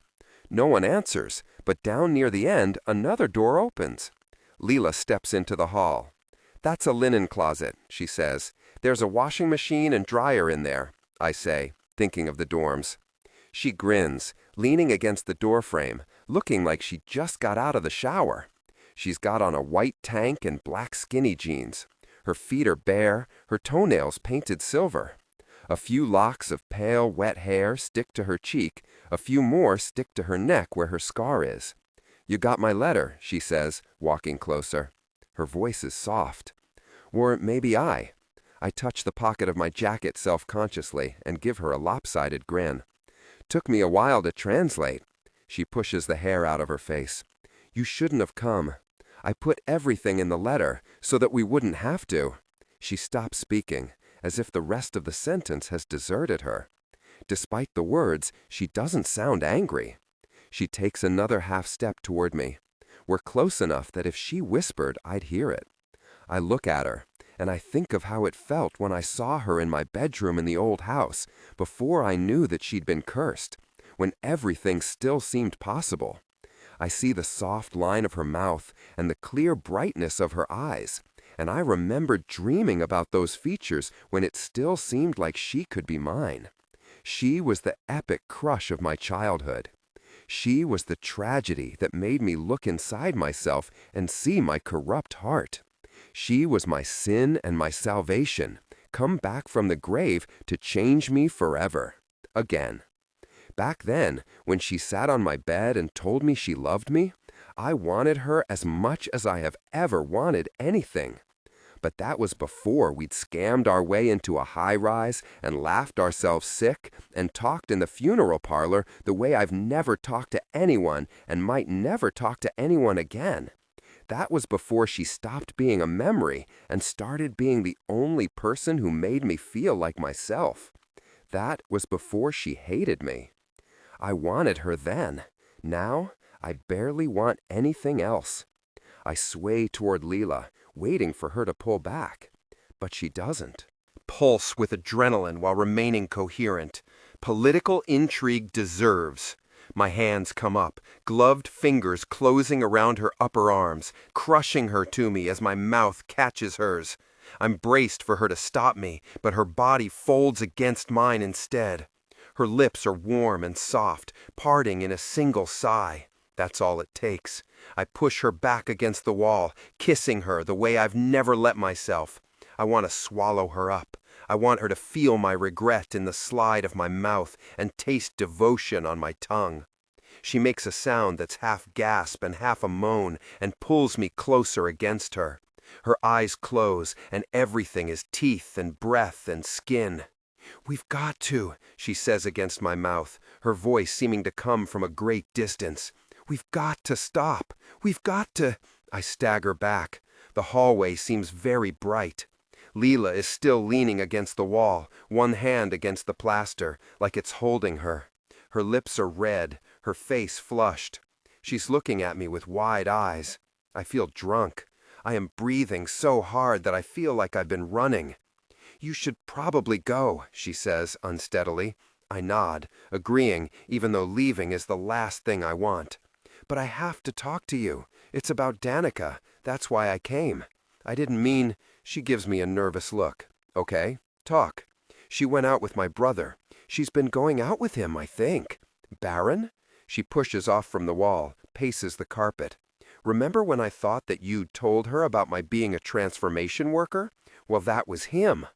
I don't know exactly what he told her, but he mixed up enough truth with the lies that I can't convince her to stay away from him. I can't convince her of anything. That's not possible. He's not the kind of boy she would like. Danica's too smart for that." "You went out with him?" I say before I think better of it. She gives me a scorching look. "I never said I was too smart." Her tone makes it clear that if she were smart, she wouldn't have just been up against the wall with my tongue in her mouth. And I was a kid.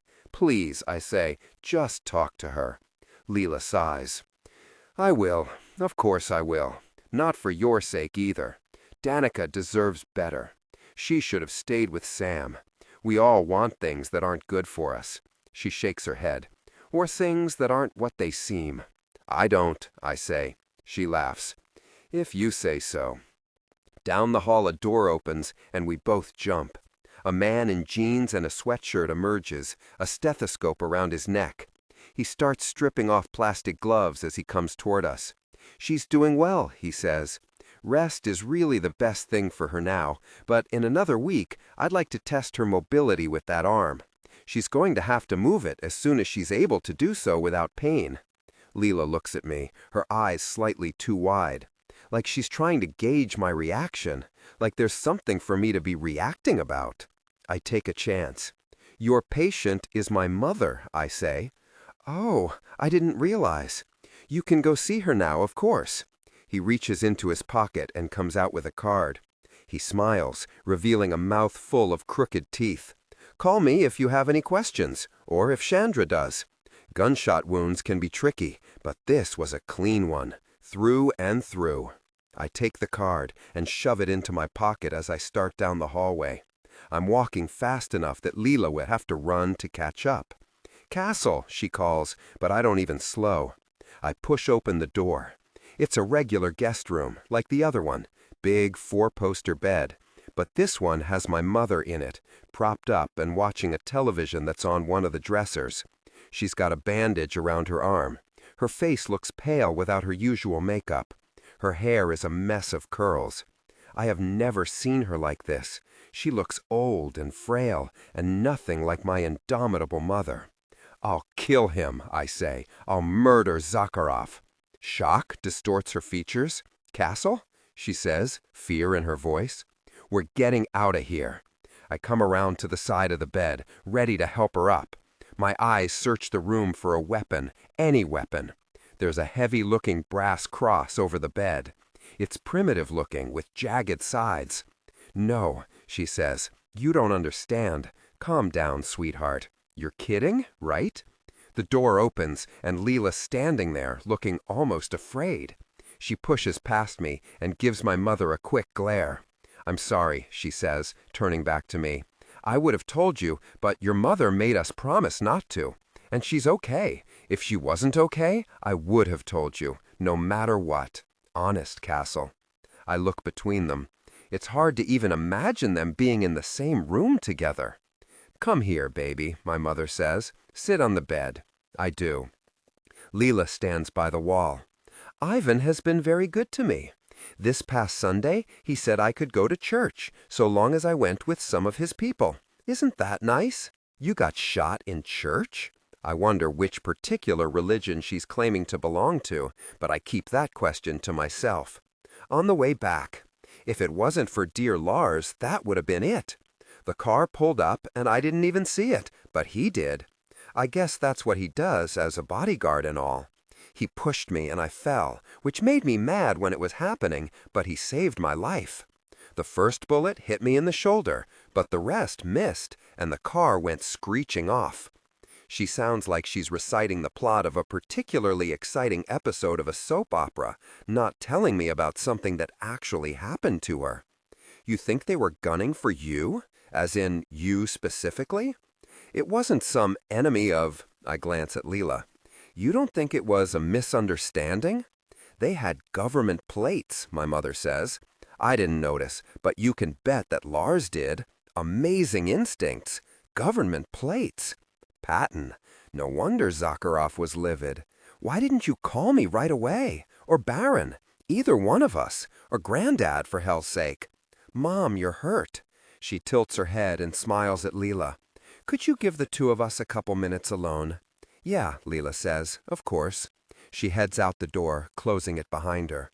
Mom reaches out and pulls my face close to hers. She's not wearing gloves, and her bare nails sink into the skin of my throat.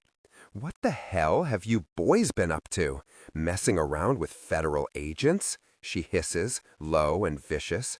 I push away, my neck stinging. "I raised you better than this," she says. "Smarter. You know what they'll do to you if they find out what you are?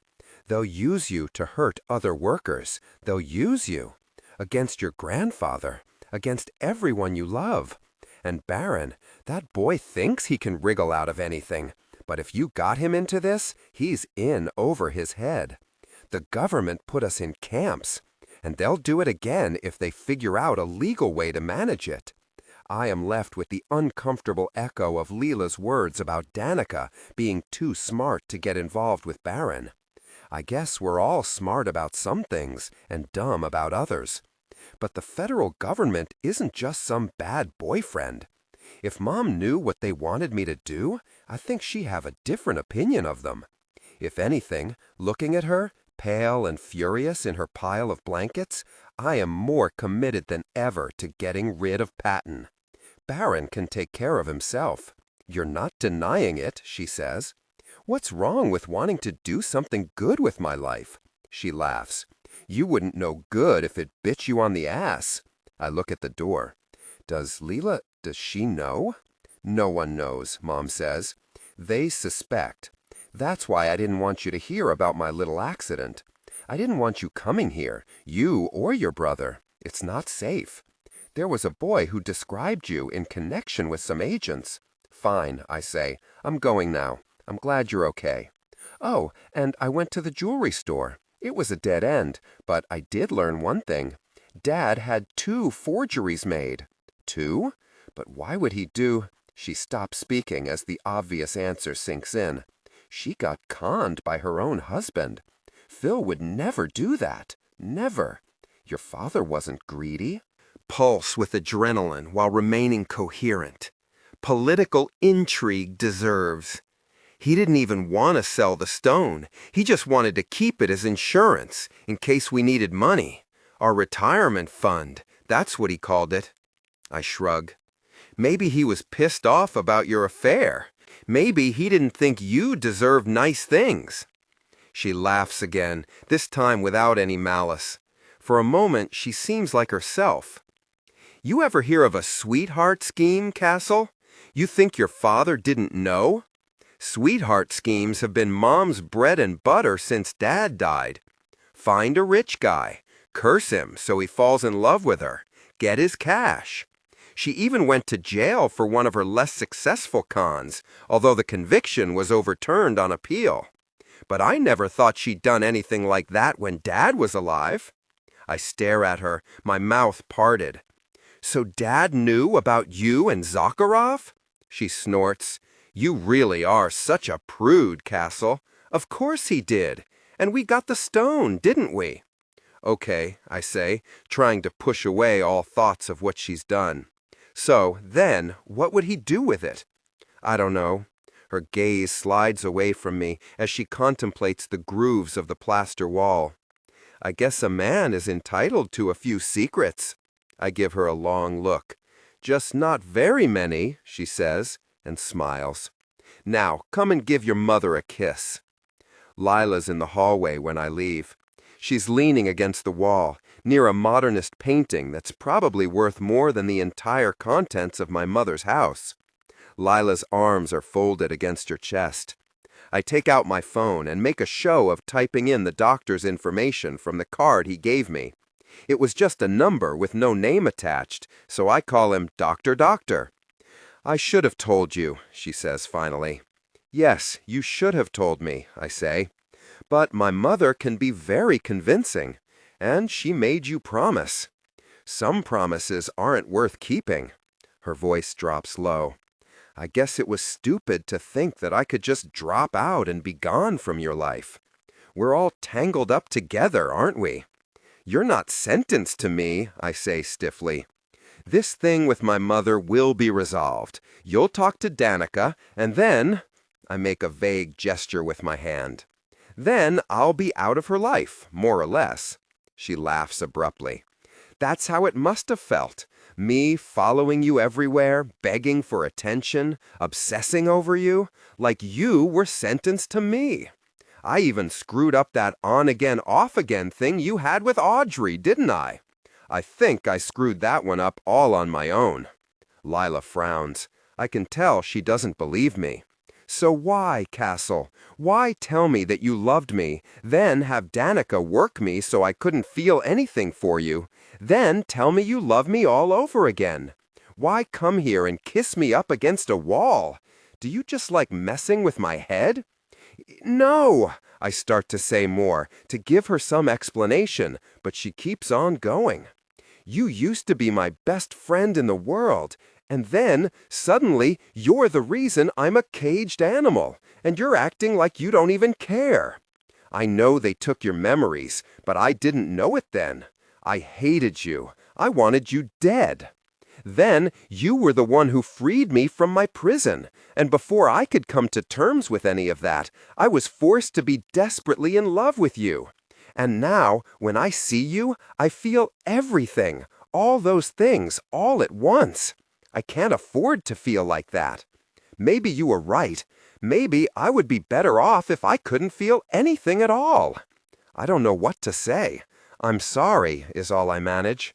No, don't be. I don't mean it, Lila whispers. I wished that, but I don't. I'm just kind of a mess right now. You're not, I say. She laughs. Don't con me. I want to reach for her, but her crossed arms keep me from it. I walk toward the stairs instead. At the top, I look back at her.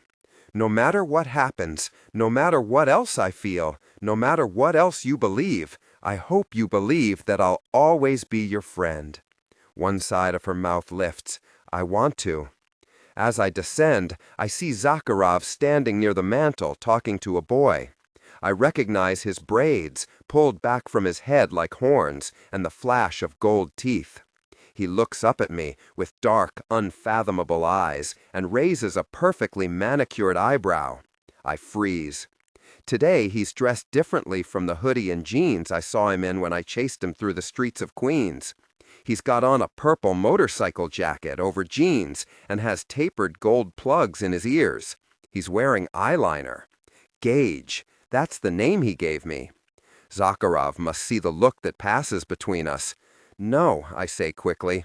I expect Gage to contradict me, but he doesn't. No, I don't think it was him. He circles me, lifting a gloved hand to my chin, tilting my face toward him. He's a little shorter than I am. I pull back, jerking free of his grip. He laughs. Hard to believe I'd forget a face like that. Tell Cassel that story you told me, Zakharov says. Cassel, take a seat. I hesitate, glancing toward the elevator. If I ran, I think I could make it, but who knows how long it would take for the doors to open. And even if I got to the ground floor, I'd probably never get out of the building. Sit down, Zakharov says. I asked Gage to come over because the more I thought about your brother working for the feds, the more I was sure that if it was true, you'd try to cover it up, especially since I threatened his life. I take that back. But after Philip turned out to be a rat, I think we both understand that we have a lot to lose if your other brother started squealing. I suck in a breath and sink onto one of the sofas. Flames flicker in the fireplace, filling the massive room with eerie, shifting shadows. I can feel my palms start to sweat. Lila looks over the edge of the railing. Dad? What's going on? Her words echo through the big room, bouncing off the wooden ceiling and stone floors. Gage stopped by, Zakharov says. I understand he ran into some complications the other day. Gage looks up at her and grins. I wonder how long they've known each other. I did that job like you wanted. It was quick. He was in the first place I looked. Lila's face is shadowed. I can't read her expression. Charlie West didn't give you any trouble? Zakharov asks. Lila starts down the stairs. Gage sucks his teeth, making a dismissive sound. I didn't give him a chance for trouble. Lila walks on to the black and white marble. Her bare feet make almost no sound as she pads across the floor.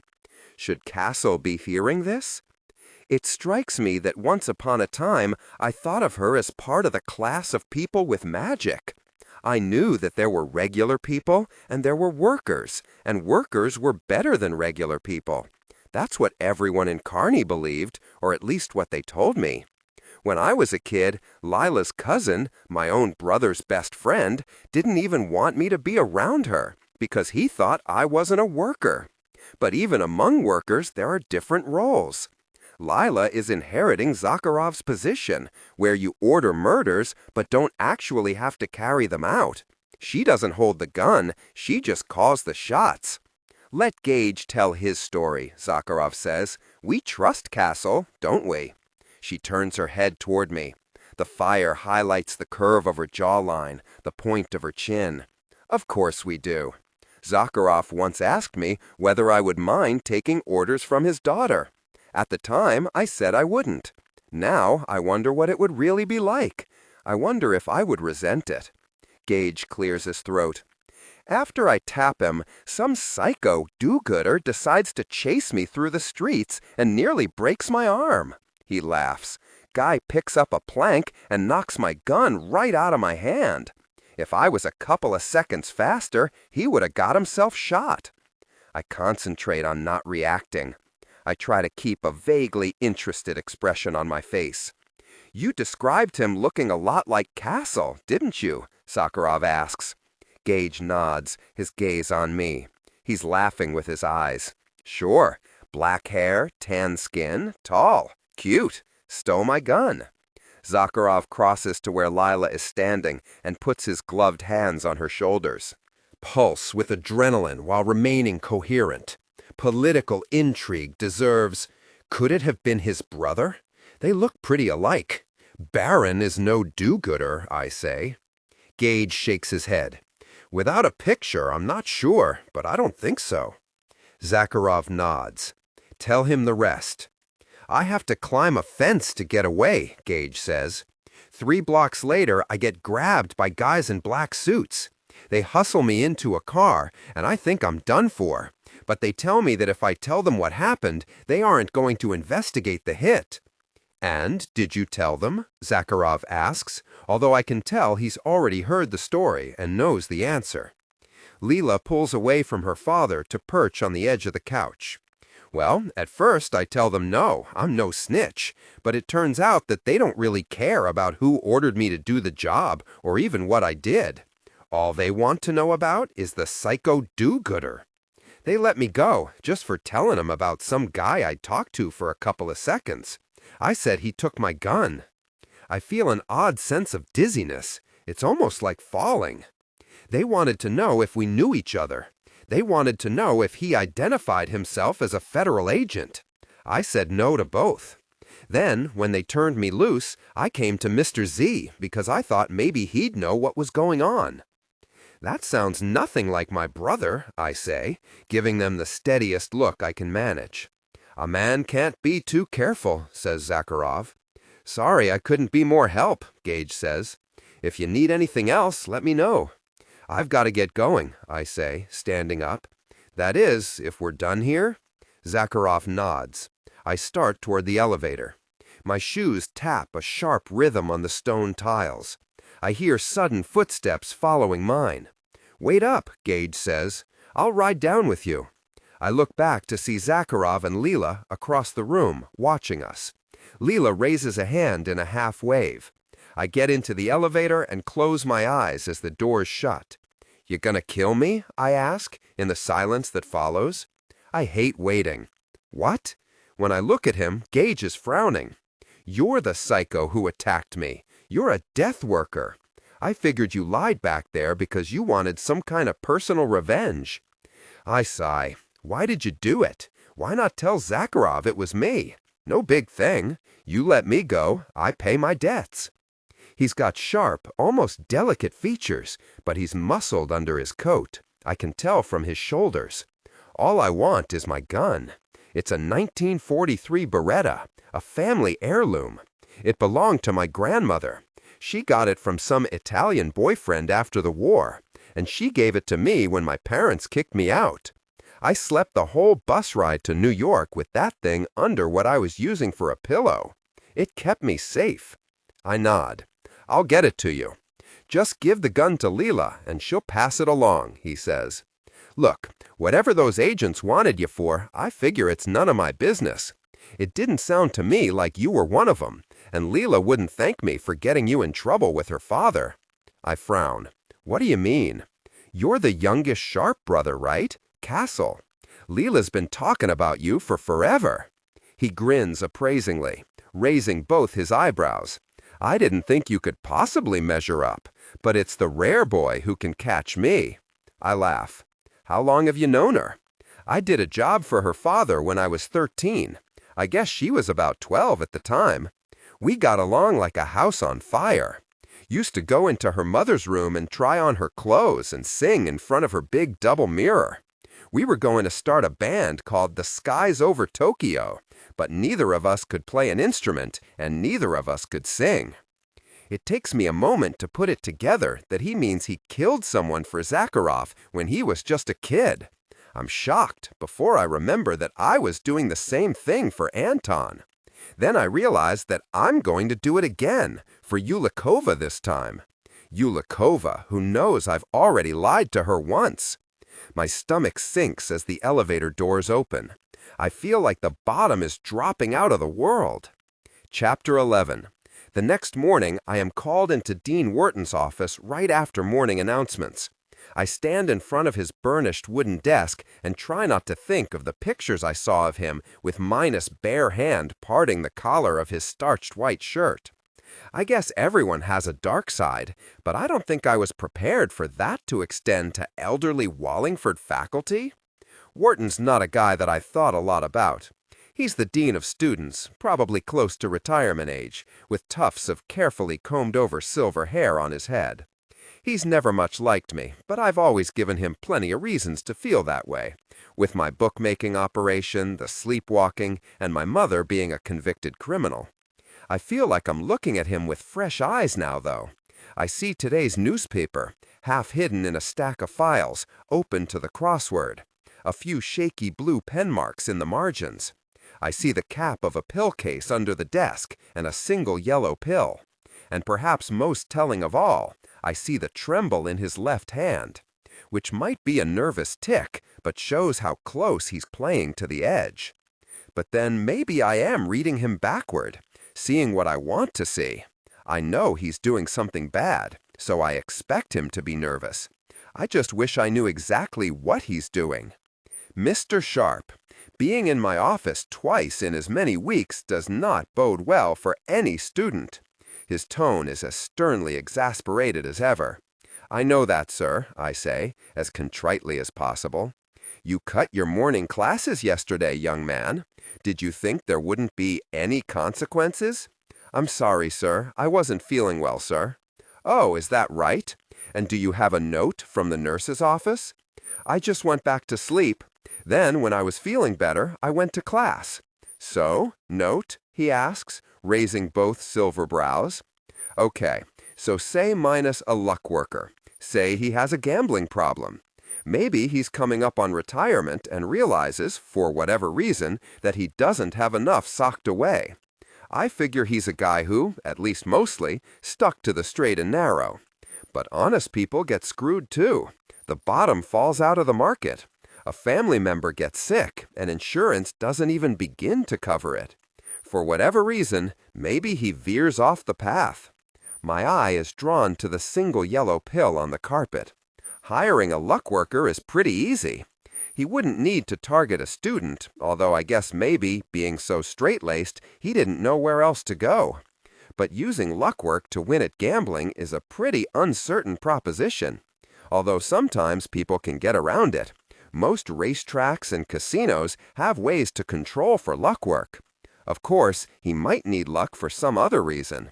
Maybe Northcutt is leaving, and he wants to be the new headmaster. No note, I say.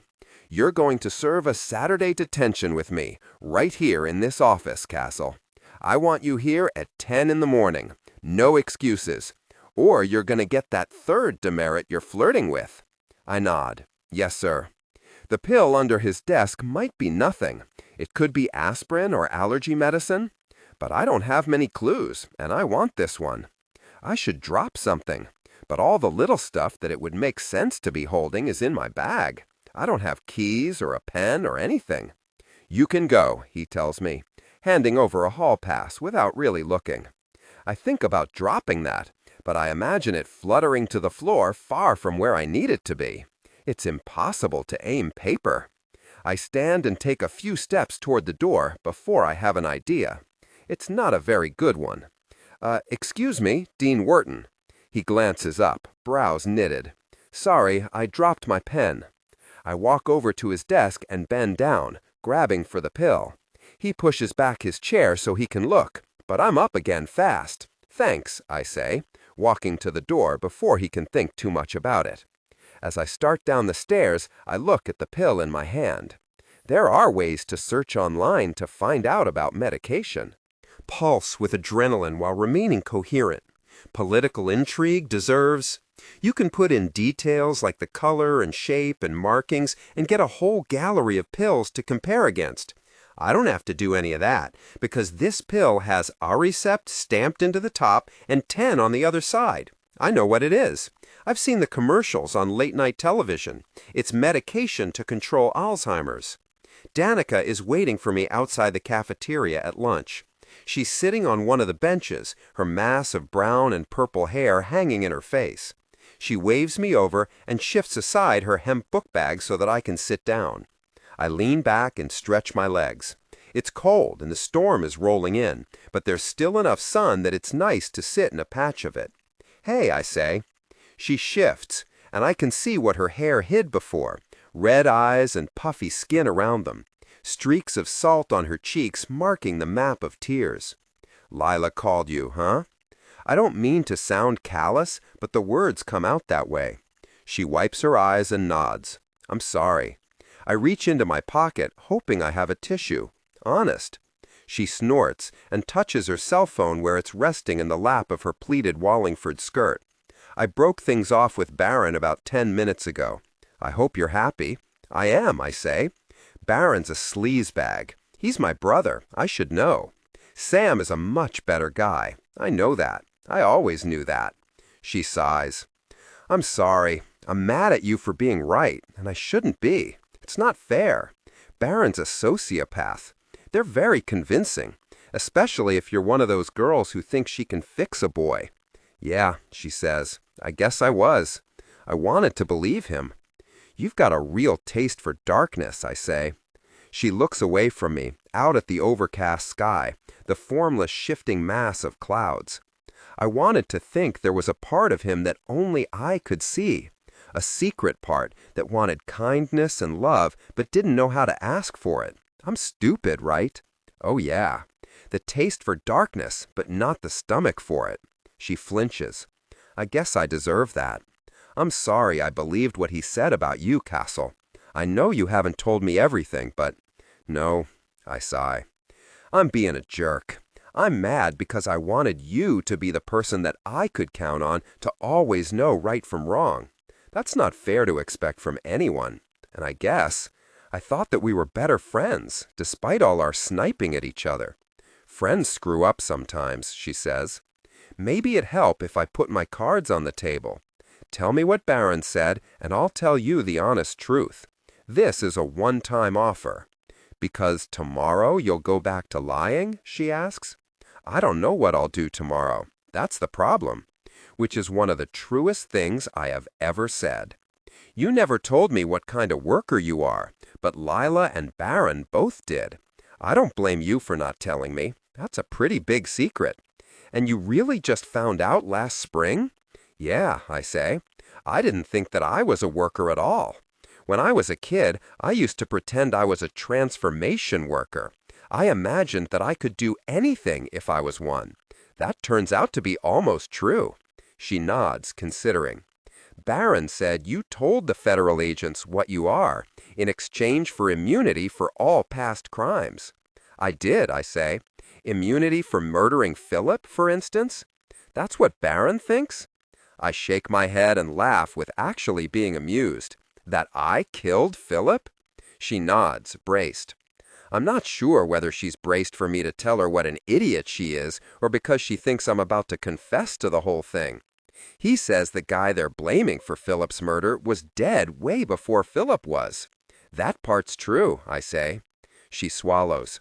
"Oh, come on. I didn't kill Philip. I know who did, that's all. And no, I'm not going to tell you, even if you ask, because it's got nothing to do with either one of us. Let's just say that the dead guy could afford to carry a murder charge in addition to his many other crimes. He was no angel. Barron said that you killed him and that you kept him in the freezer of your house, that you were some kind of assassin, that you're the one who killed the people in those files you showed me after Philip's funeral. I'm no angel either," I say. She hesitates. There's fear in her eyes, but at least she's not leaving. Lila explained. She said that Barron messed with your memories. You didn't know what you'd done. You didn't know what you were or what happened to her. Selfishly, I wonder if Lila said anything else. I have no idea how I could persuade Danica to tell me. He really kept her in a cage? Danica asks in a small voice. Yeah, I say. Memory work, it erases part of who you are. If we're who we remember ourselves to be, then what's it like to have huge chunks of your identity missing? How you met the girl sitting next to you, what you had for dinner the night before, a family vacation, the law book you studied all last week. Barron's replaced all that with whatever he makes up in the moment. I have no idea if he really remembered who Lila was, or even that he had a cat in the first place. She nods slowly and pushes back a mass of curls. I told him that it was contemptible what he did. I told him that I would never forgive him for lying to me. And I told him he was an ass. That sounds like quite a lecture, I say, laughing. I hope he was properly chastened. Don't make fun of me. She stands up, grabbing her bag. He really sounded sad, Cassel. I bite back everything I want to say to her. How he's an excellent liar. How he's the prince of liars. How Lucifer Morningstar himself could learn a thing or two from the conviction with which Barron lies. Lunch is almost over, I say instead. Let's grab a sandwich while we can. Afternoon classes slide by in a flurry of diligent note-taking and quizzes. A cup I made in ceramics comes out of the kiln in one piece, and I spend the better part of 40 minutes painting it a muddy red, with the words Rise and Wine across it in big black letters. Dr. Stewart is in his office when I swing by before track. He frowns at the sight of me. You're not in any of my classes this semester, Mr. Sharpe. His tone makes it clear that he considers that to be better for both of us. He adjusts his thick black-framed glasses. Surely you aren't here trying to beg me to change a past grade? I maintain that anyone who misses as much school as you have shouldn't even. Mina Lang asked me to come by and drop something off for her, I say, pulling a paper bag out of my backpack. It's not that I believe that Dr. Stewart has anything to do with blackmail or Wharton or Mina. It's that I want to be as sure as possible. He crosses his arms. I can tell he's annoyed that I interrupted him before he could tell me once again how students suspended for almost falling off a roof should have to go to summer school at the very least. Mina Lang is not in any of my classes either, Mr. Sharpe. So this isn't for you? Well, what is it? He asks. I can't imagine what she would be handing in to me. You want me to look? I try to seem as unaware as possible. Just the stupid messenger. He throws up both gloved hands in obvious disgust. Yes, please do, and stop wasting my time. I make a show of opening up the bag. Looks like a research paper and a book. Oh, and it's for Mr. Knight. Sorry, Dr. Stewart. I really thought she said your name. Yes, well, I'm sure she's glad she trusted you to courier it over. She's not feeling well. That's why she couldn't bring it herself. He sighs as though wondering why he is constantly being punished by the presence of inferior intellects. Goodbye, Mr. Sharpe. He might not be a nice guy, but Stewart's never blackmailed anyone in his life. I love running. I love the way that even in a marathon, I only have to worry about my feet hitting the pavement and my muscles burning. No guilt and no fear. It's just me hurtling forward as fast as I can, with no one to stop me.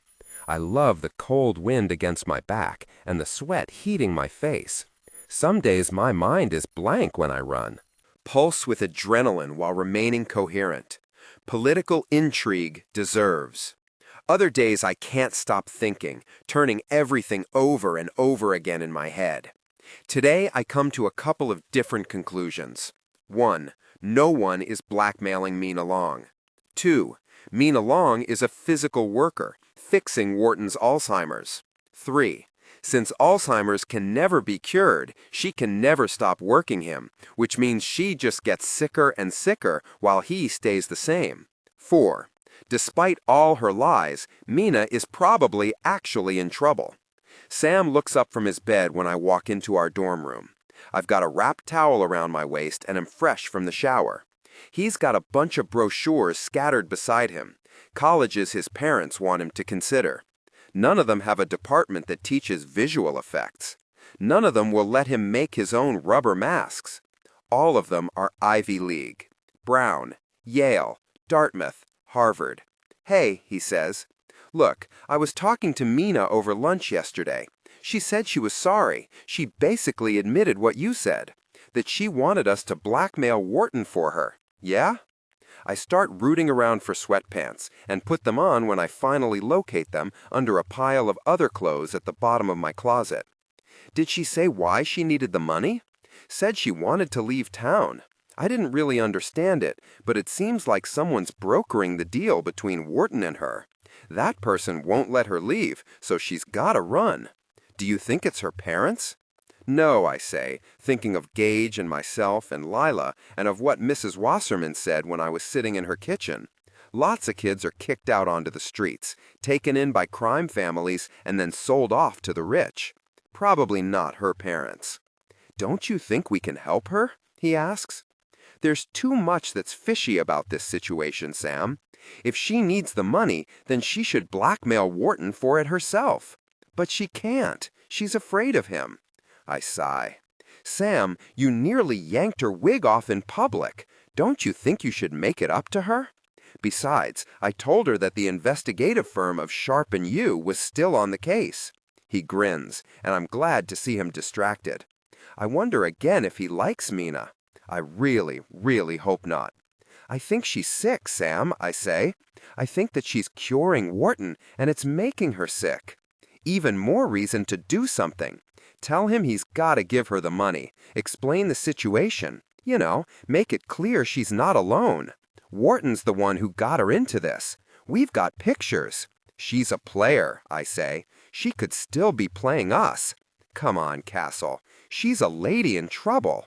She is trouble. I scratch my neck where I cut myself shaving.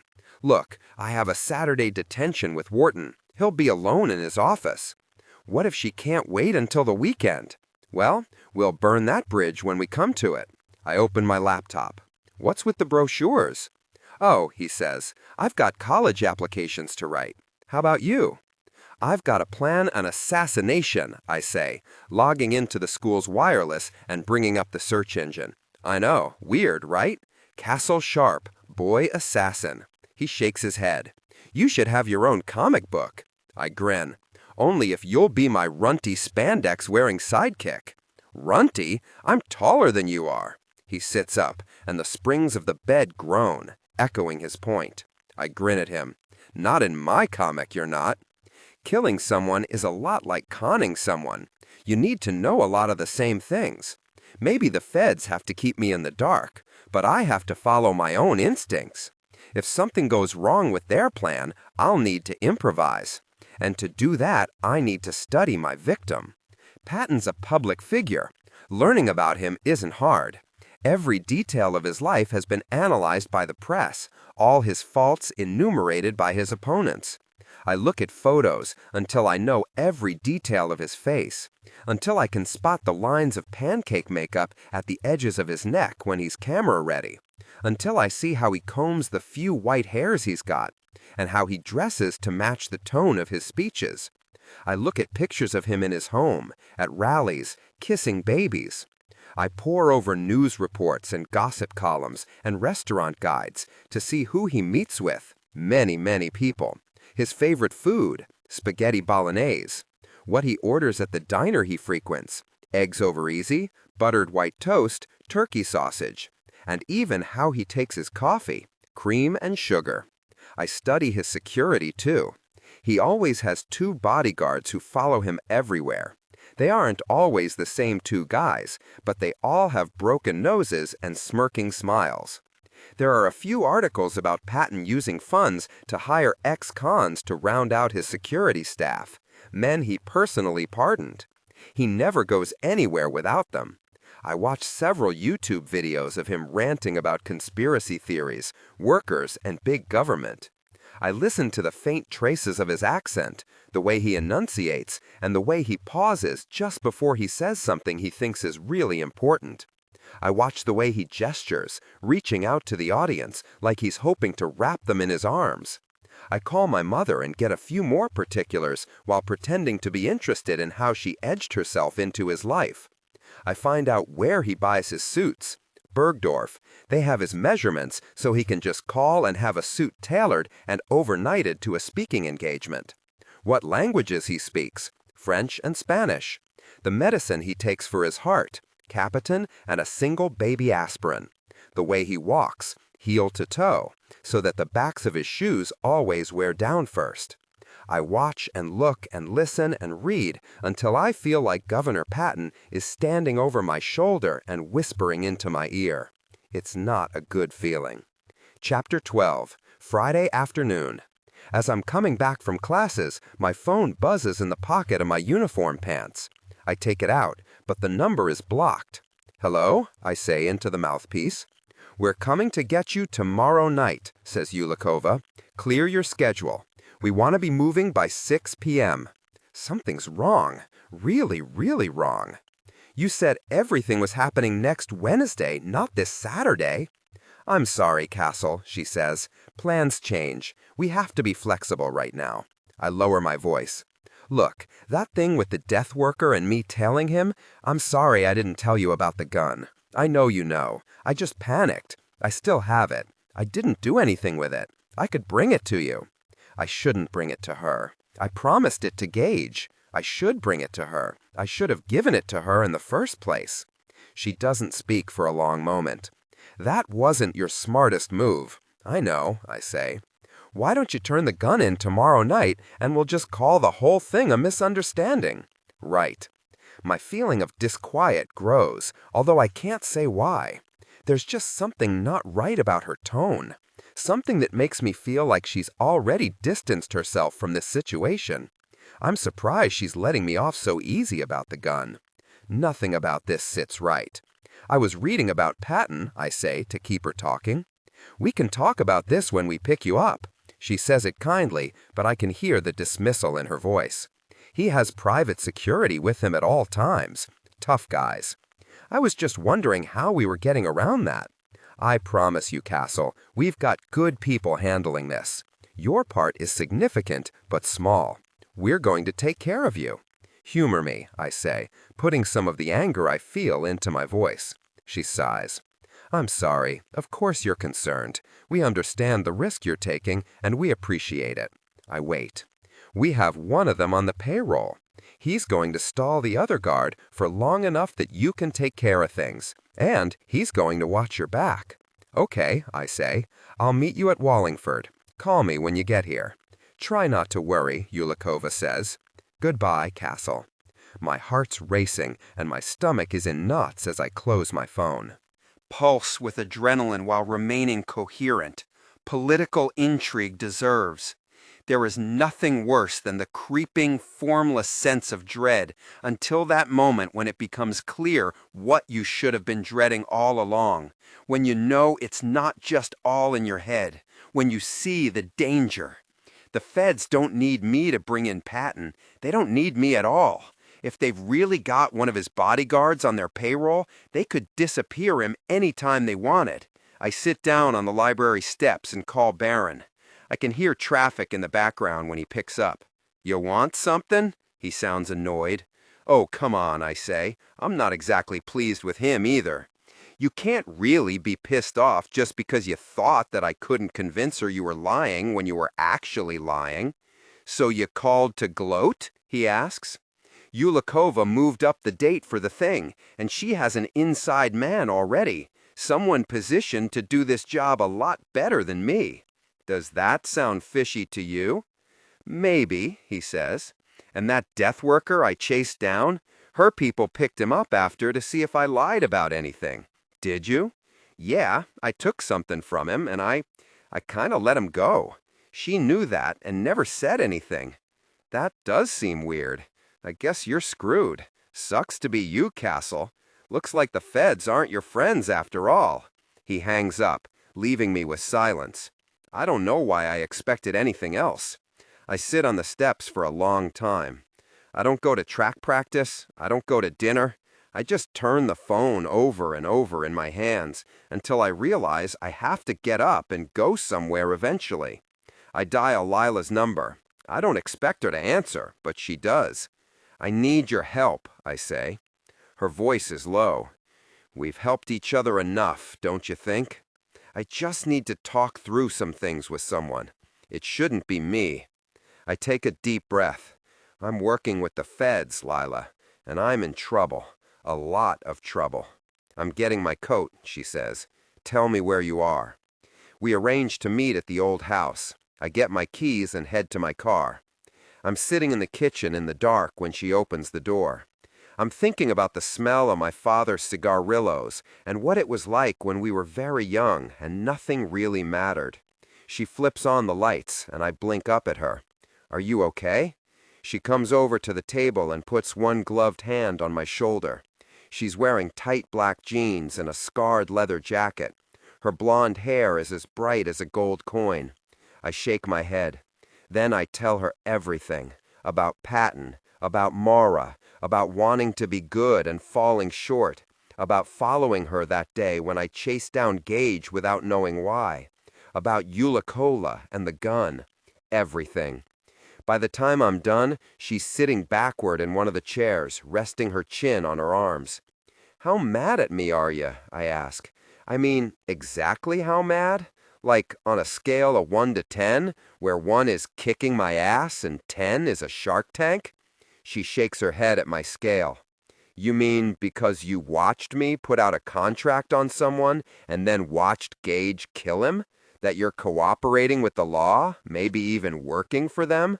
That you never told me any of this? I'm not happy. Does it bother you, what you saw me do? I don't know, I say. You think I have ice in my blood? She asks it lightly, but I know the answer matters.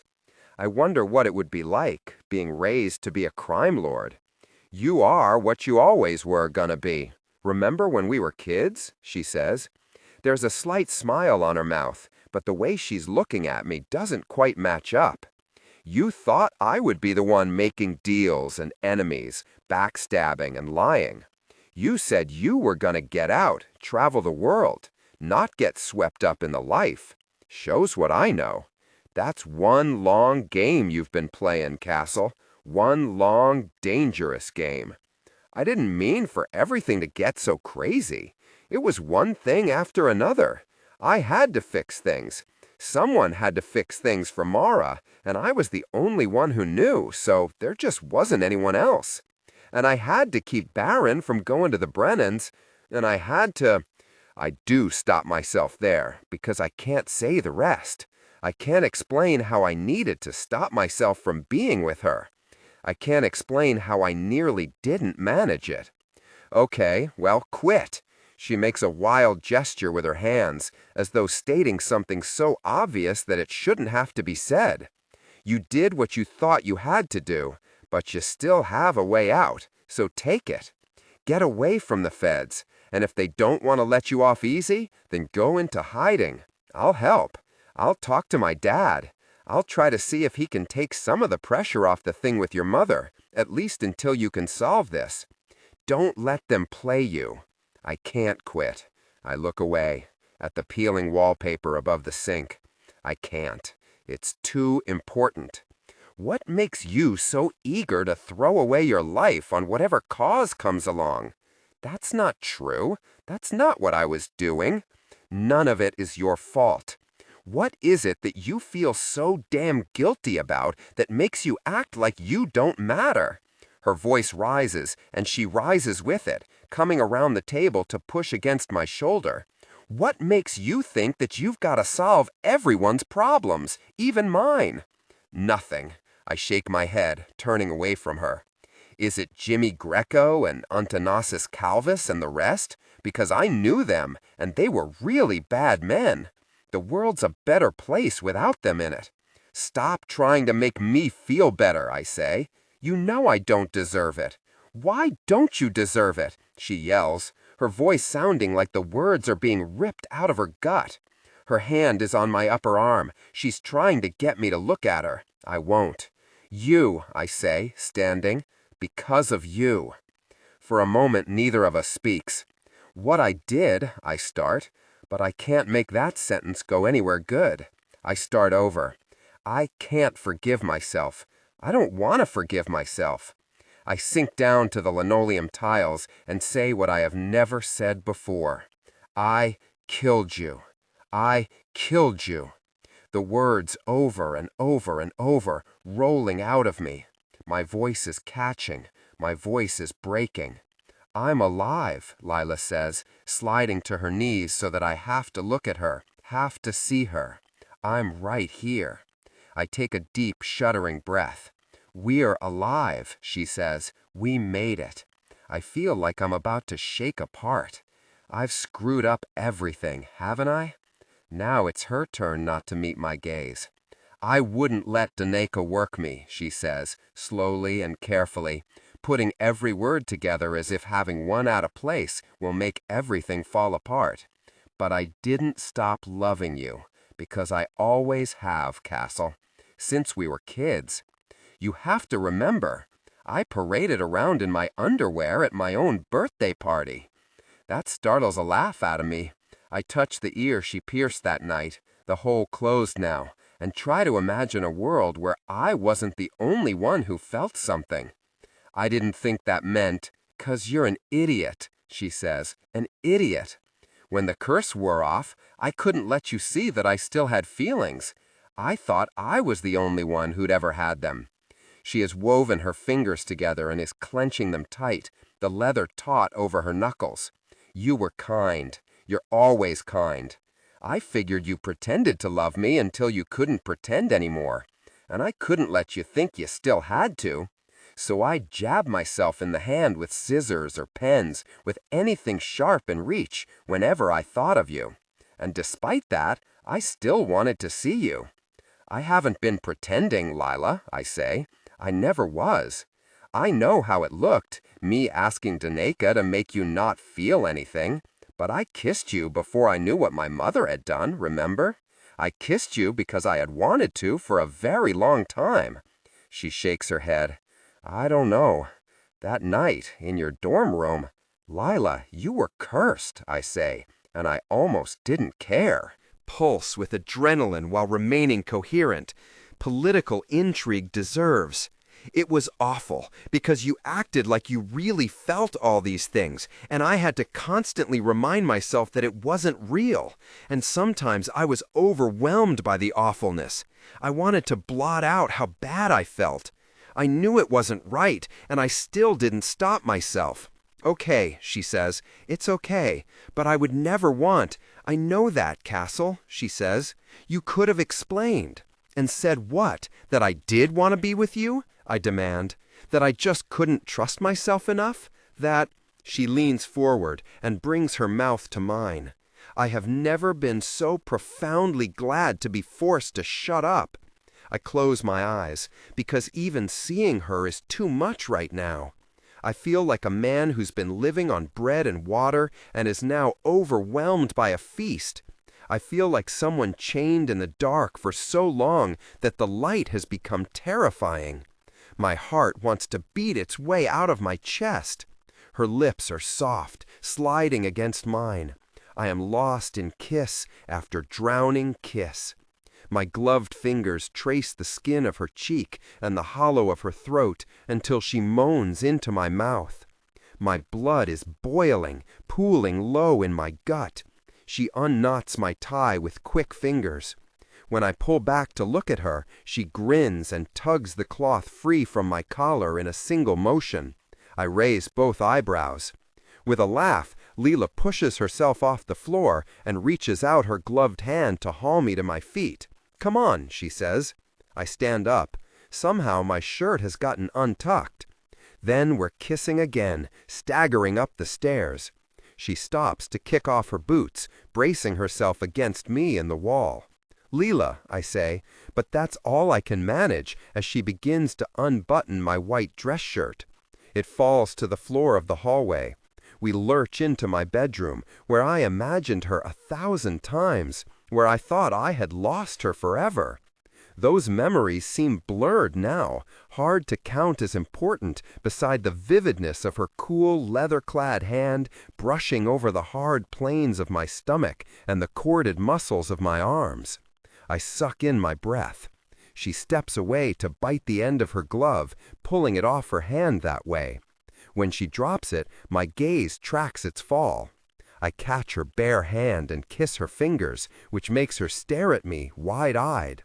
I bite down on the heel of her hand, and she groans. When I pull off my own gloves, my hands are shaking. The taste of her skin is on my tongue. I feel feverish. If I have to die tomorrow when the feds come for me, then this is the last request of my heart. This. The sight of lashes brushing her cheek as her eyes flutter closed. The pulse in her throat. Her breath in my mouth. This. I have been with girls I cared about and girls I didn't, but I have never been with a girl I loved more than anything else in all the world. I am staggered by it, overwhelmed with the desire to get everything right. My mouth dips low to trace the scar on her neck. Her nails dig into my back. Leela breaks away to yank her shirt over her head and throws it onto the floor. Her bra is blue and covered in lace butterflies. Then she comes back into my arms again, her lips opening, her skin impossibly soft and warm. When I run my bare hands over it, her body arches against me. She starts to unbuckle my belt with fumbling fingers. "Are you sure?" I say, pulling away. In answer, she steps back, reaches around and unclasps her bra, tosses it in the direction of her shirt. "Leela," I say helplessly. "Cassel, if you make me talk about this, I will kill you. I will literally kill you. I will strangle you with your own tie." "I think that tie's downstairs," I say, fighting to remember why in the world I wanted to talk as she comes forward to kiss me again. Her fingers thread through my hair, tugging my mouth down to hers. A few short steps, and we sprawl backward onto the bed, knocking pillows to the floor. "Do you have anything?" She's speaking against my shoulder, her bare chest against mine. I shudder with each word and force myself to focus. It still takes me a moment to realize what she means. "In my wallet. You know I haven't done this a lot." There's a tremble in her voice, as if she's suddenly nervous. "Like once before." "We can stop," I say, stilling my hands. I take an unsteady breath. "We should. If you stop," she says, "I will also kill you." So I don't. Chapter 13. I wake up with sunlight streaming in through the dirty window pane. I reach out my bare fingers, expecting them to brush warm skin, but they close on a tangle of bedsheets instead. She's already gone. I didn't stop loving you, Cassel. My skin is alive with the memory of her hands. I stretch, bones all down my spine popping languidly. My head feels clearer than I can ever remember. I grin up at the cracked plaster of my ceiling and picture her creeping out of the room while I'm sleeping, hesitating to kiss me goodbye, not leaving a note or any other normal person thing. Of course not. She wouldn't want to seem sentimental. She'd dress in the bathroom and splash water on her face, carry her boots and run across the lawn in stocking feet, sneak back into that fancy penthouse apartment before her criminal mastermind of a father could realize that his daughter spent the night at a boy's house. At my house. I can't stop grinning. She loves me. I guess I can die happy. I head into my parents' room and dig around, find a beat-up leather duffel bag into which I stuff a couple of t-shirts and my least favorite pair of jeans. No point in packing anything I like, since I have no idea where Yulikova is taking me or whether I'll ever see any of this stuff again. I stash my wallet and identification under my mattress. My objectives are simple. Figure out if Yulikova's going to double-cross me, do the job so Patton can't hurt my mother, and come home. After that, I guess we'll see. I didn't sign any papers, so I'm not an official member of the LMD. I can still get out if I want. At least I think I can. This is the federal government we're talking about, not some crime family with blood oaths and slashed throats. Of course, even if I'm not an agent, I'll still have to deal with everyone else who's looking for someone with my particular talents. I imagine for a moment being on my own after high school, living in New York, waiting tables and meeting Leela for espressos late at night. No one would need to know what I am. No one would need to know what I can do. We'd go back to my tiny apartment, drink cheap wine, watch black and white movies, and complain about our jobs. She could tell me about gang wars and all the new things that fell off trucks, and I shake my head at myself. Before I get too involved in fantasies about an impossible future, I better show up for detention. Otherwise, I'm not even going to graduate from Wallingford. Glancing at the clock on my phone, I see that I have about a half hour. That gives me time to go back to my dorm, pick up Sam, and figure out what we're going to say on Mina's behalf. Barely enough time, but still. I'm walking out to my car, duffel bag over one shoulder, when my phone rings. It's Barron. I flip it open. "Hey," I say, surprised. His voice is carefully neutral. "I did some digging." I stop, leaning against the front of my Benz, keys still in my hand. "What kind of digging?" "After what you said about the patent job, I persuaded one of my friends to let me use her ID card and rifle through some files. You were right. It's a setup, Cassel. You're supposed to get pinched. I feel cold all over. They want to arrest me?" He laughs. "The really hysterical part is that they're getting you to turn Patton into a toaster or whatever to cover their own screw-up. They could go in, guns blazing, if they weren't the reason Patton's so unstable in the first place. This is their mess." I look out at the lawn. The leaves have almost all fallen, leaving behind barren trunks of trees, their black branches reaching for the sky like the long fingers of endless hands. "What do you mean?" "Patton's aides called the feds once they realized Mom had worked him." Pulse with adrenaline while remaining coherent. Political intrigue deserves. If she hadn't been so sloppy, you wouldn't be in the lurch. She didn't have time to do a better job, I say. Anyway, politics isn't exactly her thing. Yeah, well, my point is that I read the reports, and they tell a fabulous tale of fuck-up-yitude. After the aides call the feds, they bring in a state-sanctioned emotion worker to fix Patton. But see, the government is full of hyperbathygatic idiots who've been taught not to use their powers unless they really have to. So the emotion worker agent they sent in didn't exactly have a deft touch. He works Patton to hate and fear Mom, thinking that strong emotions are the only way to negate what she did.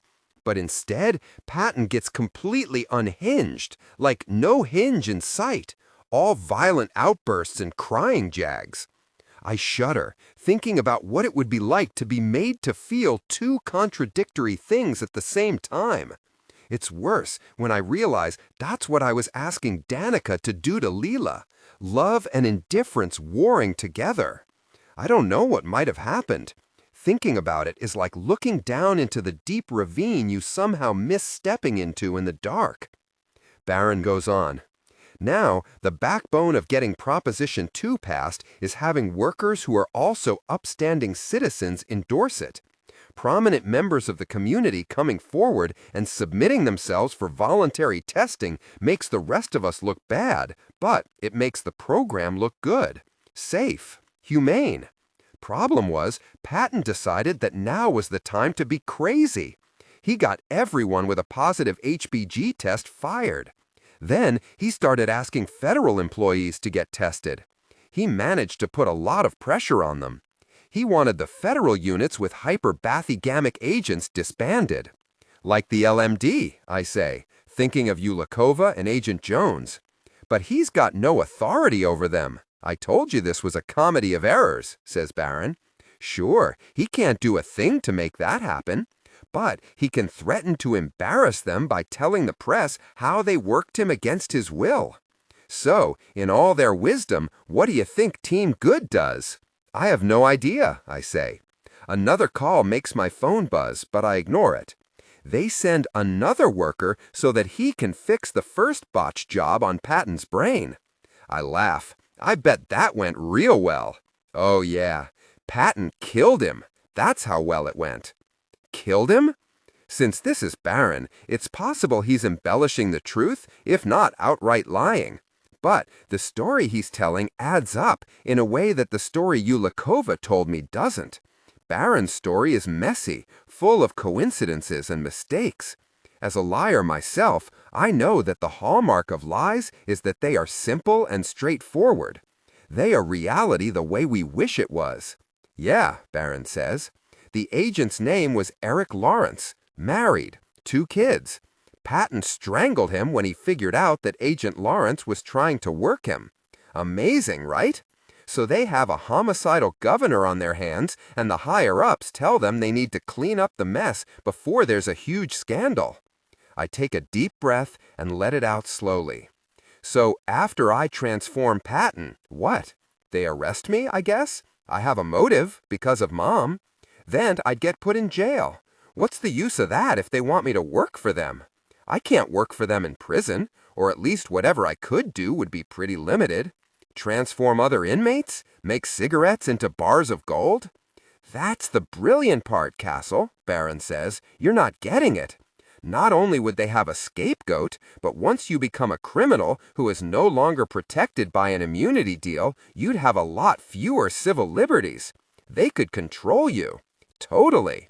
They'd have exactly the weapon they want. Did you find out where this is going to take place? I ask, and open the car door. I feel numb. Monday speech out near Kearney, on the site of a former internment camp. They'll pitch tents by the memorial. The feds have got the security sewn up, but who cares, Cassel? You're obviously not going. I have to go, though. If I don't go, Patton gets away with it, and Mom doesn't. I might not think my mother is a good person, but she's better than him. And I don't want the feds to get away with it either. Yes, I am, I say. Look, thanks for doing this. I know you didn't have to, and it really helps knowing exactly what I'm getting into. Fine, go. But just show up and screw it up. What are they gonna do, give you a good scolding? Mistakes happen. You screw up everything anyway. They'll just set me up again, I say. Now you'll be looking for it. I was already looking for it, I say. I still didn't see what was going on. Besides, someone should stop Patton. Sure, he says, someone who's not being set up. Someone who's not you. If I don't go along with this, the feds are threatening to go after Mom, and that's the best we can hope for, because Patton will kill her. He's already tried once. He did what? What do you mean? She got shot, and she didn't want us to know. I would have told you, but the last time we talked, you hung up on me abruptly. He ignores the rest of what I've said. Is she okay? I think so. I belt myself into the driver's seat. Then, sighing, I turn on the ignition. But look, we have to do something. We aren't doing anything. I've done all I'm gonna do looking through those files. I'm looking up for myself. Try it sometime. I have a plan. The vent floods the car with cold air. I crank up the heat and rest my head against the wheel. Or, well, not a plan exactly, but the beginnings of one. All I need you to do is stall Patton. Find out where he's going to be on Monday and keep him there so he's late to his speech. For Mom's sake, you don't even have to visit me in jail. Do something for me then, he says, after a pause. The chances of me pulling this off and getting away with it are so bad that I'm actually not that concerned about whatever evil scheme my brother will try to involve me in next. It's kind of freeing. Fine, I'll owe you a favor. But after. I don't have time right now. I look at the clock on the dashboard. In fact, I don't have any time. I have to get to Wallingford. I'm already late. Call me after your school thing, Barron says, and hangs up. I toss the phone onto the passenger seat and pull out of the driveway, wishing that the only plan I've got didn't depend on putting my faith in 2 of the people I trust least in the world, Barron and myself. It's 10 after 10 when I pull into the Wallingford parking lot. There's no time to go to my room, so I grab for my phone as I'm crossing the lawn, figuring I'll call Sam and get him to bring the photos of Wharton. But as I start thinking about the pictures, I have that awful feeling that there's something I've overlooked. In the diner, I said that I thought Mina must have intended for us to see the pictures. But she didn't just let us see them, she made sure that we had copies. Cold dread works its way up my spine. She wanted someone else to blackmail Wharton, someone to claim they took photographs and they want money, But we don't have to really do it. We just have to seem like we're doing it. Stupid, stupid. I am so stupid. As I am thinking that, the phone rings in my hands. It's Danica. Hey, I say, I can't really talk. I'm so late to detention, and if I get another demerit... She sobs, liquid and awful, and I bite off whatever I was planning to say next. What happened? I ask. Sam found out, she says, choking out the words, that I was seeing your brother. We were in the library together this morning studying. Everything was just normal. I don't know. I wanted to see him and figure out if there was still anything between us. Uh-huh, I say, crossing the green, hoping that Wharton is still in his office. Hoping that I'm wrong about Mina's plans. Hoping that Sam is somewhere burning those photos, even though I'm pretty sure he's too busy being devastated. And even if he wasn't, he has no reason to think we're in trouble. Maybe he'll get over it. Pulse with adrenaline while remaining coherent. Political intrigue deserves. It's pointless to think about the fact that neither of them getting over things is what broke them up in the first place. He's going to be furious with her, and doubly furious at me for not telling him about Baron, which, predictably, I deserve. No, listen, I left the room for a minute, and when I got back, well, Baron must have texted me, and Sam read it, and read the other ones too. He started screaming at me. It was really ugly. I pause. Are you okay? I don't know, she sounds as she's trying to fight back more tears. Sam's always been so gentle, sweet. I just never thought he could be that angry. He scared me. Did he hurt you? I am pushing open the doors of the administrative building, trying to think. No, nothing like that. I head for the steps. No one's in any of the offices. My footfalls are loud in the hallways. The only sounds I can hear are the ones I'm making. Everyone's home for the weekend.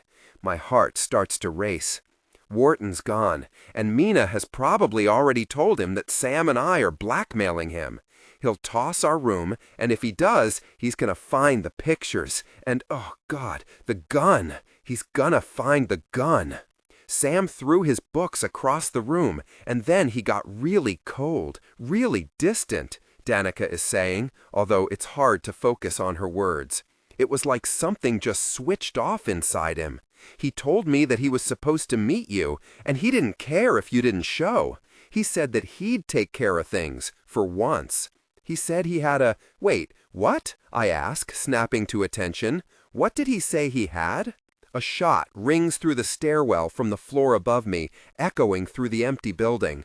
I don't know what I expect to see when I burst into Wharton's office, but it's not Sam and the headmaster grappling on the antique oriental rug. Wharton is crawling across the floor toward a gun that seems to have skittered away from both of them, while Sam's trying to pin him down. I go for the gun. Wharton looks at me dazedly when I swing the barrel in his direction. His white hair is sticking up all over the place. Sam slumps bonelessly, with a moan. That's when I realize that the red stain surrounding Sam isn't part of the carpet. You shot him, I say to Wharton in disbelief. I'm sorry, Sam gets out between locked teeth. I screwed up, Cassel. I really screwed up.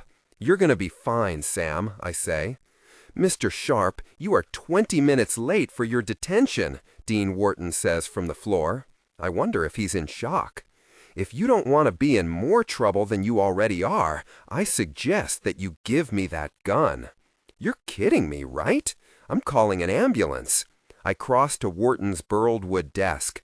The photos of Mina are there, on top of the other papers. No, Wharton says, pushing himself to his feet.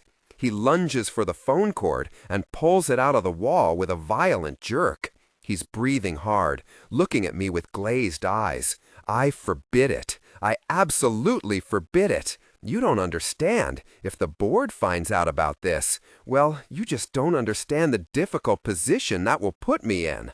I can imagine, I say, pulling out my cell with one hand. I can't quite work out how to dial and keep the gun trained on him at the same time. Wharton staggers toward me. You can't call anyone. Put that phone down. You shot him, I yell. Stay back or I'll shoot you. Sam moans again. It really hurts, Cassel. It really hurts. This can't be happening, Wharton says. Then he looks at me again. I'll tell them that you did it. I'll say that you both came here to rob me, and you two got into an argument, and then you shot him. I should know who shot me, says Sam. He winces as he puts pressure on his leg. I'm not going to say it was Cassel. That won't matter. Whose gun is that, Mr. Sharpe? Wharton says. Yours, I'll wager. Nope, I say. I stole it. He gives me a sudden blank look. He is used to good boys in tidy uniforms who only play at being troublemakers before doing what they're told. And the sudden suspicion that I'm nothing like that seems to disorient him. Then his mouth twists. That's right. Everyone knows your background. Who are they going to believe? You or me? I am a respectable member of the community. Not when they see the pictures of you and Mina Lange. That's pretty sketchy stuff. You're sick, right? Brain starting to go? First you forget small things, then bigger ones, and the doctor gives you the news that it only gets worse from here. Time to resign from Wallingford. Not much you can do legally, but illegally. Well, now we're talking. You can buy children, little girls like Mina, and she can't cure you because it's degenerative, but she can give you the next best thing. So you don't get any worse, and she starts getting sick. At first, you rationalize it. She's young, she'll get better. So she misses some classes? That's nothing for her to be upset about. After all, you've gotten her a scholarship to Wallingford, a prestigious prep school, so that you could have her on hand whenever you needed her. When she told you we had the pictures, you probably were willing to pay. But then when Sam comes in here, he says something that makes you realize the money is for Mina, and that puts you in a tough spot. If she goes, you get sick again, and if anyone sees the pictures, you lose your job. You can't have that, so you go for the gun. Wharton looks toward the desk as though he wants to mad grab for the photos. Sweat is beading on his forehead. She was in on it? She orchestrated this? She took those pictures? The only thing she didn't expect was someone to actually try to help her. Sam did, because he's a good guy. See what it got him? Now I'm making this call, and you're not going to stop me. No, Wharton says. I glance at Sam. He looks very pale. I wonder how much blood he's already lost. Look, I don't care about Mina or the money or you losing your mind, I say. Take the photos. Keep your secret. Tell the ambulance people whatever you want when they come. But he's really hurt. Okay, let me think. You must know someone, the dean says in a low, pleading voice. The kind of doctor who won't report a shooting. You want me to call a mob doctor? The eagerness on his face is exaggerated, manic. Please, please, I'll give you anything. You can both graduate with a 4.0. You can blow off all your classes. If you make this go away, as far as I'm concerned, you can do whatever you want. And no more demerits, says Sam weakly. Are you sure? I ask Sam. This doctor's not going to have all the stuff that a real hospital. Cassel, think about it, Sam says. If an ambulance comes, we're all in trouble. We all lose. I hesitate. My parents, he says. I can't. They can't find out. I look at him for a long moment, and then remember that Sam was the one who brought a gun into the dean's office and threatened him with it. Normal parents probably frown on that kind of thing. I bet judges don't like it either. This isn't a zero-sum game for the dean, Sam, and me. There's plenty of trouble to go around. With a sigh, I flick the safety on, shove the gun into my pocket, and make the call. The doctor with the crooked teeth arrives a half hour later. His answering service never asked for a name from me, and never gave one for him either. In my head, I am still calling him Doctor. He's wearing a similar outfit to the last time, sweatshirt and jeans. I notice he's got on sneakers with no socks, and there's a scab of some kind on his ankle. His cheeks look more sunken than I remember, and he's smoking a cigarette. I wonder how old he is. He looks like he's maybe in his 30s, with a full head of unruly curls and the scruff of a man who can't be bothered to shave every day. The only thing that indicates he's a doctor at all is the black bag he's carrying. I have elevated Sam's leg and patted it with my t-shirt. I am sitting on the floor, applying pressure. Dean Wharton wrapped Sam in my coat to stop him from shivering. Pulse with adrenaline while remaining coherent. Political intrigue deserves. We've done our awful best, and I am feeling like the worst friend in the world for not insisting we take him immediately to the hospital, whatever the consequences. You got a bathroom? The doctor says, glancing around. Through those doors and down the hall, says Dean Wharton, frowning at the doctor's cigarette disapprovingly, still apparently trying to stay in control of the situation. This is a no-smoking building. The doctor gives him an incredulous look. I've got to scrub in. Clear off the desk while I'm gone. We're going to have to get the patient up there. And get some more lights. I need to see what I'm doing. Do you trust that man? Dean Wharton asks me as he lifts stacks of papers and shoves them into his filing cabinet haphazardly. No, I say. Sam makes a choked sound. I didn't mean it that way, I say. You're gonna be fine. I'm just pissed off. Mostly at myself. No, scratch that. Mostly at Wharton. The dean drags a floor lamp to his now clear desk and flips it on. He manages to position a couple of other lights on the bookshelves, tilting their flexible necks to point bulbs at the table, like faces all turned toward a performance. Help me get 'em up, I say. Don't lift me, Sam says, slurring the words slightly. I can hop. This seems like a terrible idea, but I am not arguing with a wounded man. Putting his arm around my neck, I haul him up. He makes a low sound in the back of his throat, like he's biting back a scream. His gloved fingers dig into my bare arm. His face contorts with pain and concentration, his eyes closing tightly. Don't put any weight on it, I remind him. Screw you, he says through gritted teeth, which I take to mean that he's doing okay. We move across the room, his body half slumped on mine. My t-shirt slides off his leg, and blood seeps sluggishly from the hole as he climbs up onto the desk. Lie down, I say, reaching for the shirt. I have no idea how clean anything is, but I try to mop up the worst of the blood and reapply pressure. Wharton stands back, watching us with what looks like a mixture of distaste and terror. Possibly he's mourning the ruination of his desk. The doctor comes back into the room, his cigarette gone. He's got on what looks like a plastic poncho and gloves. His hair has been pulled back with a bandana. Sam moans. What is he going to do? I am going to need an assistant for this, the doctor says, looking at me. You okay with blood? I nod. You're lucky. My last job wasn't too far from here. Sometimes I can get pretty backed up. I bet, I say. I wish he would stop talking. He nods. So, I need the money. It's gonna be $500 up front, like my answering service said. Maybe more, depending on how things go, but I'll need to have that now. I look over at Wharton, and he fusses around with one of the drawers in his desk. He must be used to paying other people in cash, because he unlocks some section inside a lower part and counts out a wad of bills. Here's $1,000, the dean says, his hand shaking as he holds out the cash. Let's make sure things go well. No complications. Do you understand? Money soaks up germs. It's dirty stuff. You take it, kid, doctor says. Put it in my bag. And take out the bottle of iodine. Then, before you do anything else, I want you to go wash your hands. My gloves? I ask. Your hands, he tells me. You're going to wear a pair of plastic gloves. Those are ruined. In the bathroom, I scrub furiously. My hands, my arms.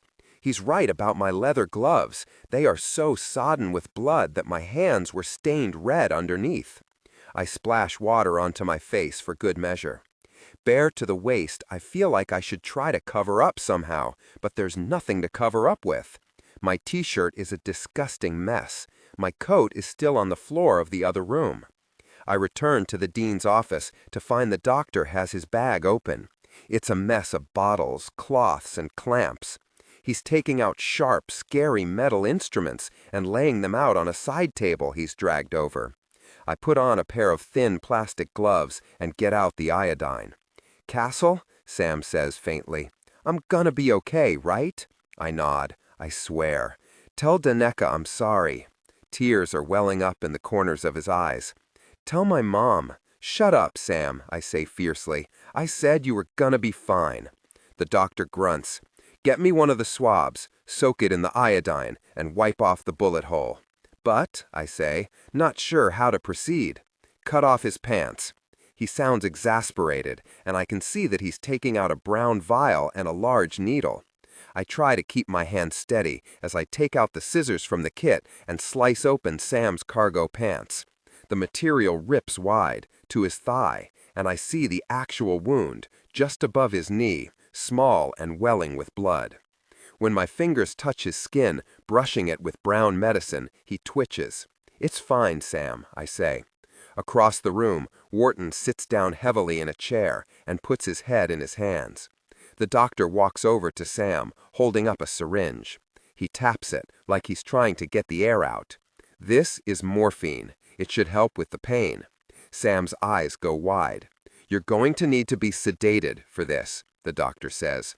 Sam swallows and, visibly steeling himself, nods. The doctor sticks the needle into a vein in Sam's arm. He makes a sound that's half moan and half swallow. "Do you think she really likes him?" Sam asks. I know who he means. Baron. And I don't know the answer, not really. The doctor looks at me, then back at Sam. "No," I say, "but maybe you shouldn't worry about that now." Distracting Sam's eyes roll back in his head, his body going limp. I wonder if he's dreaming. "Now you've got to hold him down," the doctor says, "while I dig out the bullet." "What?" I say. "Hold him how?" "Just keep him from moving too much. I need his leg to stay steady." He looks across the room at Dean Wharton. "You, come over here. I need someone to hand me forceps and a scalpel when I ask for them. Put on these gloves." The dean stands and crosses the room dazedly. I move to the other side of the desk and put one hand on Sam's stomach and the other on his thigh, leaning my weight against them. He turns his head and groans, although he remains out of it. I let go immediately, stepping back. "Hold him. He won't remember this," the doctor says, which doesn't comfort me even a little. There's lots of stuff I don't remember, but that doesn't mean it didn't happen. I put my hands back in place. Doctor leans in and presses around the wound. Sam moans again and tries to shift position. I don't let him. He's going to stay semi-conscious. It's safer that way, but it means you've really got to stop him from moving. I think the bullet's still in there. "What does that mean?" Dean Wharton asks. "It means we've got to get it out," says the doctor. "Give me the scalpel." I turn my head at the moment the point of the knife sinks into Sam's skin. He writhes under my hands, squirming blindly, forcing me to put my full weight against him. When I look again, the doctor has cut a deep slice. Blood is welling up out of it. "Retractor," the doctor says, and Wharton hands it over. "Hemostat," the doctor says. "What's that?" "The silver thing with the curved tip." "Take your time. It's not my emergency." I shoot the doctor my filthiest glare, but he isn't looking. He's pushing an instrument into Sam's leg. Sam moans, low, and jerks slightly. "Shh," I say. "It's almost over. It's almost over." Blood sprays out of the leg suddenly, hitting my chest and face. I stagger back, shocked, and Sam nearly jerks off the table. "Hold him, you idiot!" the doctor shouts. I grab Sam's leg, slamming myself down onto it. The blood pulses along with his heart, rising and falling. There is so much blood. It's in my eyelashes, smeared over my stomach. It's all I can smell and all I can taste. When I say hold him, I'm not joking. Do you want your friend to die? Hold him. I have to find the vessel I nicked. Where is that hemostat? Sam's skin looks clammy. His mouth looks bluish. Pulse with adrenaline while remaining coherent. Political intrigue deserves. I turn my head away from the surgery, my fingers digging into his muscles, holding him down as firmly as I can. I grit my teeth and try not to watch the doctor tie off the artery, or watch him root out the bullet, or start stitching up the wound with black string. I hang on and watch the rise and fall of Sam's chest, reminding myself that so long as he's breathing and moaning and shifting, so long as he's in pain, he's alive. After, I slump on the floor and listen to the doctor give Dean Wharton instructions. My whole body hurts, my muscles sore from fighting Sam's. He's going to have to take antibiotics for 2 weeks, otherwise he's at serious risk for infection, the doctor says, taping the gauze in place and wadding up his bloody poncho. I can't write him a prescription, but this is enough for the first week. My answering service will contact whichever one of you called about getting more antibiotics. I understand, the dean is saying. I understand too. Doctor can't write a prescription because he's had his license revoked. That's why he's acting as a concierge doctor for Zakharov and for us. And if you need a cleanup service for in here, I know some very discreet people. That would be very much appreciated. They sound like two civilized men discussing civilized things. They are two men of the world, a man of medicine and a man of letters. They probably don't think of themselves as criminals, no matter what they've done. As the doctor walks out the door, I take my phone out of my pocket. "What are you doing?" Dean Wharton demands. "I'm calling his girlfriend," I say. "Someone's gonna have to stay with him tonight. It can't be me, and he wouldn't want it to be you. You have somewhere more important to be?" I look up at Wharton. I'm exhausted, and I hate that I can't stay when this is all my fault in the first place. My gun, my dumb joke with Mina, the finger in my pocket that made it seem like bringing a gun was the right move. It can't be me. I absolutely forbid you to call another student, Mr. Sharpe. This situation is chaotic enough as it is. Bite me, I say, my gloved fingers leaving sticky brown marks behind when I tap the keys. "Did you find him?" Daneka says, instead of hello. "Is he all right?" The connection isn't very good. She seems scratchy and far away. "Can you come to Dean Wharton's office?" I ask. "Because if you can, I think you should come now. Sam could really use you. It would really help if you came right now. But don't panic. Please just don't panic, and please come now." She says she will in a bewildered tone that makes me think I must sound very strange. Everything feels empty. "You should go," I tell Dean Wharton.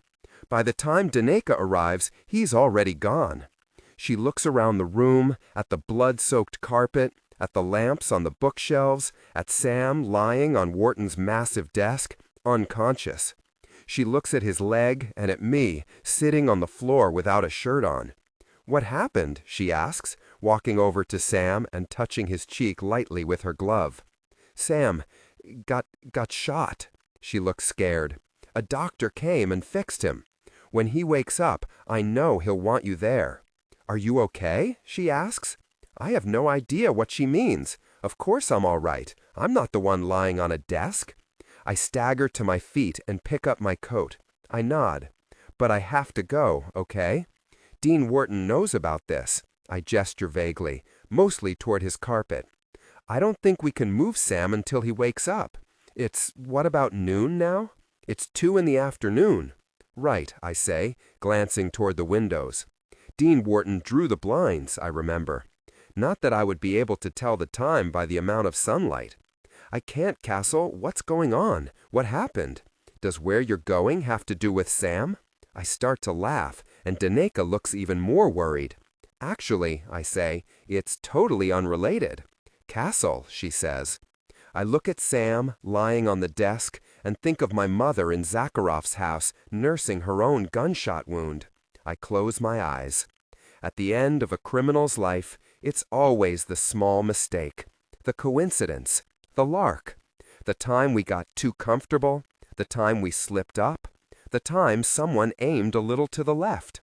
I've heard Granddad's war stories 1,000 times, how they finally got Mo, how Mandy almost got away, how Charlie fell. Birth to grave, we know it'll be us one day. Our tragedy is that we forget it might be someone else first. Chapter 14. I am shaking when I walk out of Wharton's office, trembling with such force that I'm afraid I'll stumble as I make my way down the stairs. Sam's blood is staining my skin, soaking through my pants. I force myself to walk across the quad, hunched over so that my coat hides the worst of it. Most students are gone on the weekends, and I am careful not to take any of the paths and to veer away if I see anyone. I stick to the shadows of trees and darkness. Once I make it to my dorm hall, I head straight for the communal bathroom. I see myself in the mirror. There is a smear of red across my jaw, and for a moment, as I try to wipe it and only smear it wider, I feel like I am looking at a stranger, someone older with hollow cheekbones and lips curled in a mean scowl. A madman fresh from a murder. A sicko. A killer. I don't think he likes me much. Despite the scowl on his face, his eyes are black and wet, as if he's about to start crying. I don't like him much either. My stomach lurches. I have barely enough time to make it into one of the stalls before I start to retch. I haven't eaten anything, so it's mostly sour bile. On my knees on the cold tile, choking, the wave of anger and self-loathing that sweeps over me is so towering and vast, I cannot imagine how there will be anything of me that's not carried away with it. I feel like there's nothing left, no fight in me. I have to focus. Yulikova will be here in a couple more hours, and there's stuff I need to take care of, things that need to happen before I can go with her, arrangements, last details, and instructions. But I'm frozen with horror at everything that has happened and everything in front of me. All I can think of is blood and the guttural raw sound of Sam moaning in agony. I better get used to it. I take a shower so hot that my skin feels sunburned when I get out. Then I dress for my date with the Fed, a top-scrappy t-shirt that got chewed up by one of the dryers, my leather jacket, and a new pair of gloves. The bloody clothes I run under the tap until they're less foul, then wrap them in a plastic bag. Even though it's a risk, I keep my phone, turning off the ringer and tucking it into my sock. I shove a bunch of other things into my jacket, things I plan on transferring to the duffel I left in the car.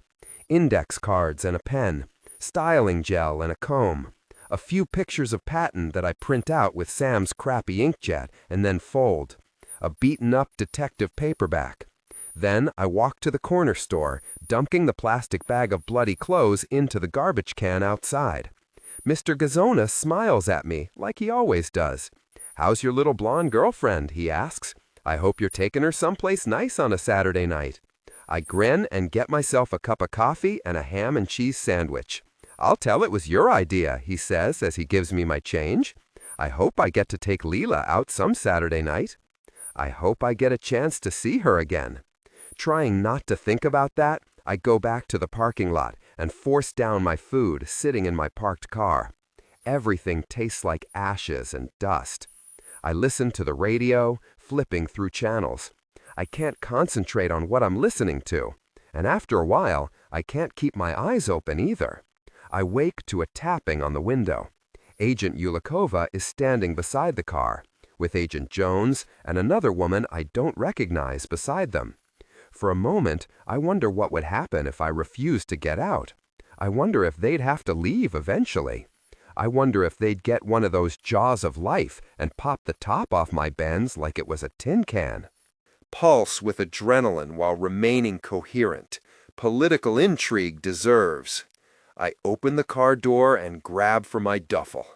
"Have a nice rest?" Yulikova asks me. She's smiling sweetly, like she's the den mother of my Boy Scout troop, instead of the lady who wants to send me up the river. She looks healthier than she did in the hospital. The cold has made her cheeks rosy. I force a yawn. "You know me," I say, "lazy as a bedbug." "Well, come on. You can sleep in our car if you want." "Sure," I say, locking the Benz.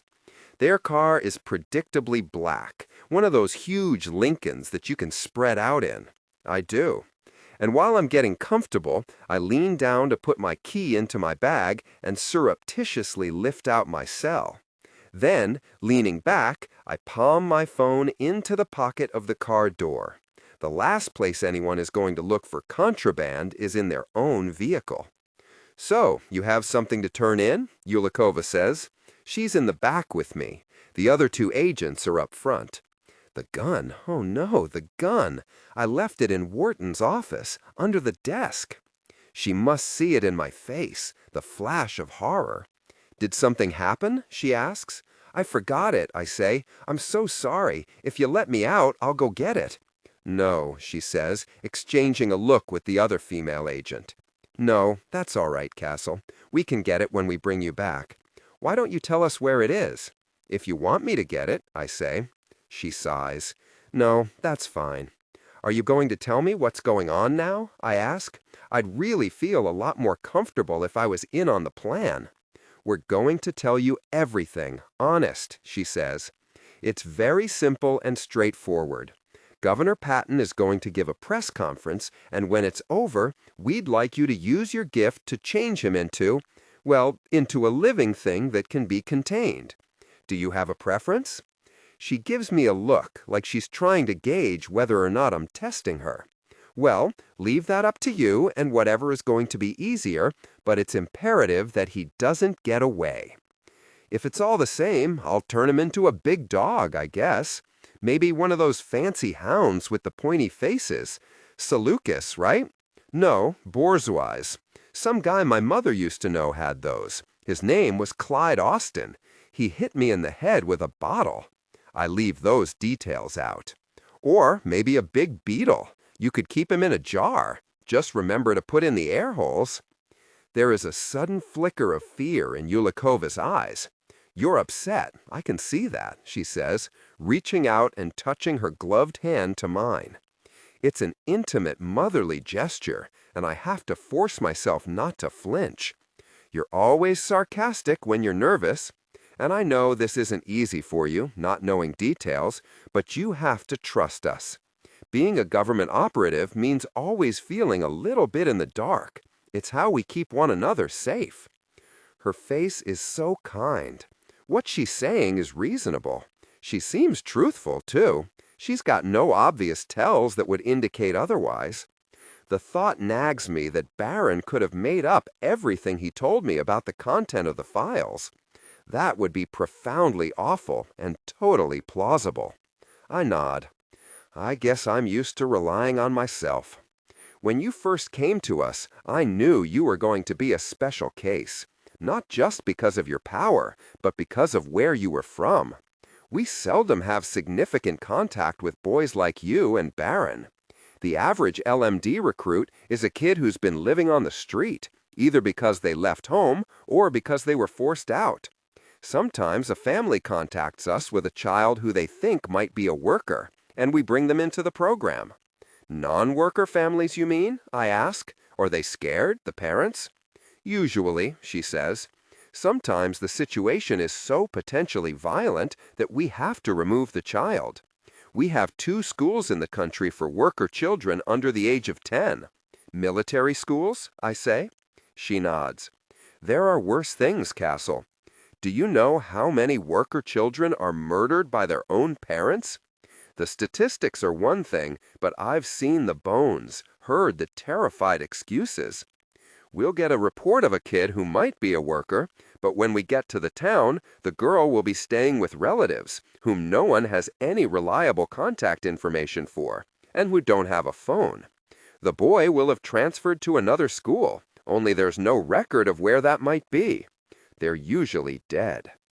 I don't have anything to say to that. And then there are the neglected children, the abused children, the kids who are raised to think their only choice is becoming a criminal. She sighs. You're wondering why I'm telling you all this. Because that's what you're used to. Not kids like me, with mothers like mine and brothers like mine. She nods, glancing toward the front of the car where Agent Jones is sitting. I'm not used to being thought of as the enemy. I blink at her. That's not what I think. She laughs. Oh, I so wish for a lie detector test right now, Cassel. And the worst part is that I realize it's at least partially our fault. We only know about you because you had no other choice but to turn yourself in. And now, with your mother being in a lot of potential trouble, well, let's just say that our loyalties are not in alignment. We've had to make deals, you and I, which isn't how I want us to proceed. I want us to be on the same page, especially going into such an important mission. She lets me chew that over for a while. Eventually, the car stops in front of a Marriott. It's one of the innocuous, massive box hotels that are perfect for keeping track of someone in because every floor leads to one central lobby. Pick a high enough floor, and all you need is someone posted outside the room, and maybe another person by the stairs, and another by the elevator. That's 3 people, exactly the number in the car with me right now. Okay, I say as Agent Jones kills the engine. After all, I am entirely in your hands. Yulikova smiles. And we're in yours. I grab my duffel, they take Navy overnight bags and briefcases out of the trunk, and we head for the main entrance. I feel like I am going to a very dull sleepover. Wait here, Yulikova says, and leaves me standing in the lobby with the nameless female agent, while Yulikova and Jones check us in. I sit on the arm of a beige chair and stick out my free hand. Cassel Sharpe. She regards me with all the suspicion that Jones usually does. Her short ginger hair is pulled back into a low ponytail, and her navy suit matches her overnight bag. Sensible beige pumps. Pantyhose, for God's sake. Tiny gold hoops in her ears complete the effect of a person with no tells and no inner life. I can't even tell her age. It could be anywhere between late 20s and late 30s. Cassandra Brennan. I blink several times, but when she reaches out her hand, I take it and we shake. I see why they gave you this job, I say finally. Brennan family, huh? Yulikova said she hadn't worked with many people who come from worker families. She didn't say she'd worked with none. It's a common enough name, she says. Then Yulikova comes back, and we head to the elevators. My room is part of a suite, attached to the rooms where Yulikova, Jones, and Brennan will be sleeping. Of course, I'm not given my own key. My door, predictably, does not exit into the hallway, but opens onto the main room, where there's a crappy couch, a television, and a mini fridge. I dump my duffel in my bedroom and head back out into the central room.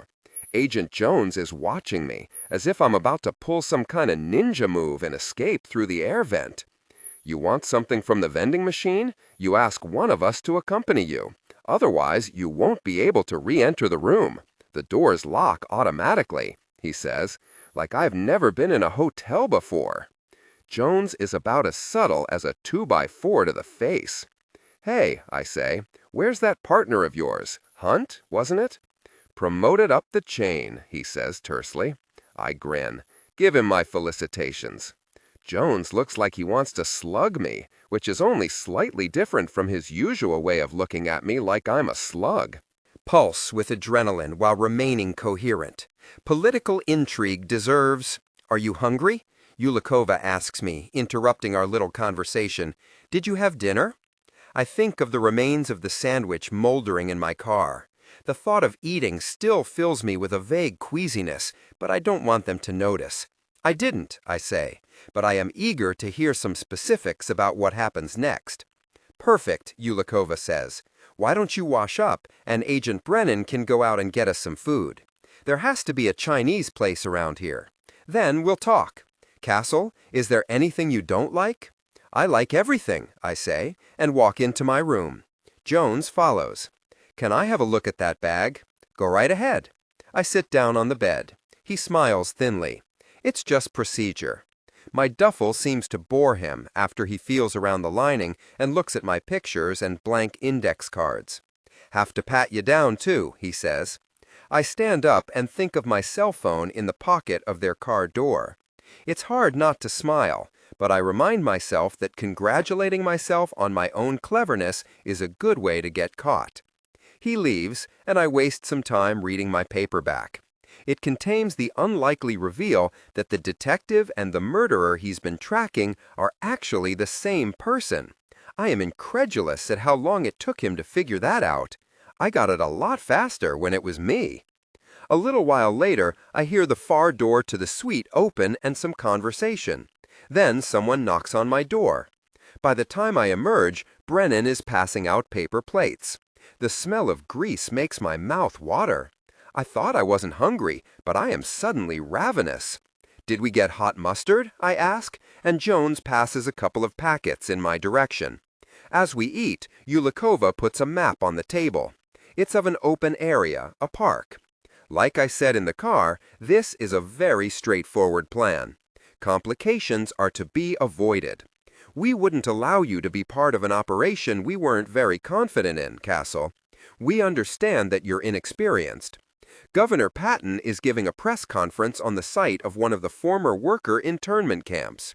He'd like to position Proposition 2 as helping workers, but he'd also like to subtly remind everyone to be afraid. She takes out a ballpoint pen from her jacket and marks an X on a clearing. You'll be here the whole time in one of the trailers.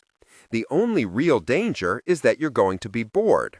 I smile and take another bite of my Kung Pao chicken. I get a hot pepper and try to ignore my burning tongue. They're going to build a stage there, she touches the page, and a trailer for Patton to get dressed in will go here.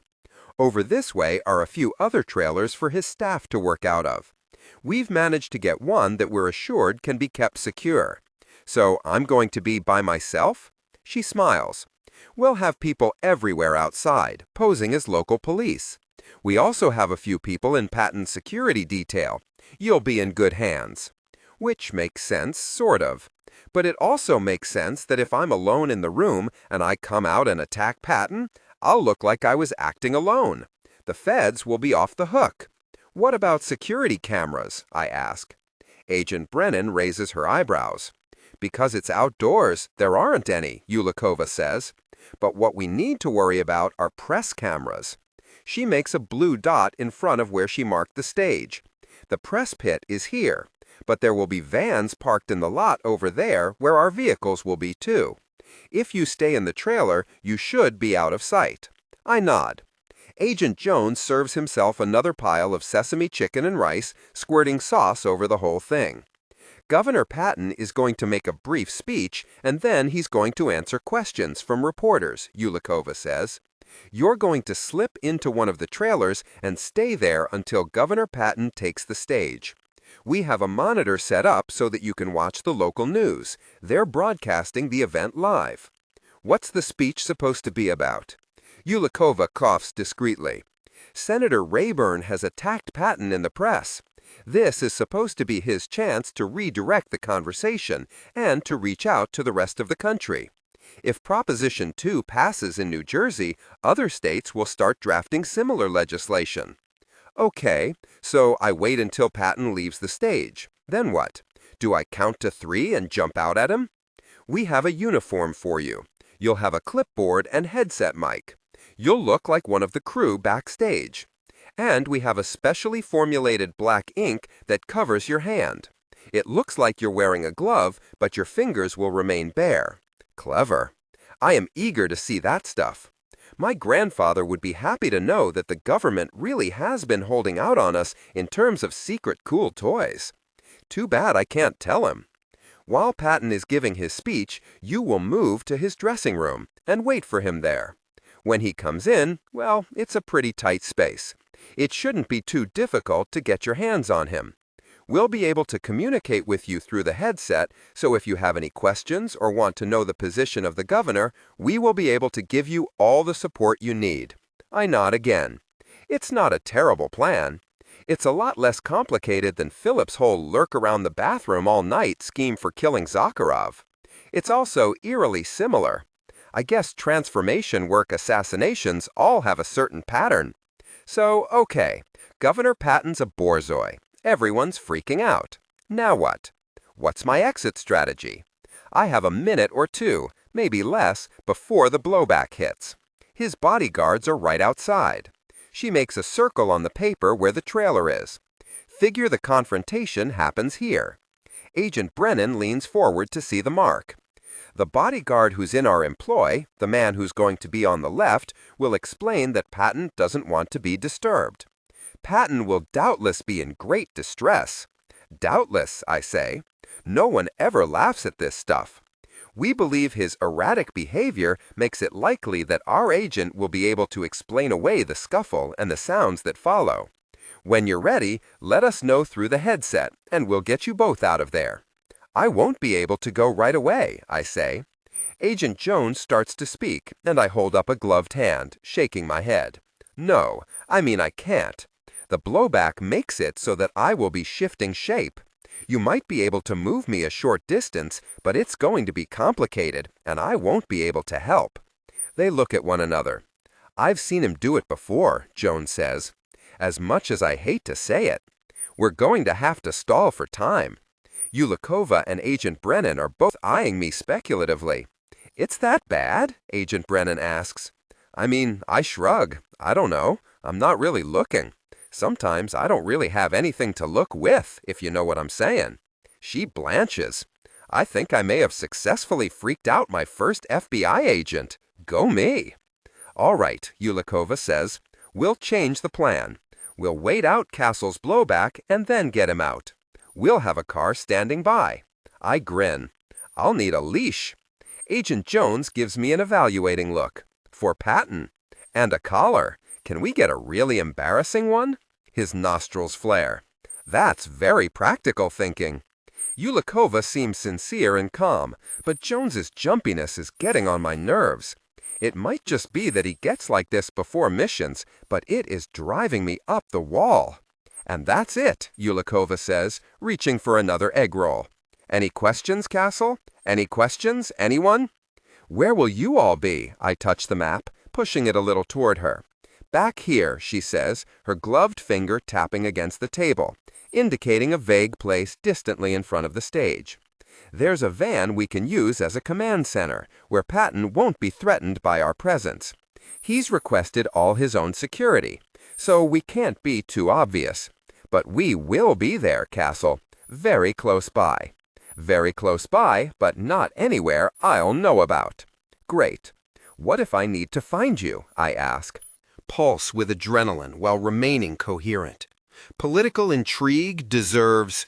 What if the monitor isn't working or the headset shorts out? Let me give you some very good advice that was once given to me. Sometimes on missions, things go wrong. When that happens, you have two choices. Keep going because the thing that went wrong wasn't important, or abort the mission. You've got to go with your gut. If the monitor goes out, just stay in the room and do nothing. If it doesn't feel right, do nothing. That is good advice, and it's not the kind that seems useful to give someone that you want to get caught. I look at Ulikova, drinking her diet soda and chewing her food. I think of my brother. Am I really trying to decide which of them is more worthy of my trust? Okay, I say, and pick up the map. Can I keep this? I want to make sure I know the layout. You act like you've done this before, Agent Brennan says. I come from a long line of grifters, I say. I've pulled a con or two. She snorts, shaking her head.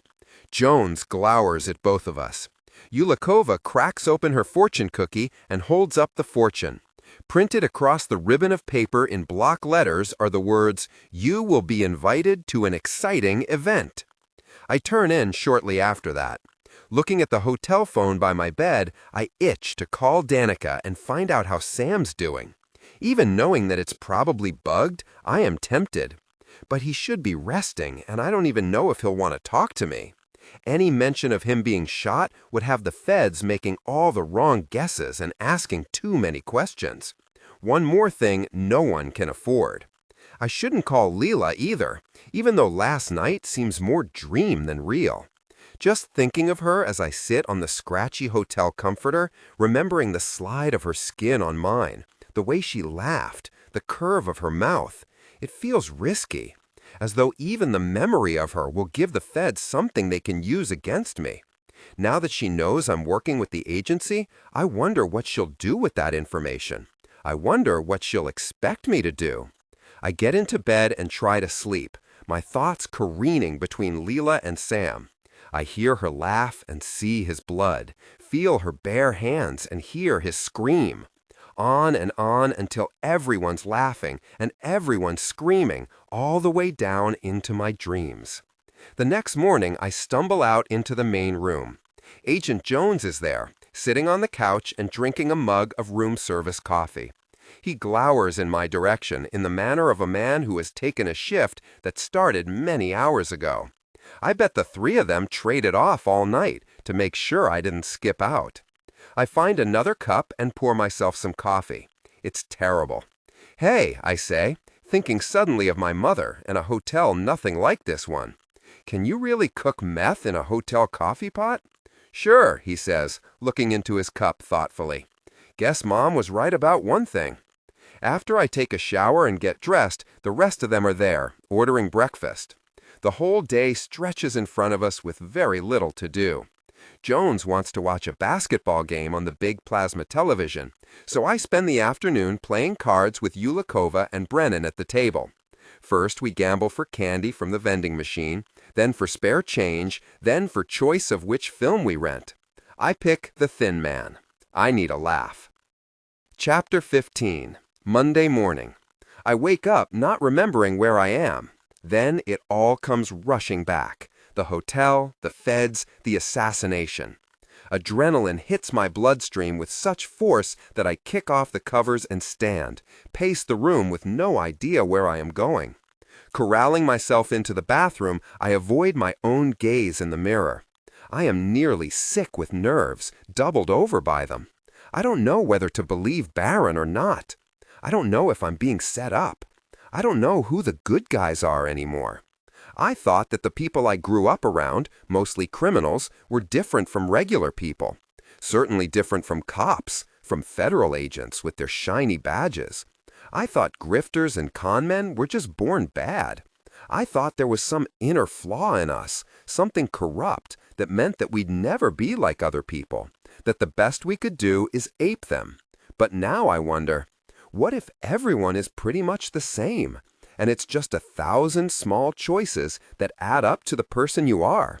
No good or evil, no black and white, no inner demons or angels whispering the right answers in our ears like it's some cosmic SAT test. Just us, hour by hour, minute by minute, day by day, making the best choices we can. The thought is horrifying. If that's true, then there's no right choice. There's just choice. I stand there in front of the mirror, trying to figure out what to do. I stand there for a long time. When I get it together enough to go out into the main room, I find Yulikova and Jones already dressed. Brennan isn't with them. I drink crappy gray room service coffee and eat some eggs. "I've got your props," Yulikova says, disappearing into her room. She comes back with a paintbrush, a small tube of what looks like oil paint, a brown hoodie, a lanyard with an ID tag hanging from it. I turn the ID tag over in my hands. The name George Parker is on it, underneath a blurred picture that could pass for me. It's a good piece of identification. The photo is forgettable and would be useless on a wanted poster or blasted across the internet. Nice. "This is our job," she says wryly. Sorry. She's right. I have been thinking of them as amateurs, honest and upright government employees trying to pull off a scam they're unused to, but I keep forgetting this is what they do. They con criminals, and maybe they're conning me. "I'll need you to take off your gloves," she says. "This stuff takes a long time to dry, so if you need to do any last preparations, do them now." She means go take a piss, Agent Jones says. I shoulder on the hoodie and zip it up, then go into the bedroom, where I fold the pictures of Patton up and shove them into the back pocket of my jeans. I put the comb in the other pocket, with the index cards.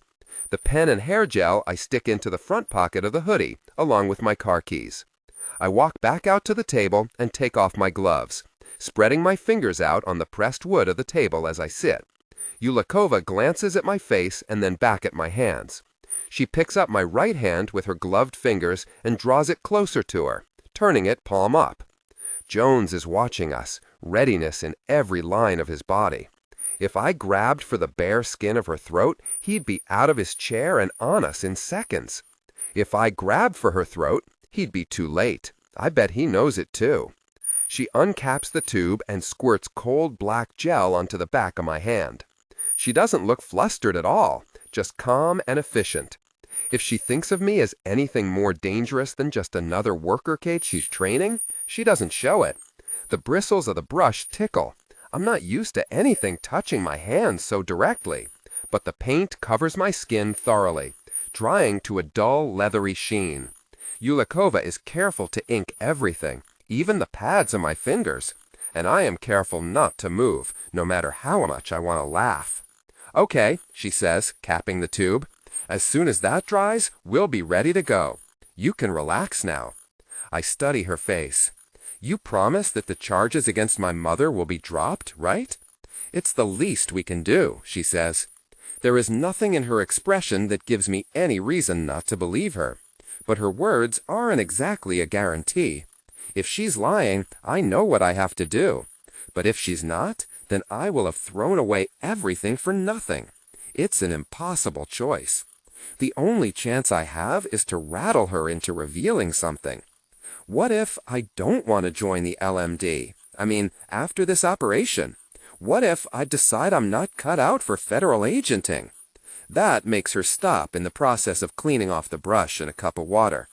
That would be very difficult for me. My superiors are interested in you. Pulse with adrenaline while remaining coherent.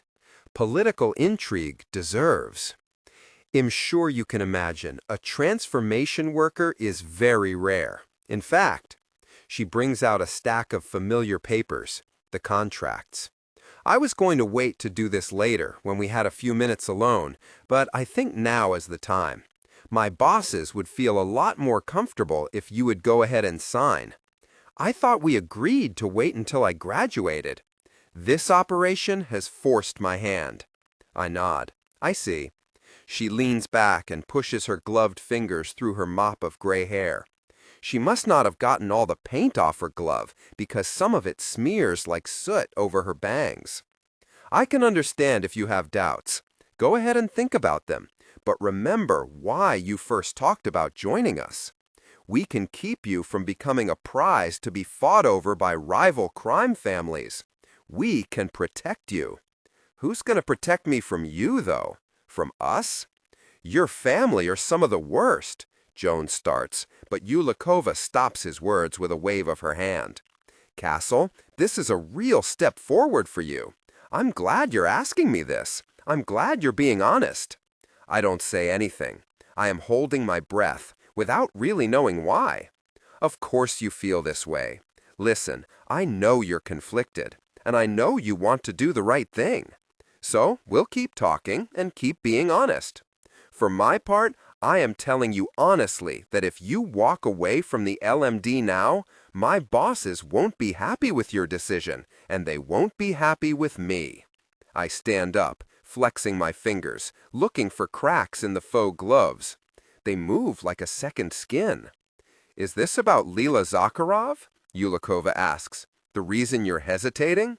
No, I say, and then close my eyes for a long moment, counting my breaths. I didn't rattle Yulikova. She rattled me. We always knew you two had a close relationship. She has tilted her head and is studying my reaction. She seems like a nice girl. I snort. Okay, Cassel. She seems like a very ruthless girl whom you like very much. And she also seems like she wouldn't want you working for the government. But this decision is yours, and you should make it. You and your brother are a lot safer here. She'll come around if she really cares about you. I don't want to talk about her, I say. Yulikova sighs. All right, we don't have to, but you need to tell me whether you're going to sign.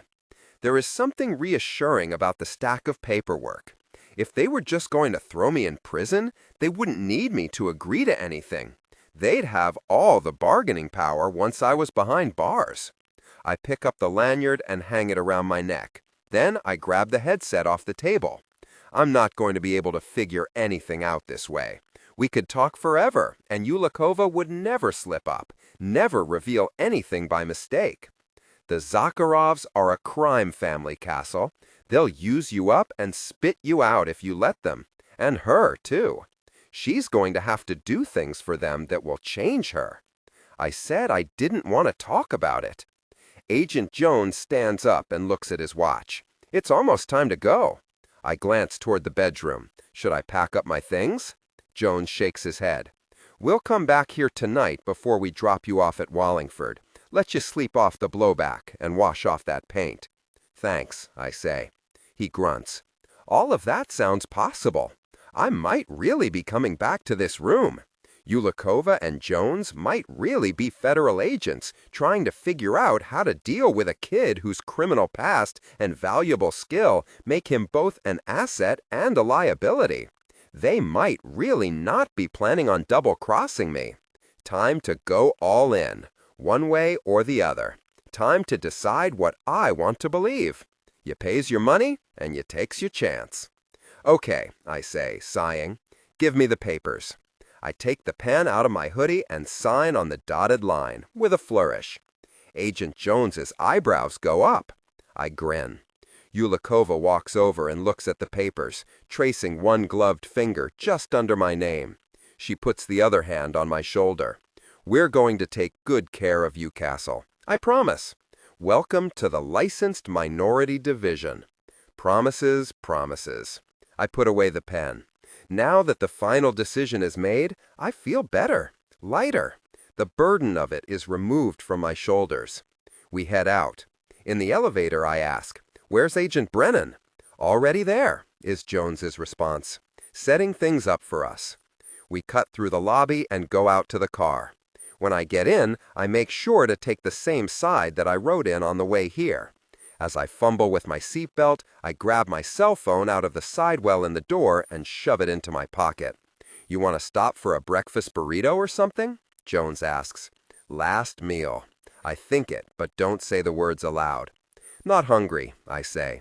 I look out the tinted window at the highway and silently go over all the things I am going to have to do once we arrive at the press conference. I list them all to myself and then list them all again. "It's gonna be over soon," Yulikova says. That's true. It's all gonna be over soon. They let me out into the Memorial Park by myself. I squint against the bright sunlight. I keep my head down as I pass through security, holding up my ID tag. A woman with a clipboard tells me that there's a courtesy table with coffee and donuts for volunteers. There's a big stage with a blue curtain covering the back. Someone is rigging a mic up to an impressive-looking lectern with the seal of New Jersey on it. A roped VIP section is being set up to one side of the press pit. A couple other people are stacking speakers under the stage, which is fronted by a shorter curtain, this one white. Behind that is the area where the trailers are, arranged in a semicircle around several tables where volunteers are arranging stacks of leaflets, signage, and T-shirts. Then there's the far table, with the food on it. Several people are milling around there, talking and laughing. Most of them are wearing headsets like mine. Yulikova did her homework. The layout is just like the map. I pass by the trailer that Governor Patton's supposed to use and head into the one that Yulikova marked for me. Inside is a gray sofa, a dressing table, a small bathroom, a television mounted high on the wall tuned to a news channel that's promising a live broadcast of the speech. Two newscasters are talking to each other. Below them is the closed captioning of what they're saying, slightly off and on a delay based on my limited lip-reading skills. I check my phone. It's 7:40 in the morning. Patton's speech isn't until 9. I have a little time. I depress the flimsy lock on the doorknob, then rattle the door a little. It seems to hold, but I don't trust the lock. I could probably pick it blindfolded. There's a crackle in the headphones, and then Agent Brennan's voice. "Cassel, are you in?" "Yeah, everything's perfect here," I say into the mouthpiece. "Never better. How about you?" She laughs. "Don't get cocky, kid." Duly noted. "I guess I just watch TV." "You do that. I'll check with you in 15 minutes. I take off the headset and rest it on the table. It's hell to just sit here and do nothing, especially when I have so much to do. I want to get started, but I also know that they're going to be paying attention now. Later, they'll get bored. For now, I take out the index cards and pen and amuse myself by figuring out where in the room a camera could be hidden. Not that I am sure there is one, but I figure that if I stick to being as paranoid as possible, I can't go wrong. Finally, I hear the headset crackle again. Anything to report? Nada, I say, picking it up and speaking into the mic. All good. It's nearly 8. An hour isn't a lot of time. I'll check in with you in another 15, she says. Make it 20, I say, hopefully just as casually. Then I find the switch on the headset and turn it off. Since they didn't specifically tell me not to do that, I figure that even though they probably won't be happy, they probably won't come looking for me either. Pulse with adrenaline while remaining coherent. Political intrigue deserves. If they've got some kind of GPS tracking thing on me, it's in the ID tag, the hoodie, or the headset. I'm betting it's not the ID tag, since it has to be scanned. I take off the hoodie and leave it on the table. Then I go into the bathroom and turn on the taps to muffle any sounds. I strip off my clothes. I fold them and rest them on the small table with the towels and antibacterial glove soap. I take out and unfold my pictures. Then, naked, I crouch down on my knees and rest my bare hands on my thighs. The floor is cold. I dig my fingers into my skin. I concentrate on everything I learned over the past week, every detail I know. I concentrate on the photos in front of me and the videos I saw. I bring Governor Patton into my mind's eye. Then I become him. It hurts. I can feel everything shift. Bones crack, sinews pull, flesh reshape itself. I try very hard not to scream. I mostly succeed. Just as I'm starting to stand up, the blowback hits. My skin feels like it's cracking open, my legs melting. My head feels like it's the wrong shape, and my eyes are at first closed, then wide, seeing everything through 1,000 different lenses, as though I am covered in unblinking eyes. Everything is so bright, and all the different textures of pain unfold around me, pulling me under. It's so much worse than I remembered. I don't know how much time passes before I'm able to move again. It feels like a while. The sink's flooded, splashing over onto the floor. I wobble to my feet and turn the taps, grabbing for my clothes. The t-shirt and boxers fit badly. I can't get into the jeans at all. I look at myself in the mirror, at my bald head and lined face. It's jarring. It's him. With my comb and gel, I groom the few silver hairs on my head to be just like in the photos. My hands are shaking. When I was a kid, I wanted to be a transformation worker because it was rare. It was special. If you were one, you were special. That's all I knew. I never really thought about the actual power much. And then, when I figured out that I was one, I still didn't really understand. I mean, I knew it was unique and powerful and cool. I knew it was dangerous. I knew it was rare. But I still didn't really comprehend why it scared powerful people so deeply. Why they wanted me on their side so much.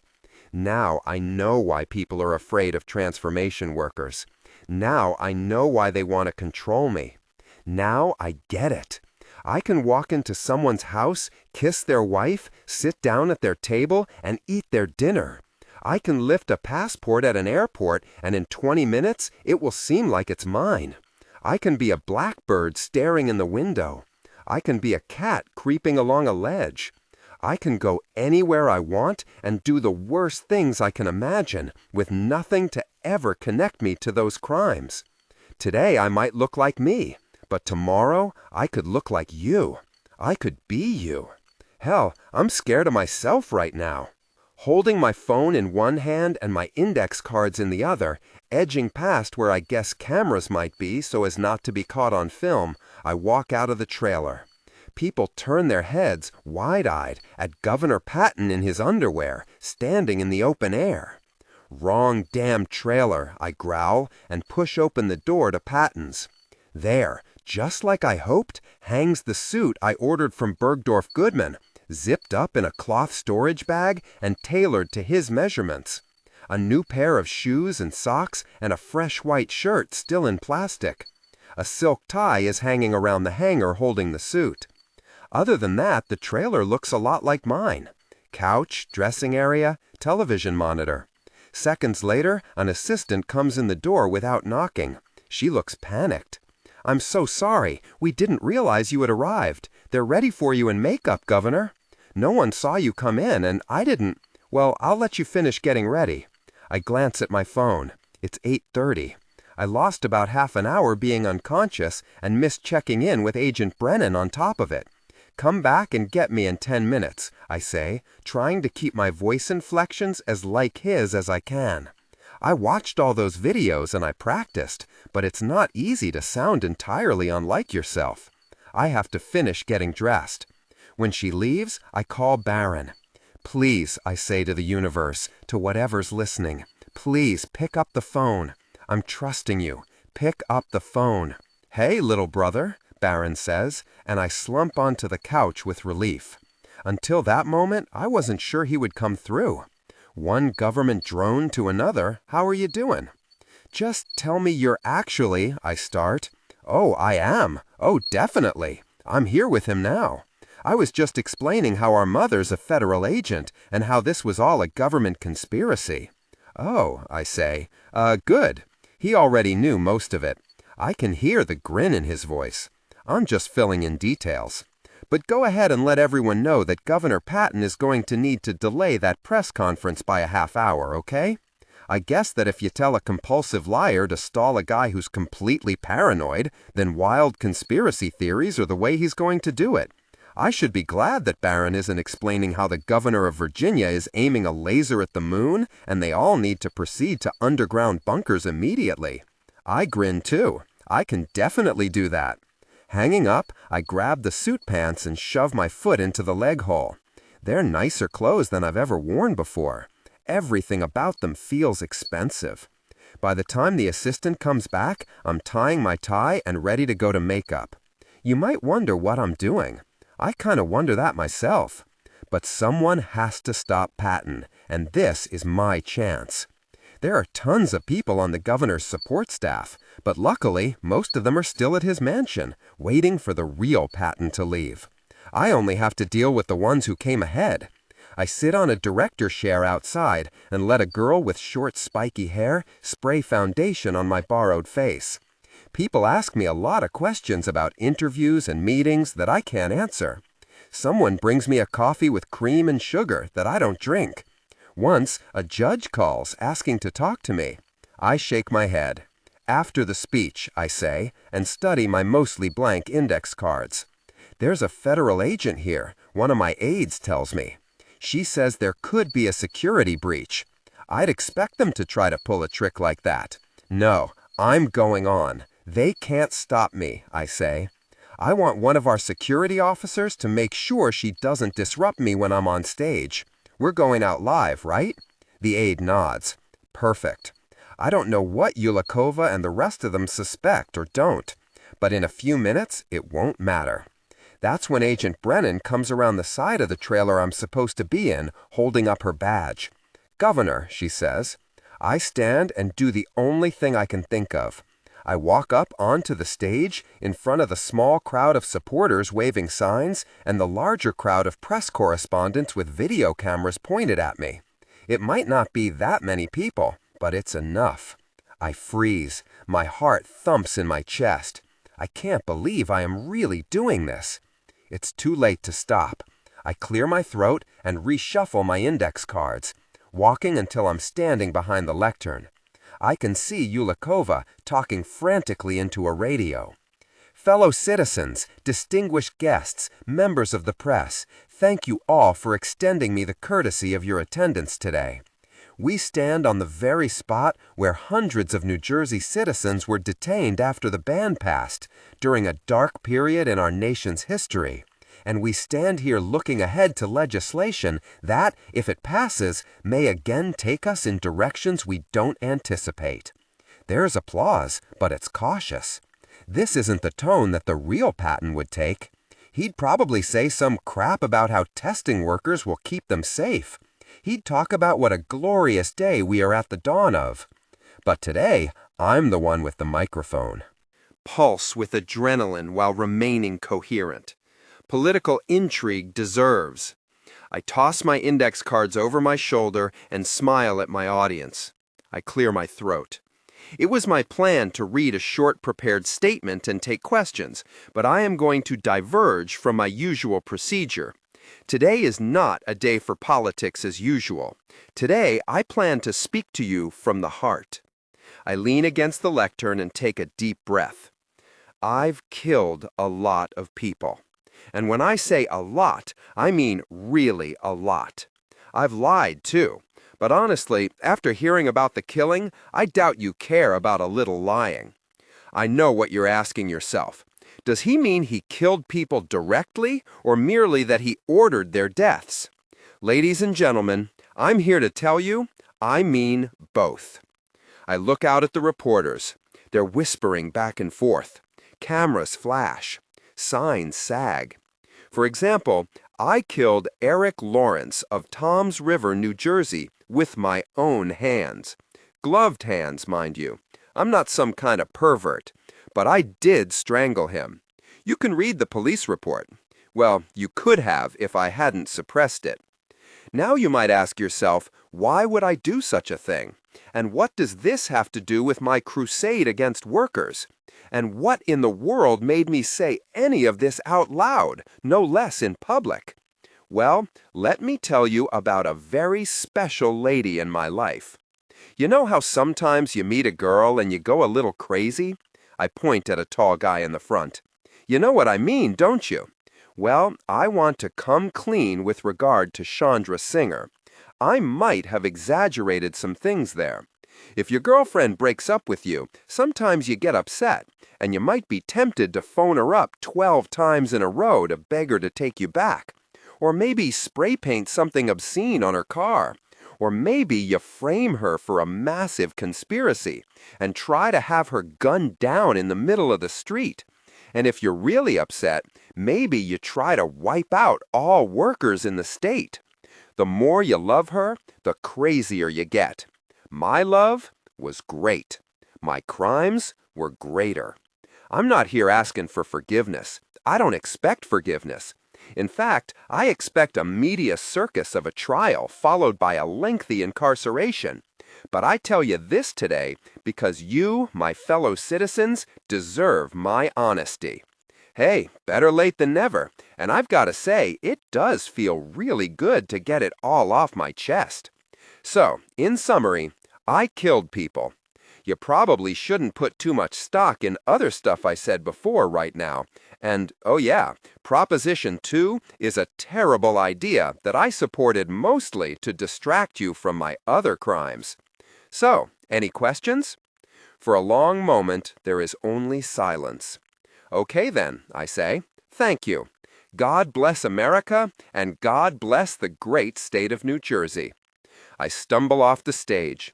There are people with clipboards and aides in suits, all staring at me as if they're afraid to approach me. I smile and give them the thumbs up sign. Good speech, huh? I say. Governor, one of them says, heading in my direction. We have to discuss. Not now, I tell him, still smiling. Have my car brought around, please. He opens his mouth to say something, maybe that he has no idea where my car is, since it's probably still with the real Patton, when my arm is jerked behind me and I nearly lose my balance. I yelp as metal comes down on my wrist. Handcuffs. You're under arrest. It's Jones in his sharp black federal agent suit. Governor! Cameras flash. Reporters are streaming toward us. I can't help it. I start to laugh. I think about what I just did, and I laugh even harder. Agent Jones marches me away from the crowd of shouting people to a cleared spot of street where police cars and television vans are parked. A few of the cops come over to try to push back the rush of news cameras and paparazzi. You really dug your own grave, he mutters, and I'm going to bury you in it. Say that louder, I tell him under my breath. I dare you. He gets me to a car, opens the door, and pushes me inside. Then I feel something go over my head, and I look down. 3 of the amulets I made, the ones that prevent transformation, the ones I gave to Yulikova, are hanging around my neck. Before I can say anything, the door slams. Agent Jones gets into the driver's seat and guns the engine. Flashes go off through the window as we start to pull away from the crowd. I lean back, letting my muscles relax as much as possible. The cuffs are too tight to get out of, but I'm not worried. Not anymore. They can't arrest me, not for this. Not when now they can arrest Patton without difficulty. Simple lies are always better than a complicated truth.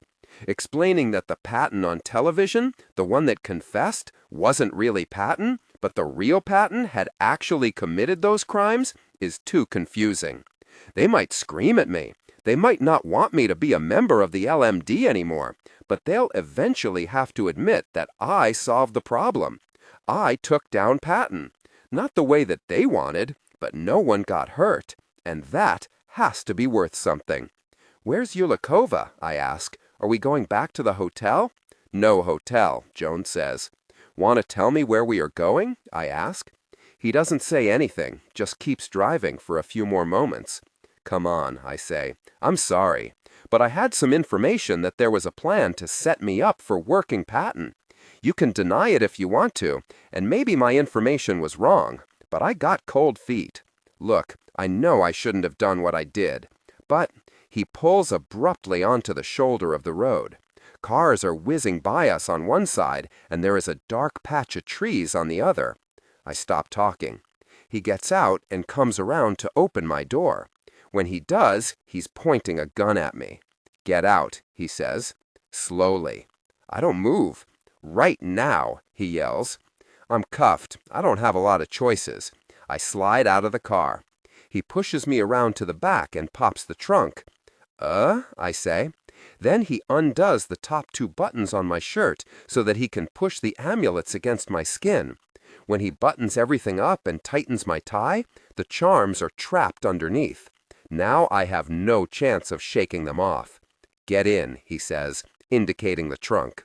There's not much in there. A spare tire and a first aid kit. A length of rope. I don't even bother to tell him, though. I just run. Even with my hands cuffed behind me, I think I can maybe make it. I crash down the hill, sliding more than anything else. The dress shoes are awful, and my body is heavy and unfamiliar. I'm not used to the way it moves. I keep losing my balance, expecting my legs to be longer. I slip, and my suit pants slide on the muddy grass. Then I'm up again and heading for the trees. I'm moving way too slow. Jones comes down hard against my back, tackling me to the ground. I struggle, but it's no use. I feel the cold muzzle of the gun against my temple and his knee against the hollow of my back. You're as cowardly as a goddamn weasel. You know that? A weasel. That's what you are. You don't know me, I say, spitting blood onto the dirt.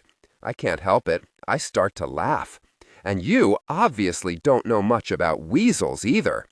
His fist slams into my side, and I nearly black out from the pain.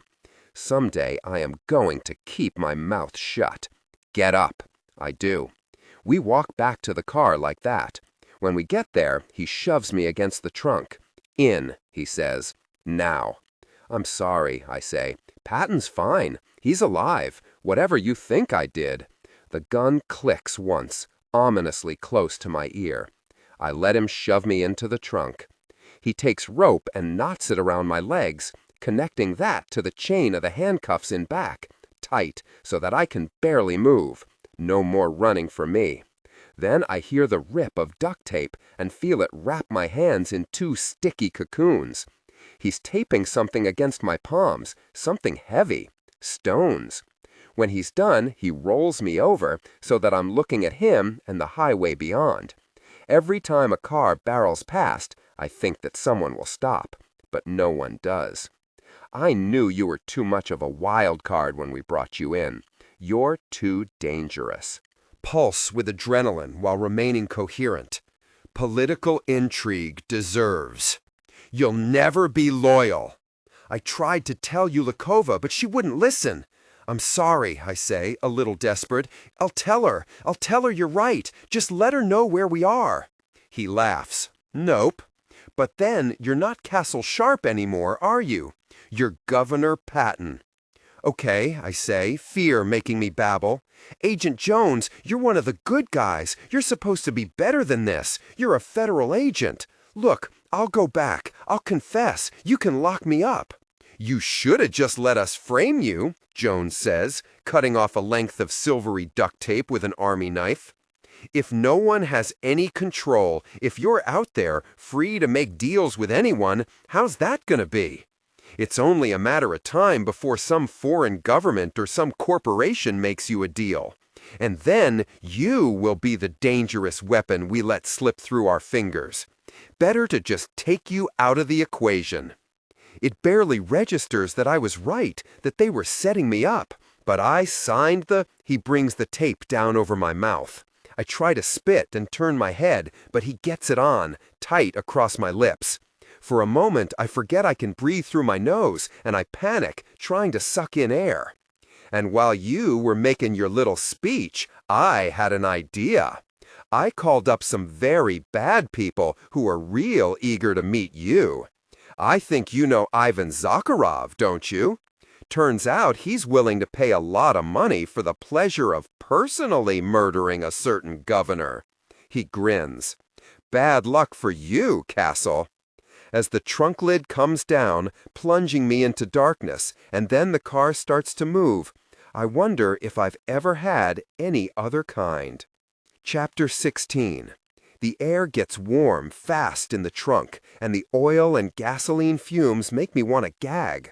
Worse, every bump in the road sends me sliding around, banging against metal. I try to brace with my feet, but as soon as we turn a corner or hit a pothole, my head or arms or back smacks into one of the sides. The way I'm tied, I can't even curl against the blow.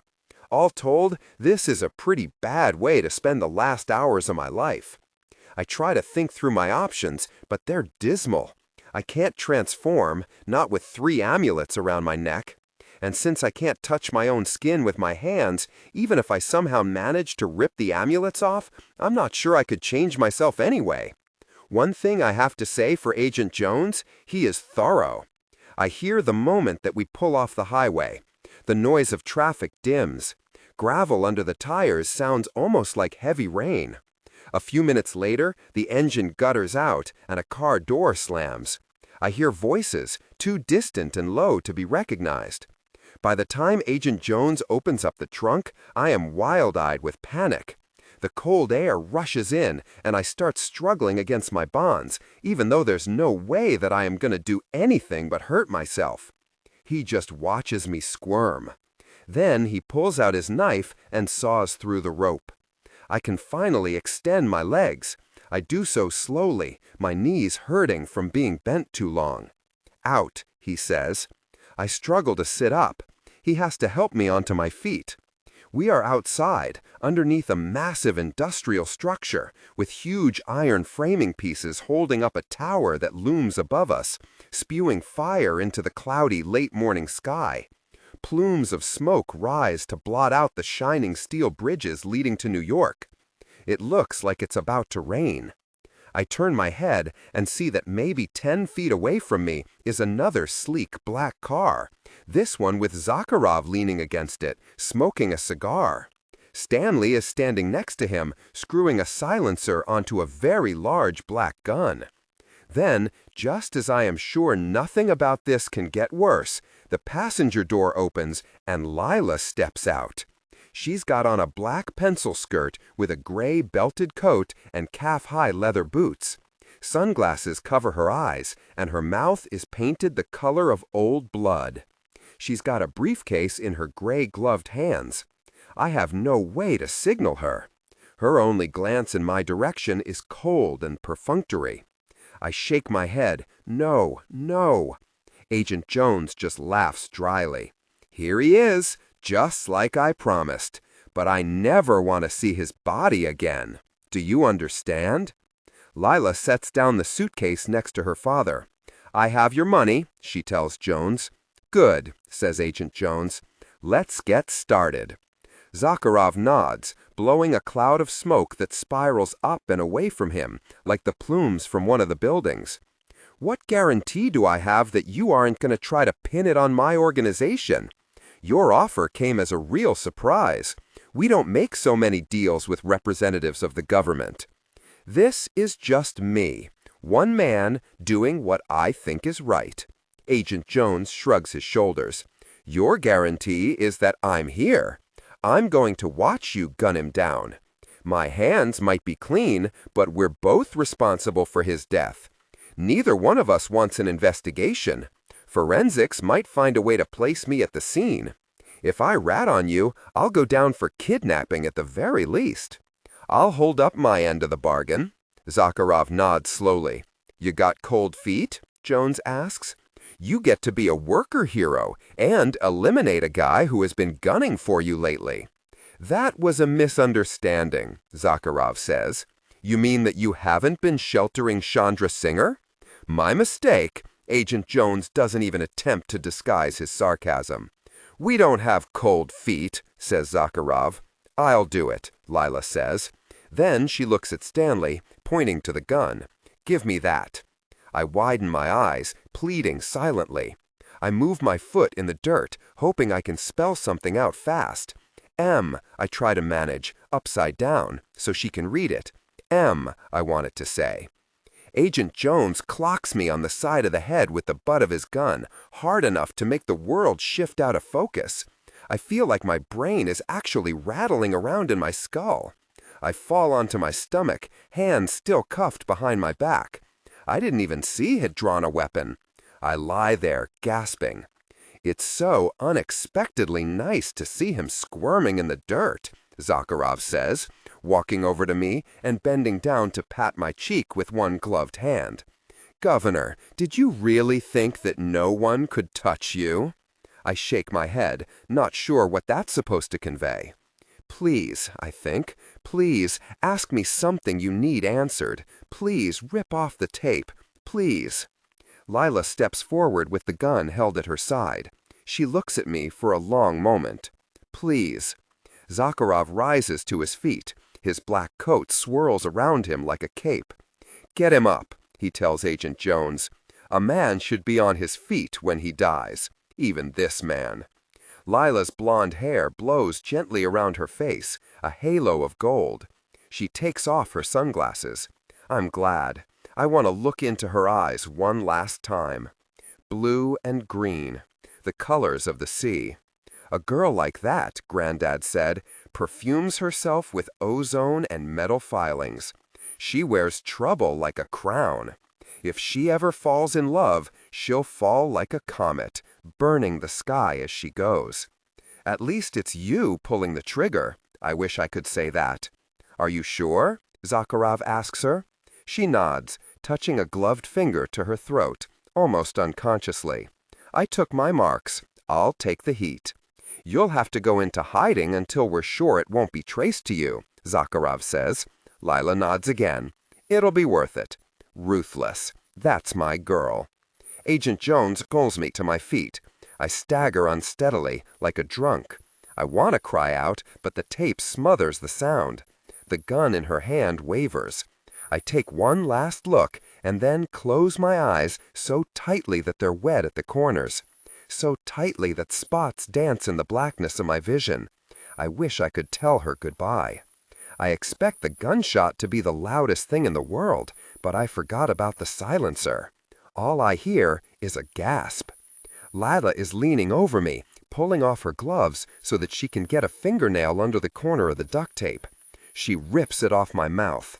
I am looking up at the late morning sky, so grateful to be alive that I am barely conscious of the pain.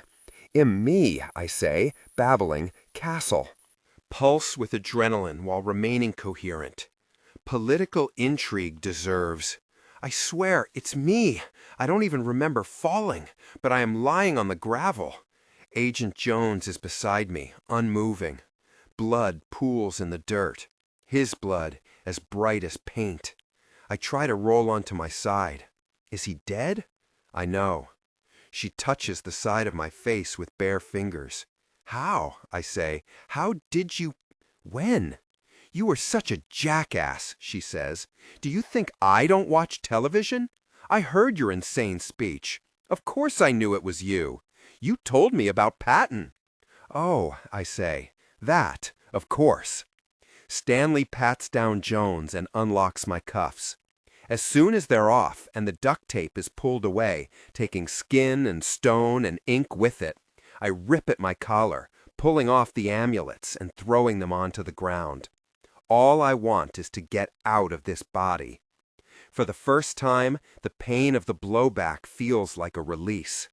I wake up on an unfamiliar couch with a blanket slung over me.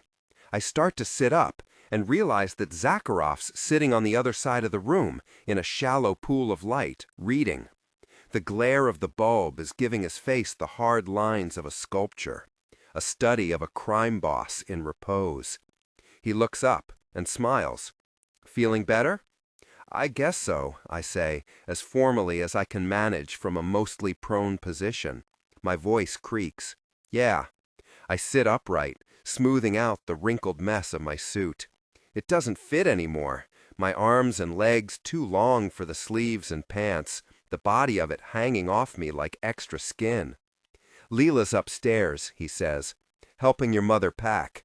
You can take Chandra home. But I didn't find the diamond. He puts down the book. I don't hand out compliments easily, but what you did, it was impressive. He chuckles. You single-handedly torpedoed a piece of legislation I've been working toward ending for a long while, and you eliminated a political enemy of mine. We're square, Cassel. Square? I echo, because I can't quite believe it. But of course, if you do find the diamond, I would really appreciate your returning it to me. I can't believe your mother lost it. That's because you've never been to our house, I say, which isn't exactly true. He was in the kitchen once, and maybe he was there other times I didn't know about. You and my mother have had quite a history. After the words come out of my mouth, I realize that whatever he says next isn't something I want to hear.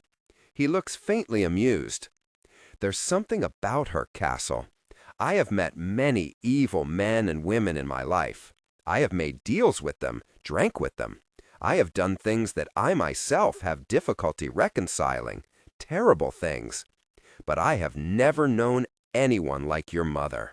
She is a person without limits. Or, if she has any, she hasn't found them yet. She never needs to reconcile anything. He says this thoughtfully, admiringly. I look at the glass on the side table next to him and wonder how much he's had to drink. She fascinated me when we were younger. I met her through your grandfather. She and I never much liked each other, except when we did. But whatever she said to you about what was between her and me, I want you to know that I always respected your father. He was as honest as any criminal can hope to be. I'm not sure I want to hear this, but suddenly it becomes clear why he's telling me. He doesn't want me to be angry on my father's behalf, even though he knows I know he slept with my mother. I clear my throat. Look, I don't pretend to understand. I don't want to understand. That's your business and her business. He nods. Good. I think my dad took it from her, I say. I think that's why it's gone. He had it. Zakharov looks at me oddly. The diamond, I say, realizing I wasn't making any sense. I think my dad took the diamond from my mom and replaced it with a fake, so that she never knew it was gone. Cassel, stealing the resurrection diamond is like stealing the Mona Lisa. If you have a buyer lined up, then you might get something close to its real value. But otherwise, you steal it because you're an art lover, or just to show the world that you can. You can't fence it. There would be too much attention. You would have to cut it into pieces, and then it would only fetch a fraction of its worth. For that, you might as well steal a handful of white diamonds at any jewelry store in town. You could ransom it, I say, thinking of my mother and her crazy plan to get money. But your father didn't, Zakharov says, if he had it. although he would have had it for only a couple of months. I give him a long look. He snorts. You aren't seriously asking yourself if I caused your father to have a car accident, are you? I think you know me better than that. If I'd killed a man who I knew had stolen from me, I would have made him an example. No one would have failed to know who was responsible for a death like that. But I never suspected your father. He was a small-time operator, not greedy. Your mother I considered, but dismissed, wrongly, as it turns out. Maybe he knew he was going to die, I say. Maybe he really believed the stone would keep him alive. Like Rasputin, like you. I can't think of anyone who didn't like your father, and if he was really afraid, surely he would have gone to Desi. Desi, my granddad. It jolts me to hear his first name. I forget he has one. I guess we'll never know, I say. We regard each other for a long moment. I wonder whether he sees my father or my mother when he looks at me. Then his gaze seems to focus on something else. I turn. Leela's on the stairs in her pencil skirt and boots, with a filmy white shirt. She smiles down at us, her mouth curved upward on one side, turning the expression wry. Can I have Cassel for a minute? I start toward the stairs. Bring him back in one piece, her father calls after her. Leela's bedroom is at once exactly what I should have expected and nothing like I imagined. I was in her dorm room at Wallingford, and I guess I figured this room would be a somewhat nicer version of that one. I didn't take into account the wealth of her family and their love of imported furniture. The room is huge. On one end, a very long light green velvet daybed rests next to a mirrored dressing table. The shining surface is littered with lots of brushes and open pots of makeup. Several satiny ottomans sit on the floor nearby. On the other end, beside the window, there's a massive ornate mirror, the silvering faded in some spots, showing its age. Near that is her bed. The headboard looks old and French, carved from some light wood. The whole thing is piled with more satin a bedspread and pale yellow pillows. An overstuffed bookshelf works as her side table, covered in piles of books and a big golden lamp. A huge gilt chandelier swings from the ceiling, glittering with crystals. It's an old-fashioned starlet's room. The only incongruous thing is the gun holster hanging from one side of her dressing table. Well, that and me. I catch sight of myself in the mirror. My black hair is tangled, like I just got out of bed. There's a bruise on the side of my mouth and a lump at my temple. She leads me in and then stops, like she's not sure what to do next. Are you okay? I ask, moving to sit on the daybed. I feel ridiculous in the remains of Patton's suit, but I don't have any other clothes here. I shrug off the jacket. She raises her brows. You want to know if I'm okay? You shot someone, I say. And you ran out on me before that, when I don't know, I thought maybe you were upset. I am upset. She doesn't speak for a long moment. Then she starts pacing the floor. I can't believe you made that speech. I can't believe you almost died. You saved my life? I did. I absolutely did, she says, pointing at me accusingly with a gloved finger. And what if I hadn't? What if I wasn't there? If I hadn't figured out it was you? What if that federal agent thought there was someone with a bigger grudge against Patton than my dad? I suck in a breath and let it out slowly. I guess I'd be dead. Exactly. You can't go around making plans that have you getting killed as a byproduct. Eventually, one of them's going to work. Leela, I swear I didn't know. Pulse with adrenaline while remaining coherent. Political intrigue deserves. I thought I would get in trouble, but I didn't have any idea about Agent Jones. He just snapped. I don't talk about how scared I was. I don't tell her that I thought I was going to die. None of that was part of my plan. You keep talking, but you're not making any sense. Of course you upset someone in the government. You pretended to be the governor of New Jersey and confessed to a bunch of crimes. I can't help the small smile that's playing at the corners of my mouth. So, I say, how did it go over? She shakes her head, But she's smiling too. Big. It's being broadcast on all the channels. They say Proposition 2 will never pass now. Happy? I am struck by a sudden thought. If he'd been assassinated, though. She frowns. I guess you're right. It would have passed easily. Look, I say, standing and walking to her. You're right. No more crazy schemes or lunatic plans. Really, really, I'll be good. She's studying me, clearly trying to decide if I'm telling the truth. I curl my fingers around her small shoulders and hope she doesn't push me away when I bring my mouth down to hers. She makes a soft sound and reaches up to fist her hand in my hair, pulling it roughly. The kiss is frantic, bruising. I can taste her lipstick, feel her teeth, am drinking down the panting sobs of her breath. I'm okay, I tell her, speaking against her mouth, echoing her own words, my arms coming around her to hold her tightly against me. I'm right here. She tucks her head against my neck. Her voice is so soft that I can barely make out the words. I shot a federal agent, Cassel. I'm gonna have to go away for a while, until things cool down. What do you mean? I ask, dread making me stupid. I want to pretend I misheard her. It's not gonna be forever. 6 months, maybe a year.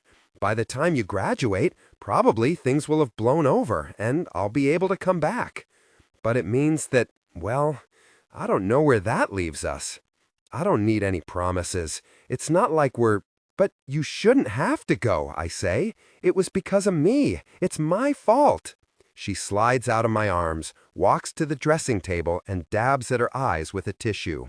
You're not the only one who can make sacrifices, Cassel. When she turns around, I can see the shadows of the mascara she's wiped away. I'll say goodbye before I go, she tells me, looking at the floor at the ornate pattern of what is probably a ridiculously expensive rug. Then she glances at me.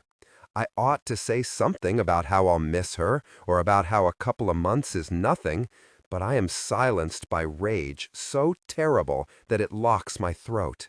It's not fair, I want to scream at the universe. I just found out she loves me. Everything was just beginning. Everything was perfect, and now it's snatched away again. It hurts too much, I want to shout. I'm tired of hurting. Since I know that those are not okay things to say, I manage to say nothing. The silence is broken by a knock on the door. After a moment, my mother comes in and tells me that it's time to go. Stanley drives us home. Chapter 17. When I get up the next morning, Baron is downstairs frying eggs. Mom is sitting in her dressing gown, drinking coffee out of a chipped porcelain mug. Her mass of black hair is twisted up into ringlets and clipped like that, with a bright scarf to keep it all in place. She's smoking a cigarette, tapping the ashes into a blue glass tray. There are some things I would definitely miss, she's saying. I mean, no one likes being held prisoner, but if you are going to be locked up, you might as well... Oh, hello, dear. Good morning. I yawn and stretch, reaching my arms toward the ceiling. It feels truly wonderful to be back in my own clothes, back in my own body. My jeans are comfortable, old, and worn. I can't face putting on a uniform right now. Baron hands me a cup of coffee. Black, like your soul, he says with a grin. He's got on dark slacks and wingtip shoes. His hair is rakishly disheveled. He appears not to have a care in the world. We're out of milk, Mom informs me. I take a deep and grateful gulp. I can run out and get some. Would you? Mom smiles and touches my hair, pushing it back from my forehead. I let her, but I grit my teeth. Her bare fingers brush my skin. I am thankful when none of my amulets crack. Do you know what the Turkish say about coffee? It should be black as hell, strong as death, and sweet as love. Isn't that beautiful? My grandfather told me that when I was a little girl, and I never forgot it. Unfortunately, I still like my milk. Maybe he was from there, Baron says, turning back to the eggs. Which is possible.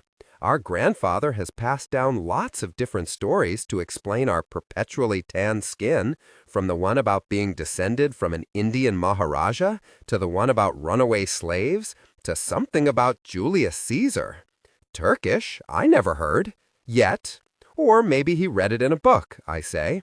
Or maybe he just ate a box of Turkish Delight, and that's what it said on the back.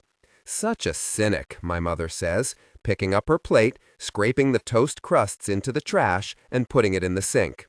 You boys play nice. I'm gonna go get dressed. She brushes by us, and I hear her footfalls on the stairs. I take another sip of coffee. Thanks, I say, for delaying Patton. Just thanks. Baron nods. Heard on the radio that they arrested him. He had a lot to say about conspiracies that I take credit for personally. It was good stuff. Of course, after that speech, everyone has to realize that he's bonkers. I don't know where you got all that, I grin. Oh, come on, it was some fine rhetoric. Yeah, you're like a modern-day Abraham Lincoln. He sets a plate of eggs and toast in front of me. Let my people go. That's Moses. I grab for the peppermill. Well, my years on the debate team finally paid off, I guess. Yeah, he says. You're the hero of the hour. I shrug. So, what happens now? He asks. I shake my head. I can't tell Baron what happened after I got off the stage, how Agent Jones tried to kill me and is now dead, how Lila is leaving town. To him, it must seem like a large-scale prank, a joke I played on Yulikova. I think I'm done with the feds. Hopefully, they're done with me, too, I say. How about you? Are you kidding? I love being a G-man. I'm in for the long haul. I'm gonna be so corrupt that I'll be a legend down in Kearney. He grins, sitting across from me at the table and stealing a piece of toast off my plate. Also, you owe me one. I nod. Sure, I say, with a feeling of dread, and I fully intend to pay up. Just tell me. He looks toward the door and then back at me. I want you to tell Danica what I did for you, that I helped, that I did something good. Okay, I say, frowning. There must be a catch. That's it? He nods. Yeah, just tell her. Make her understand that I didn't have to do it, but I did it anyway. I snort. Whatever, Baron. I'm serious. You owe me a favor, and that's what I want. His expression is one I don't often see him wear. He looks oddly diffident, as though he's waiting for me to say something really cruel. I shake my head. No problem. That's easily done. He smiles, his usual easy, careless grin, and grabs for the marmalade. I toss back the rest of my cup. I'm gonna get Mom's milk, I say.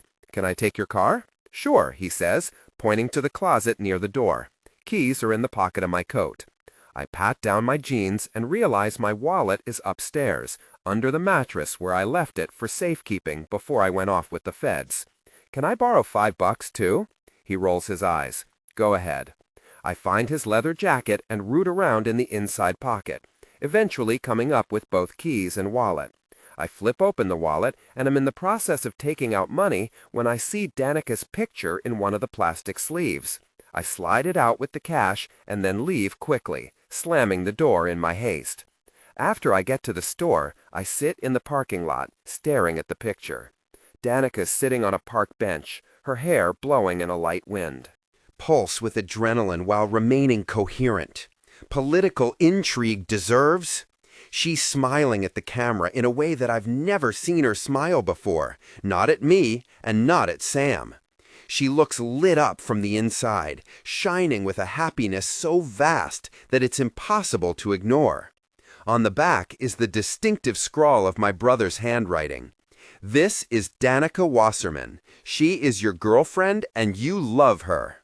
I look at it and look at it, trying to decipher some meaning behind it, other than the obvious, that it's true. I never knew Baron could feel that way about anyone. But she isn't his girlfriend anymore. She dumped him. Leaning against the hood of the car, I take one last glance at the photo before I rip it into pieces.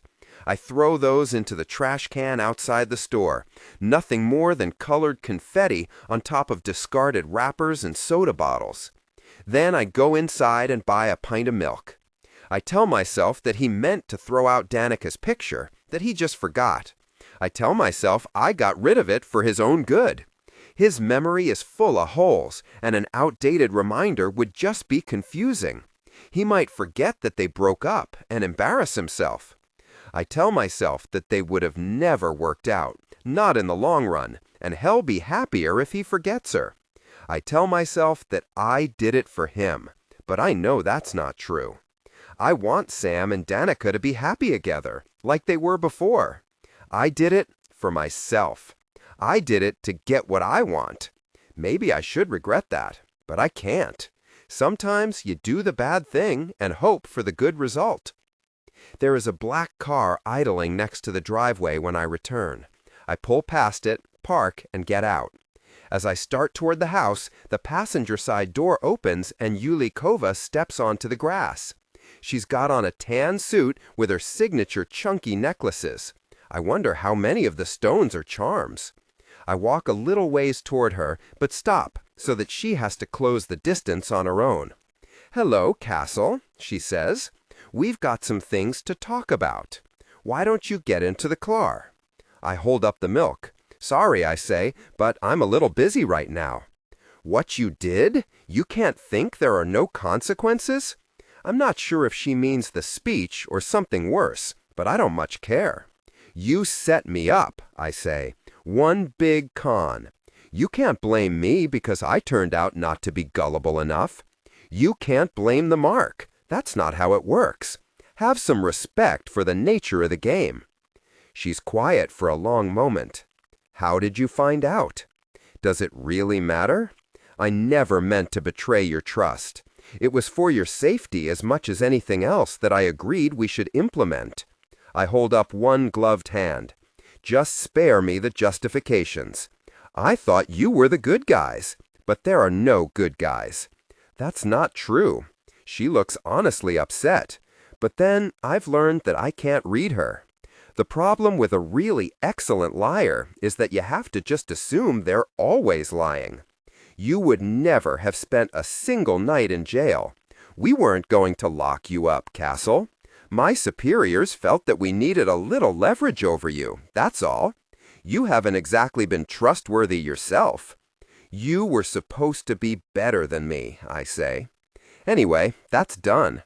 You think you know the truth, but there are more factors in play than you're aware of. You don't. You don't know what chaos you've created.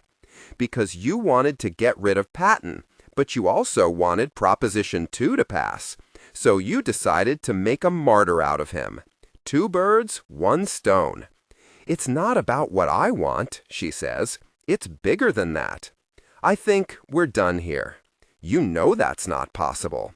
More people are aware of you now, people high up in the government, and everyone is very eager to meet you, especially my boss.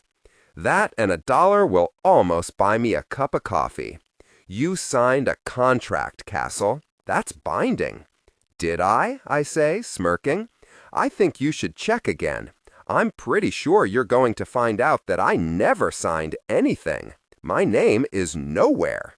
My name is gone. Thank you, Sam, I think. I would have never thought a disappearing ink pen could come in so handy. Her irritation shows on her face for once. I feel oddly triumphant. She clears her throat. "Where's Agent Jones?" She says it like that's her trump card. I shrug. Beats me. Did you lose him? I hope you find him, even though, let's face it, he and I were never close. "You're not this person," she says, waving her hand in the air to indicate me. I don't know what she was expecting. Clearly she's frustrated by my reaction. You're not this cold. You care about making the world a better place. Snap out of it, Cassel, before it's too late. I've got to go, I say, jerking my head toward the house. Your mother could be brought up on charges, she says. Fury makes my mouth curl. I don't care if she sees it. So could you. I hear you used a worker kid to frame a governor. You can ruin my life, but you'll have to destroy your own to do it. I promise you that. Cassel, she says, her voice rising several decibels. I am the least of your worries. Do you think that if you were in China, you would be free? Oh, give me a break, I say. Right now, you're a bigger problem than Patton was, and you saw how my superiors handled that problem. The only way this can be over is if you— This is never going to be over, I shout. Someone will always be after me. There's always consequences. Well, bring it. I am done with being afraid, and I am done with you. With that, I stalk back to the house. But on the porch, I hesitate. I look back at Yulikova. I wait until she walks back to the gleaming black car, gets in, and is driven away. Then I sit down on the stoop. I stare out at the yard for a long time, not really thinking about anything, mostly just shaking with anger and adrenaline. The government is big, bigger than any one person can game. They can come after the people I care about, they can come for me, they can do something that I haven't thought of yet. They could make their move now or a year from now, and I'm gonna have to be ready. Always and forever ready, unless I want to give up everything I have and everyone I love. Like they could go after Leela, who shot and killed someone in cold blood. If they ever managed to figure that out, to charge her with Agent Jones' murder, I would do anything to keep her free. Or they could go after Baron, who works for them. Or, as I'm thinking, I realize I am looking out at our old barn. No one's gone in there in years. It's full of old furniture, rusted tools, and a bunch of stuff my parents stole and then didn't want. It's where my dad taught me how to pick locks. He kept all his equipment out there, including the super secure box. I vividly recall my father, cigarro resting in one corner of his mouth as he worked, oiling the gears of a lock. My memory adds in the spool pins, the mortise sets, and the bolts. I remember that no one could get into that box. Even knowing there was candy inside, we were still hopeless. The barn is the one place that Granddad and I didn't clean out. I leave the milk on the stoop and walk over to the big, worn double doors, then lift the latch. The last time I was inside was in a dream. It feels dreamlike now, dust rising up with my footfalls. The only light coming through gaps in the planks, and window panes shaded gray with cobwebs and dirt. It smells like rotten wood and animal habitation. Most of the furniture is covered with moth-eaten blankets, giving everything a ghostly appearance. I spot a garbage bag filled with plastic bags and several worn cardboard boxes overstuffed with milk glass. There's an old safe, so rusted that the door is ossified open. Inside, I find only a pile of pennies, greenish and stuck together. Dad's work table is covered with a cloth, too. Pulling it back with a single sweep of my hand, I see the piled mess of his tools. A vise, cylinder remover, sesame decoder, hammer with interchangeable heads, the super secure box, a bundle of twine, and a bunch of rusted picks. Pulse with adrenaline while remaining coherent. Political intrigue deserves. If my father had the resurrection diamond, if he wanted to keep it, if he couldn't sell it, then I can picture him tucking it away where no outsider would think to look and no family member was skilled enough to get into.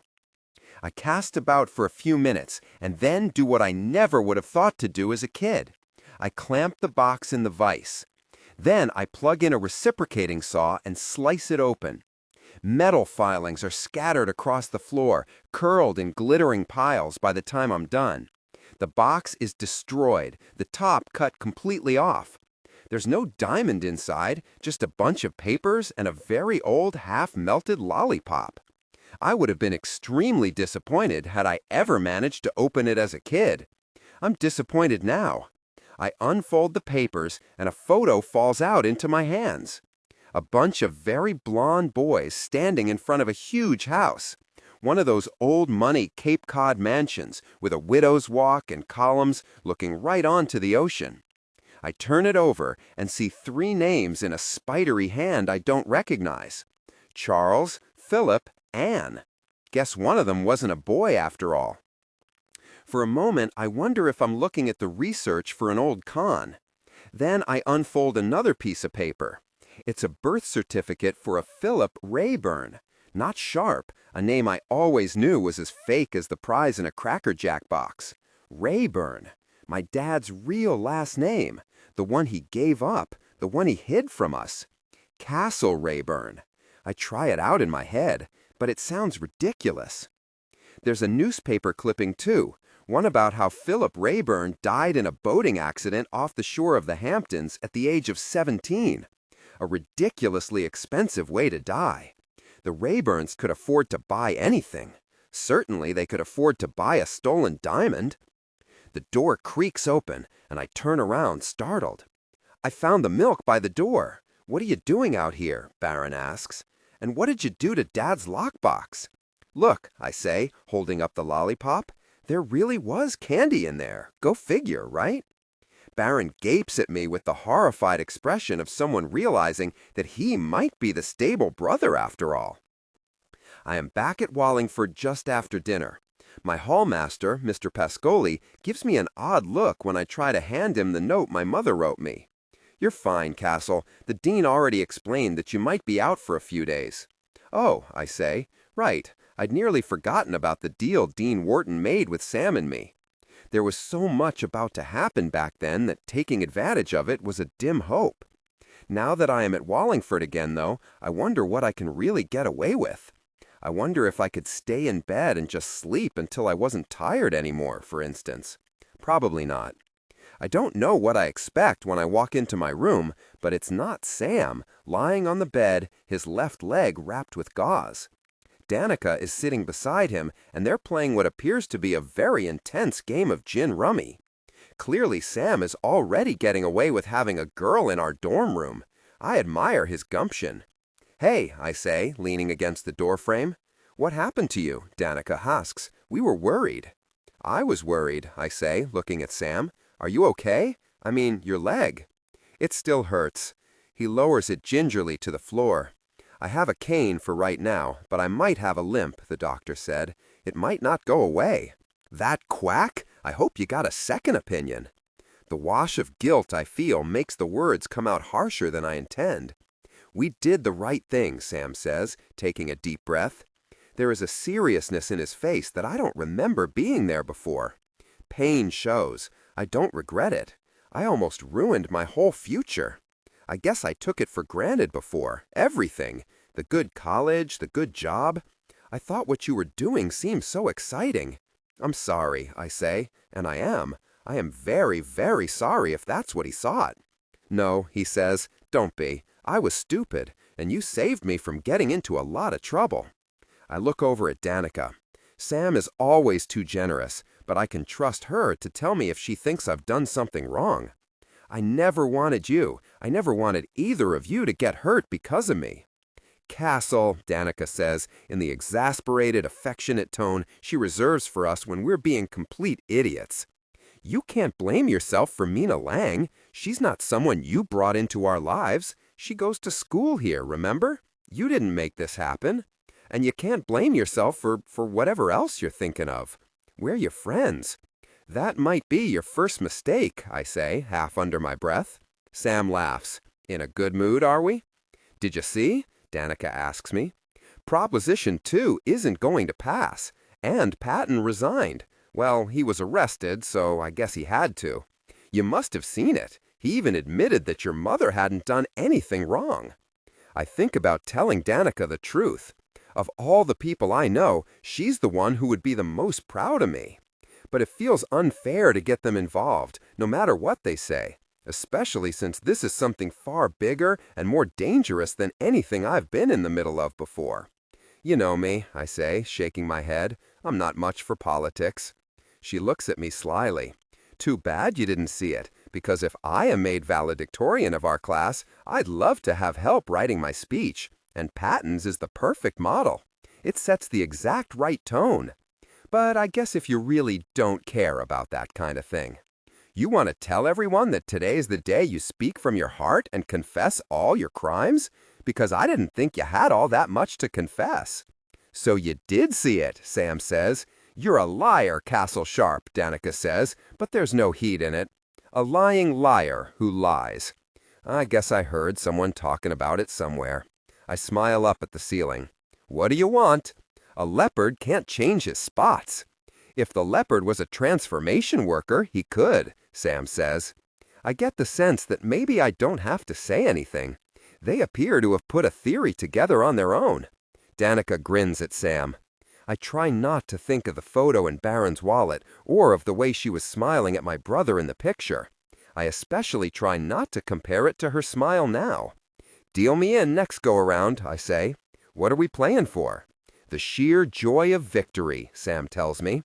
"Oh," Danica says, and gets up. Before I forget, she walks over to her bag and pulls out a bundled t-shirt. She unknots it and pushes back the cloth. Gage's gun is there, oiled and gleaming. I got this out of Wharton's office before the cleaners came. I stare at the old Beretta. It's small and as silvery as the scales of a fish. It shines under the light of the desk lamp. "Get rid of it," Sam says, "for real this time." The next day, it starts to snow. The flakes float down, coating the trees in a thin powder, making the grass sparkle with ice. I walk from statistics to developing world ethics to English. Everything seems bizarrely normal. Then I see Mina Lang hurrying to class, wearing a black beret dusted white. "You," I say, stepping in front of her, "you got Sam shot." She looks at me with wide eyes. "You're a terrible con artist, and you aren't a very nice person. I have no idea what happened to your parents. I have no idea how you wound up stuck curring Wharton, with no end in sight and no way out, and no friends you trust enough to let help you. I can't even say that I wouldn't have done what you did, but Sam almost died because of you, and for that I will never forgive you." Her eyes fill with tears. "I didn't mean—" "Don't even try it." I reach into my jacket and give her Ulikova's business card and the wrapped t-shirt bundle. "I can't promise you anything, but if you really want to get out, take this. There's a death worker, a kid named Gage, who wants his gun back. You give it to him, and I bet he'd be willing to help you out, teach you how to be on your own, get work, and not be beholden to anyone. Or you can call the number on the card." Pulse with adrenaline while remaining coherent. Political intrigue deserves. Ulikova will make you a trainee in her program. She's looking for the gun, too. She'll help you, too, more or less. Mina stares at the card, turning it over in her hand, holding the bundle against her chest, and I walk away before she can thank me. The last thing I want is her gratitude. Giving her that choice is my own personal revenge. The rest of the day goes about as well as any day. I make another mug in ceramics that doesn't blow up. Track is canceled because of the weather. Dinner is a somewhat gummy mushroom risotto, haricot verts, and a brownie. Sam and I do our homework, flopped on our beds, throwing wadded-up pieces of paper at each other.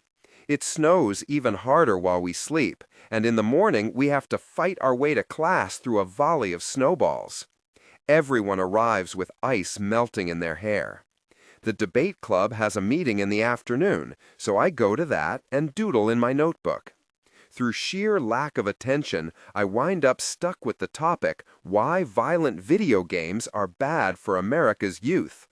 I try to argue my way out of it, but it's impossible to debate the whole debate team. I am crossing the quad, heading back to my room, when my phone rings. It's Leela. "I'm in the parking lot," she says, and hangs up. I trudge through the snow. The landscape is hushed, quiet. In the distance, there is only the sound of cars moving through slush. Her Jaguar is idling near the pile of snow the plow belt at one end of the lot. She's sitting on the hood, in her gray coat. The black hat she's wearing has an incongruously cute pom-pom at the top. Strands of gold hair blow in the wind. "Hey," I say, walking closer. My voice sounds rough, like I haven't spoken in years. Leela slides off the car and comes sweetly into my arms. She smells like cordite and some kind of flowery perfume. She's not wearing makeup, and her eyes have a slight puffy redness that makes me think of tears. "I told you I'd say goodbye." Her voice is almost a whisper. "I don't want you to go," I murmur into her hair. She pulls back a little and twines her arms around my neck, drawing my mouth down to hers. "Tell me you'll miss me." I kiss her instead of speaking, my hand sliding up to knot in her hair. Everything is quiet. There is only the taste of her tongue and the swell of her lower lip, the curve of her jaw. There is only the sharp, shuddering gasp of her breath. There are no words for how much I will miss her, but I try to kiss her so that she'll know. I try to kiss her to tell her the whole story of my love, the way that I dreamed of her when she was dead, the way that every other girl seemed like a mirror that showed me her face, the way my skin ached for her, the way that kissing her made me feel like I was drowning and like I was being saved all at the same time. I hope she can taste all that, bittersweet, on my tongue. It's thrilling to realize that I'm allowed this at last, that for this moment she's mine. Then she takes an unsteady step back. Her eyes shine with unsaid things. Her mouth is ruddy from being pressed against mine. She bends down and picks up her hat. She's gotta go, and I've got to let her. "Yeah," I say, curling my hands at my sides to keep from grabbing for her. "Sorry. I shouldn't already feel the loss of her so acutely when she's not yet gone. I have had to let her go so many times. Surely practice ought to make this easier." We walk to her car together. The snow crunches under my feet. I look back at the bleak brick dorms. "I'll be here," I say, "when you get back." She nods, smiling a little, like she's humoring me. I don't think she realizes just how long I've been waiting, how long I wait for her still. Finally, she meets my gaze and smiles. "Just don't forget me, Cassel." "Never," I say. "I couldn't if I tried. Believe me, once upon a time, I tried." She gets into the car and closes the driver's side door with a slam. I can tell it costs her something to act casual, to give me that last little wave and grin, to put her car into gear and start to pull out of the lot. That's when it hits me. In a single moment, everything becomes suddenly, gloriously clear. I have a choice. Other than this one. "Wait!" I yell, legging it over and knocking on the window. She hits the brakes. "I'm coming with you," I say, as she rolls the window down. I'm grinning like a fool. "Take me with you." "What?" Her face looks blank, like she's not sure she's hearing me right. "You can't. What about graduating? And your family? And your whole life?" For years, Wallingford has been my refuge, proof that I could be a regular guy, or that I could pretend well enough that no one could tell the difference. But I don't need that anymore. I'm okay with being a con artist and a grifter, with being a worker, with having friends who will hopefully forgive me for taking off on a mad road trip, with being in love. I don't care. I get in on the passenger side, slamming the door on everything else. I want to be with you. I can't stop smiling. She looks at me for a long moment and then starts to laugh. "You're running away with me with your book bag and the clothes on your back? I could wait for you to go to your dorm, or we could stop by your house. Don't you need to get anything?" I shake my head. "Nope, nothing I can't steal." "What about telling someone? Sam?" "I'll call from the road." I hit the knob on the radio, filling the car with music. "Don't you even want to know where we're going?" She's looking at me like a painting she's managed to steal, but will never be allowed to keep. She sounds exasperated and oddly fragile. I look out the window, staring out at the snow-covered landscape as the car starts to move. Maybe we'll go north and see my father's family. Maybe we'll try to find her father's diamond. It doesn't matter. "Nah," I say. "You're crazy." She's laughing again. "You know that, right, Cassel? Crazy." "We've spent a lot of time doing what we're supposed to do," I say. I think we should start doing what we want. And this is what I want. You're what I want. You're what I've always wanted. Well, good, she says, tucking a lock of spun gold hair behind her ear and leaning back in her seat. Her smile is all teeth, because there's no turning back now. Her gloved hand turns the wheel sharply, and I feel the giddy rush that comes only at the end of things. That comes when, despite everything, I realize that we actually got away with it. The big score.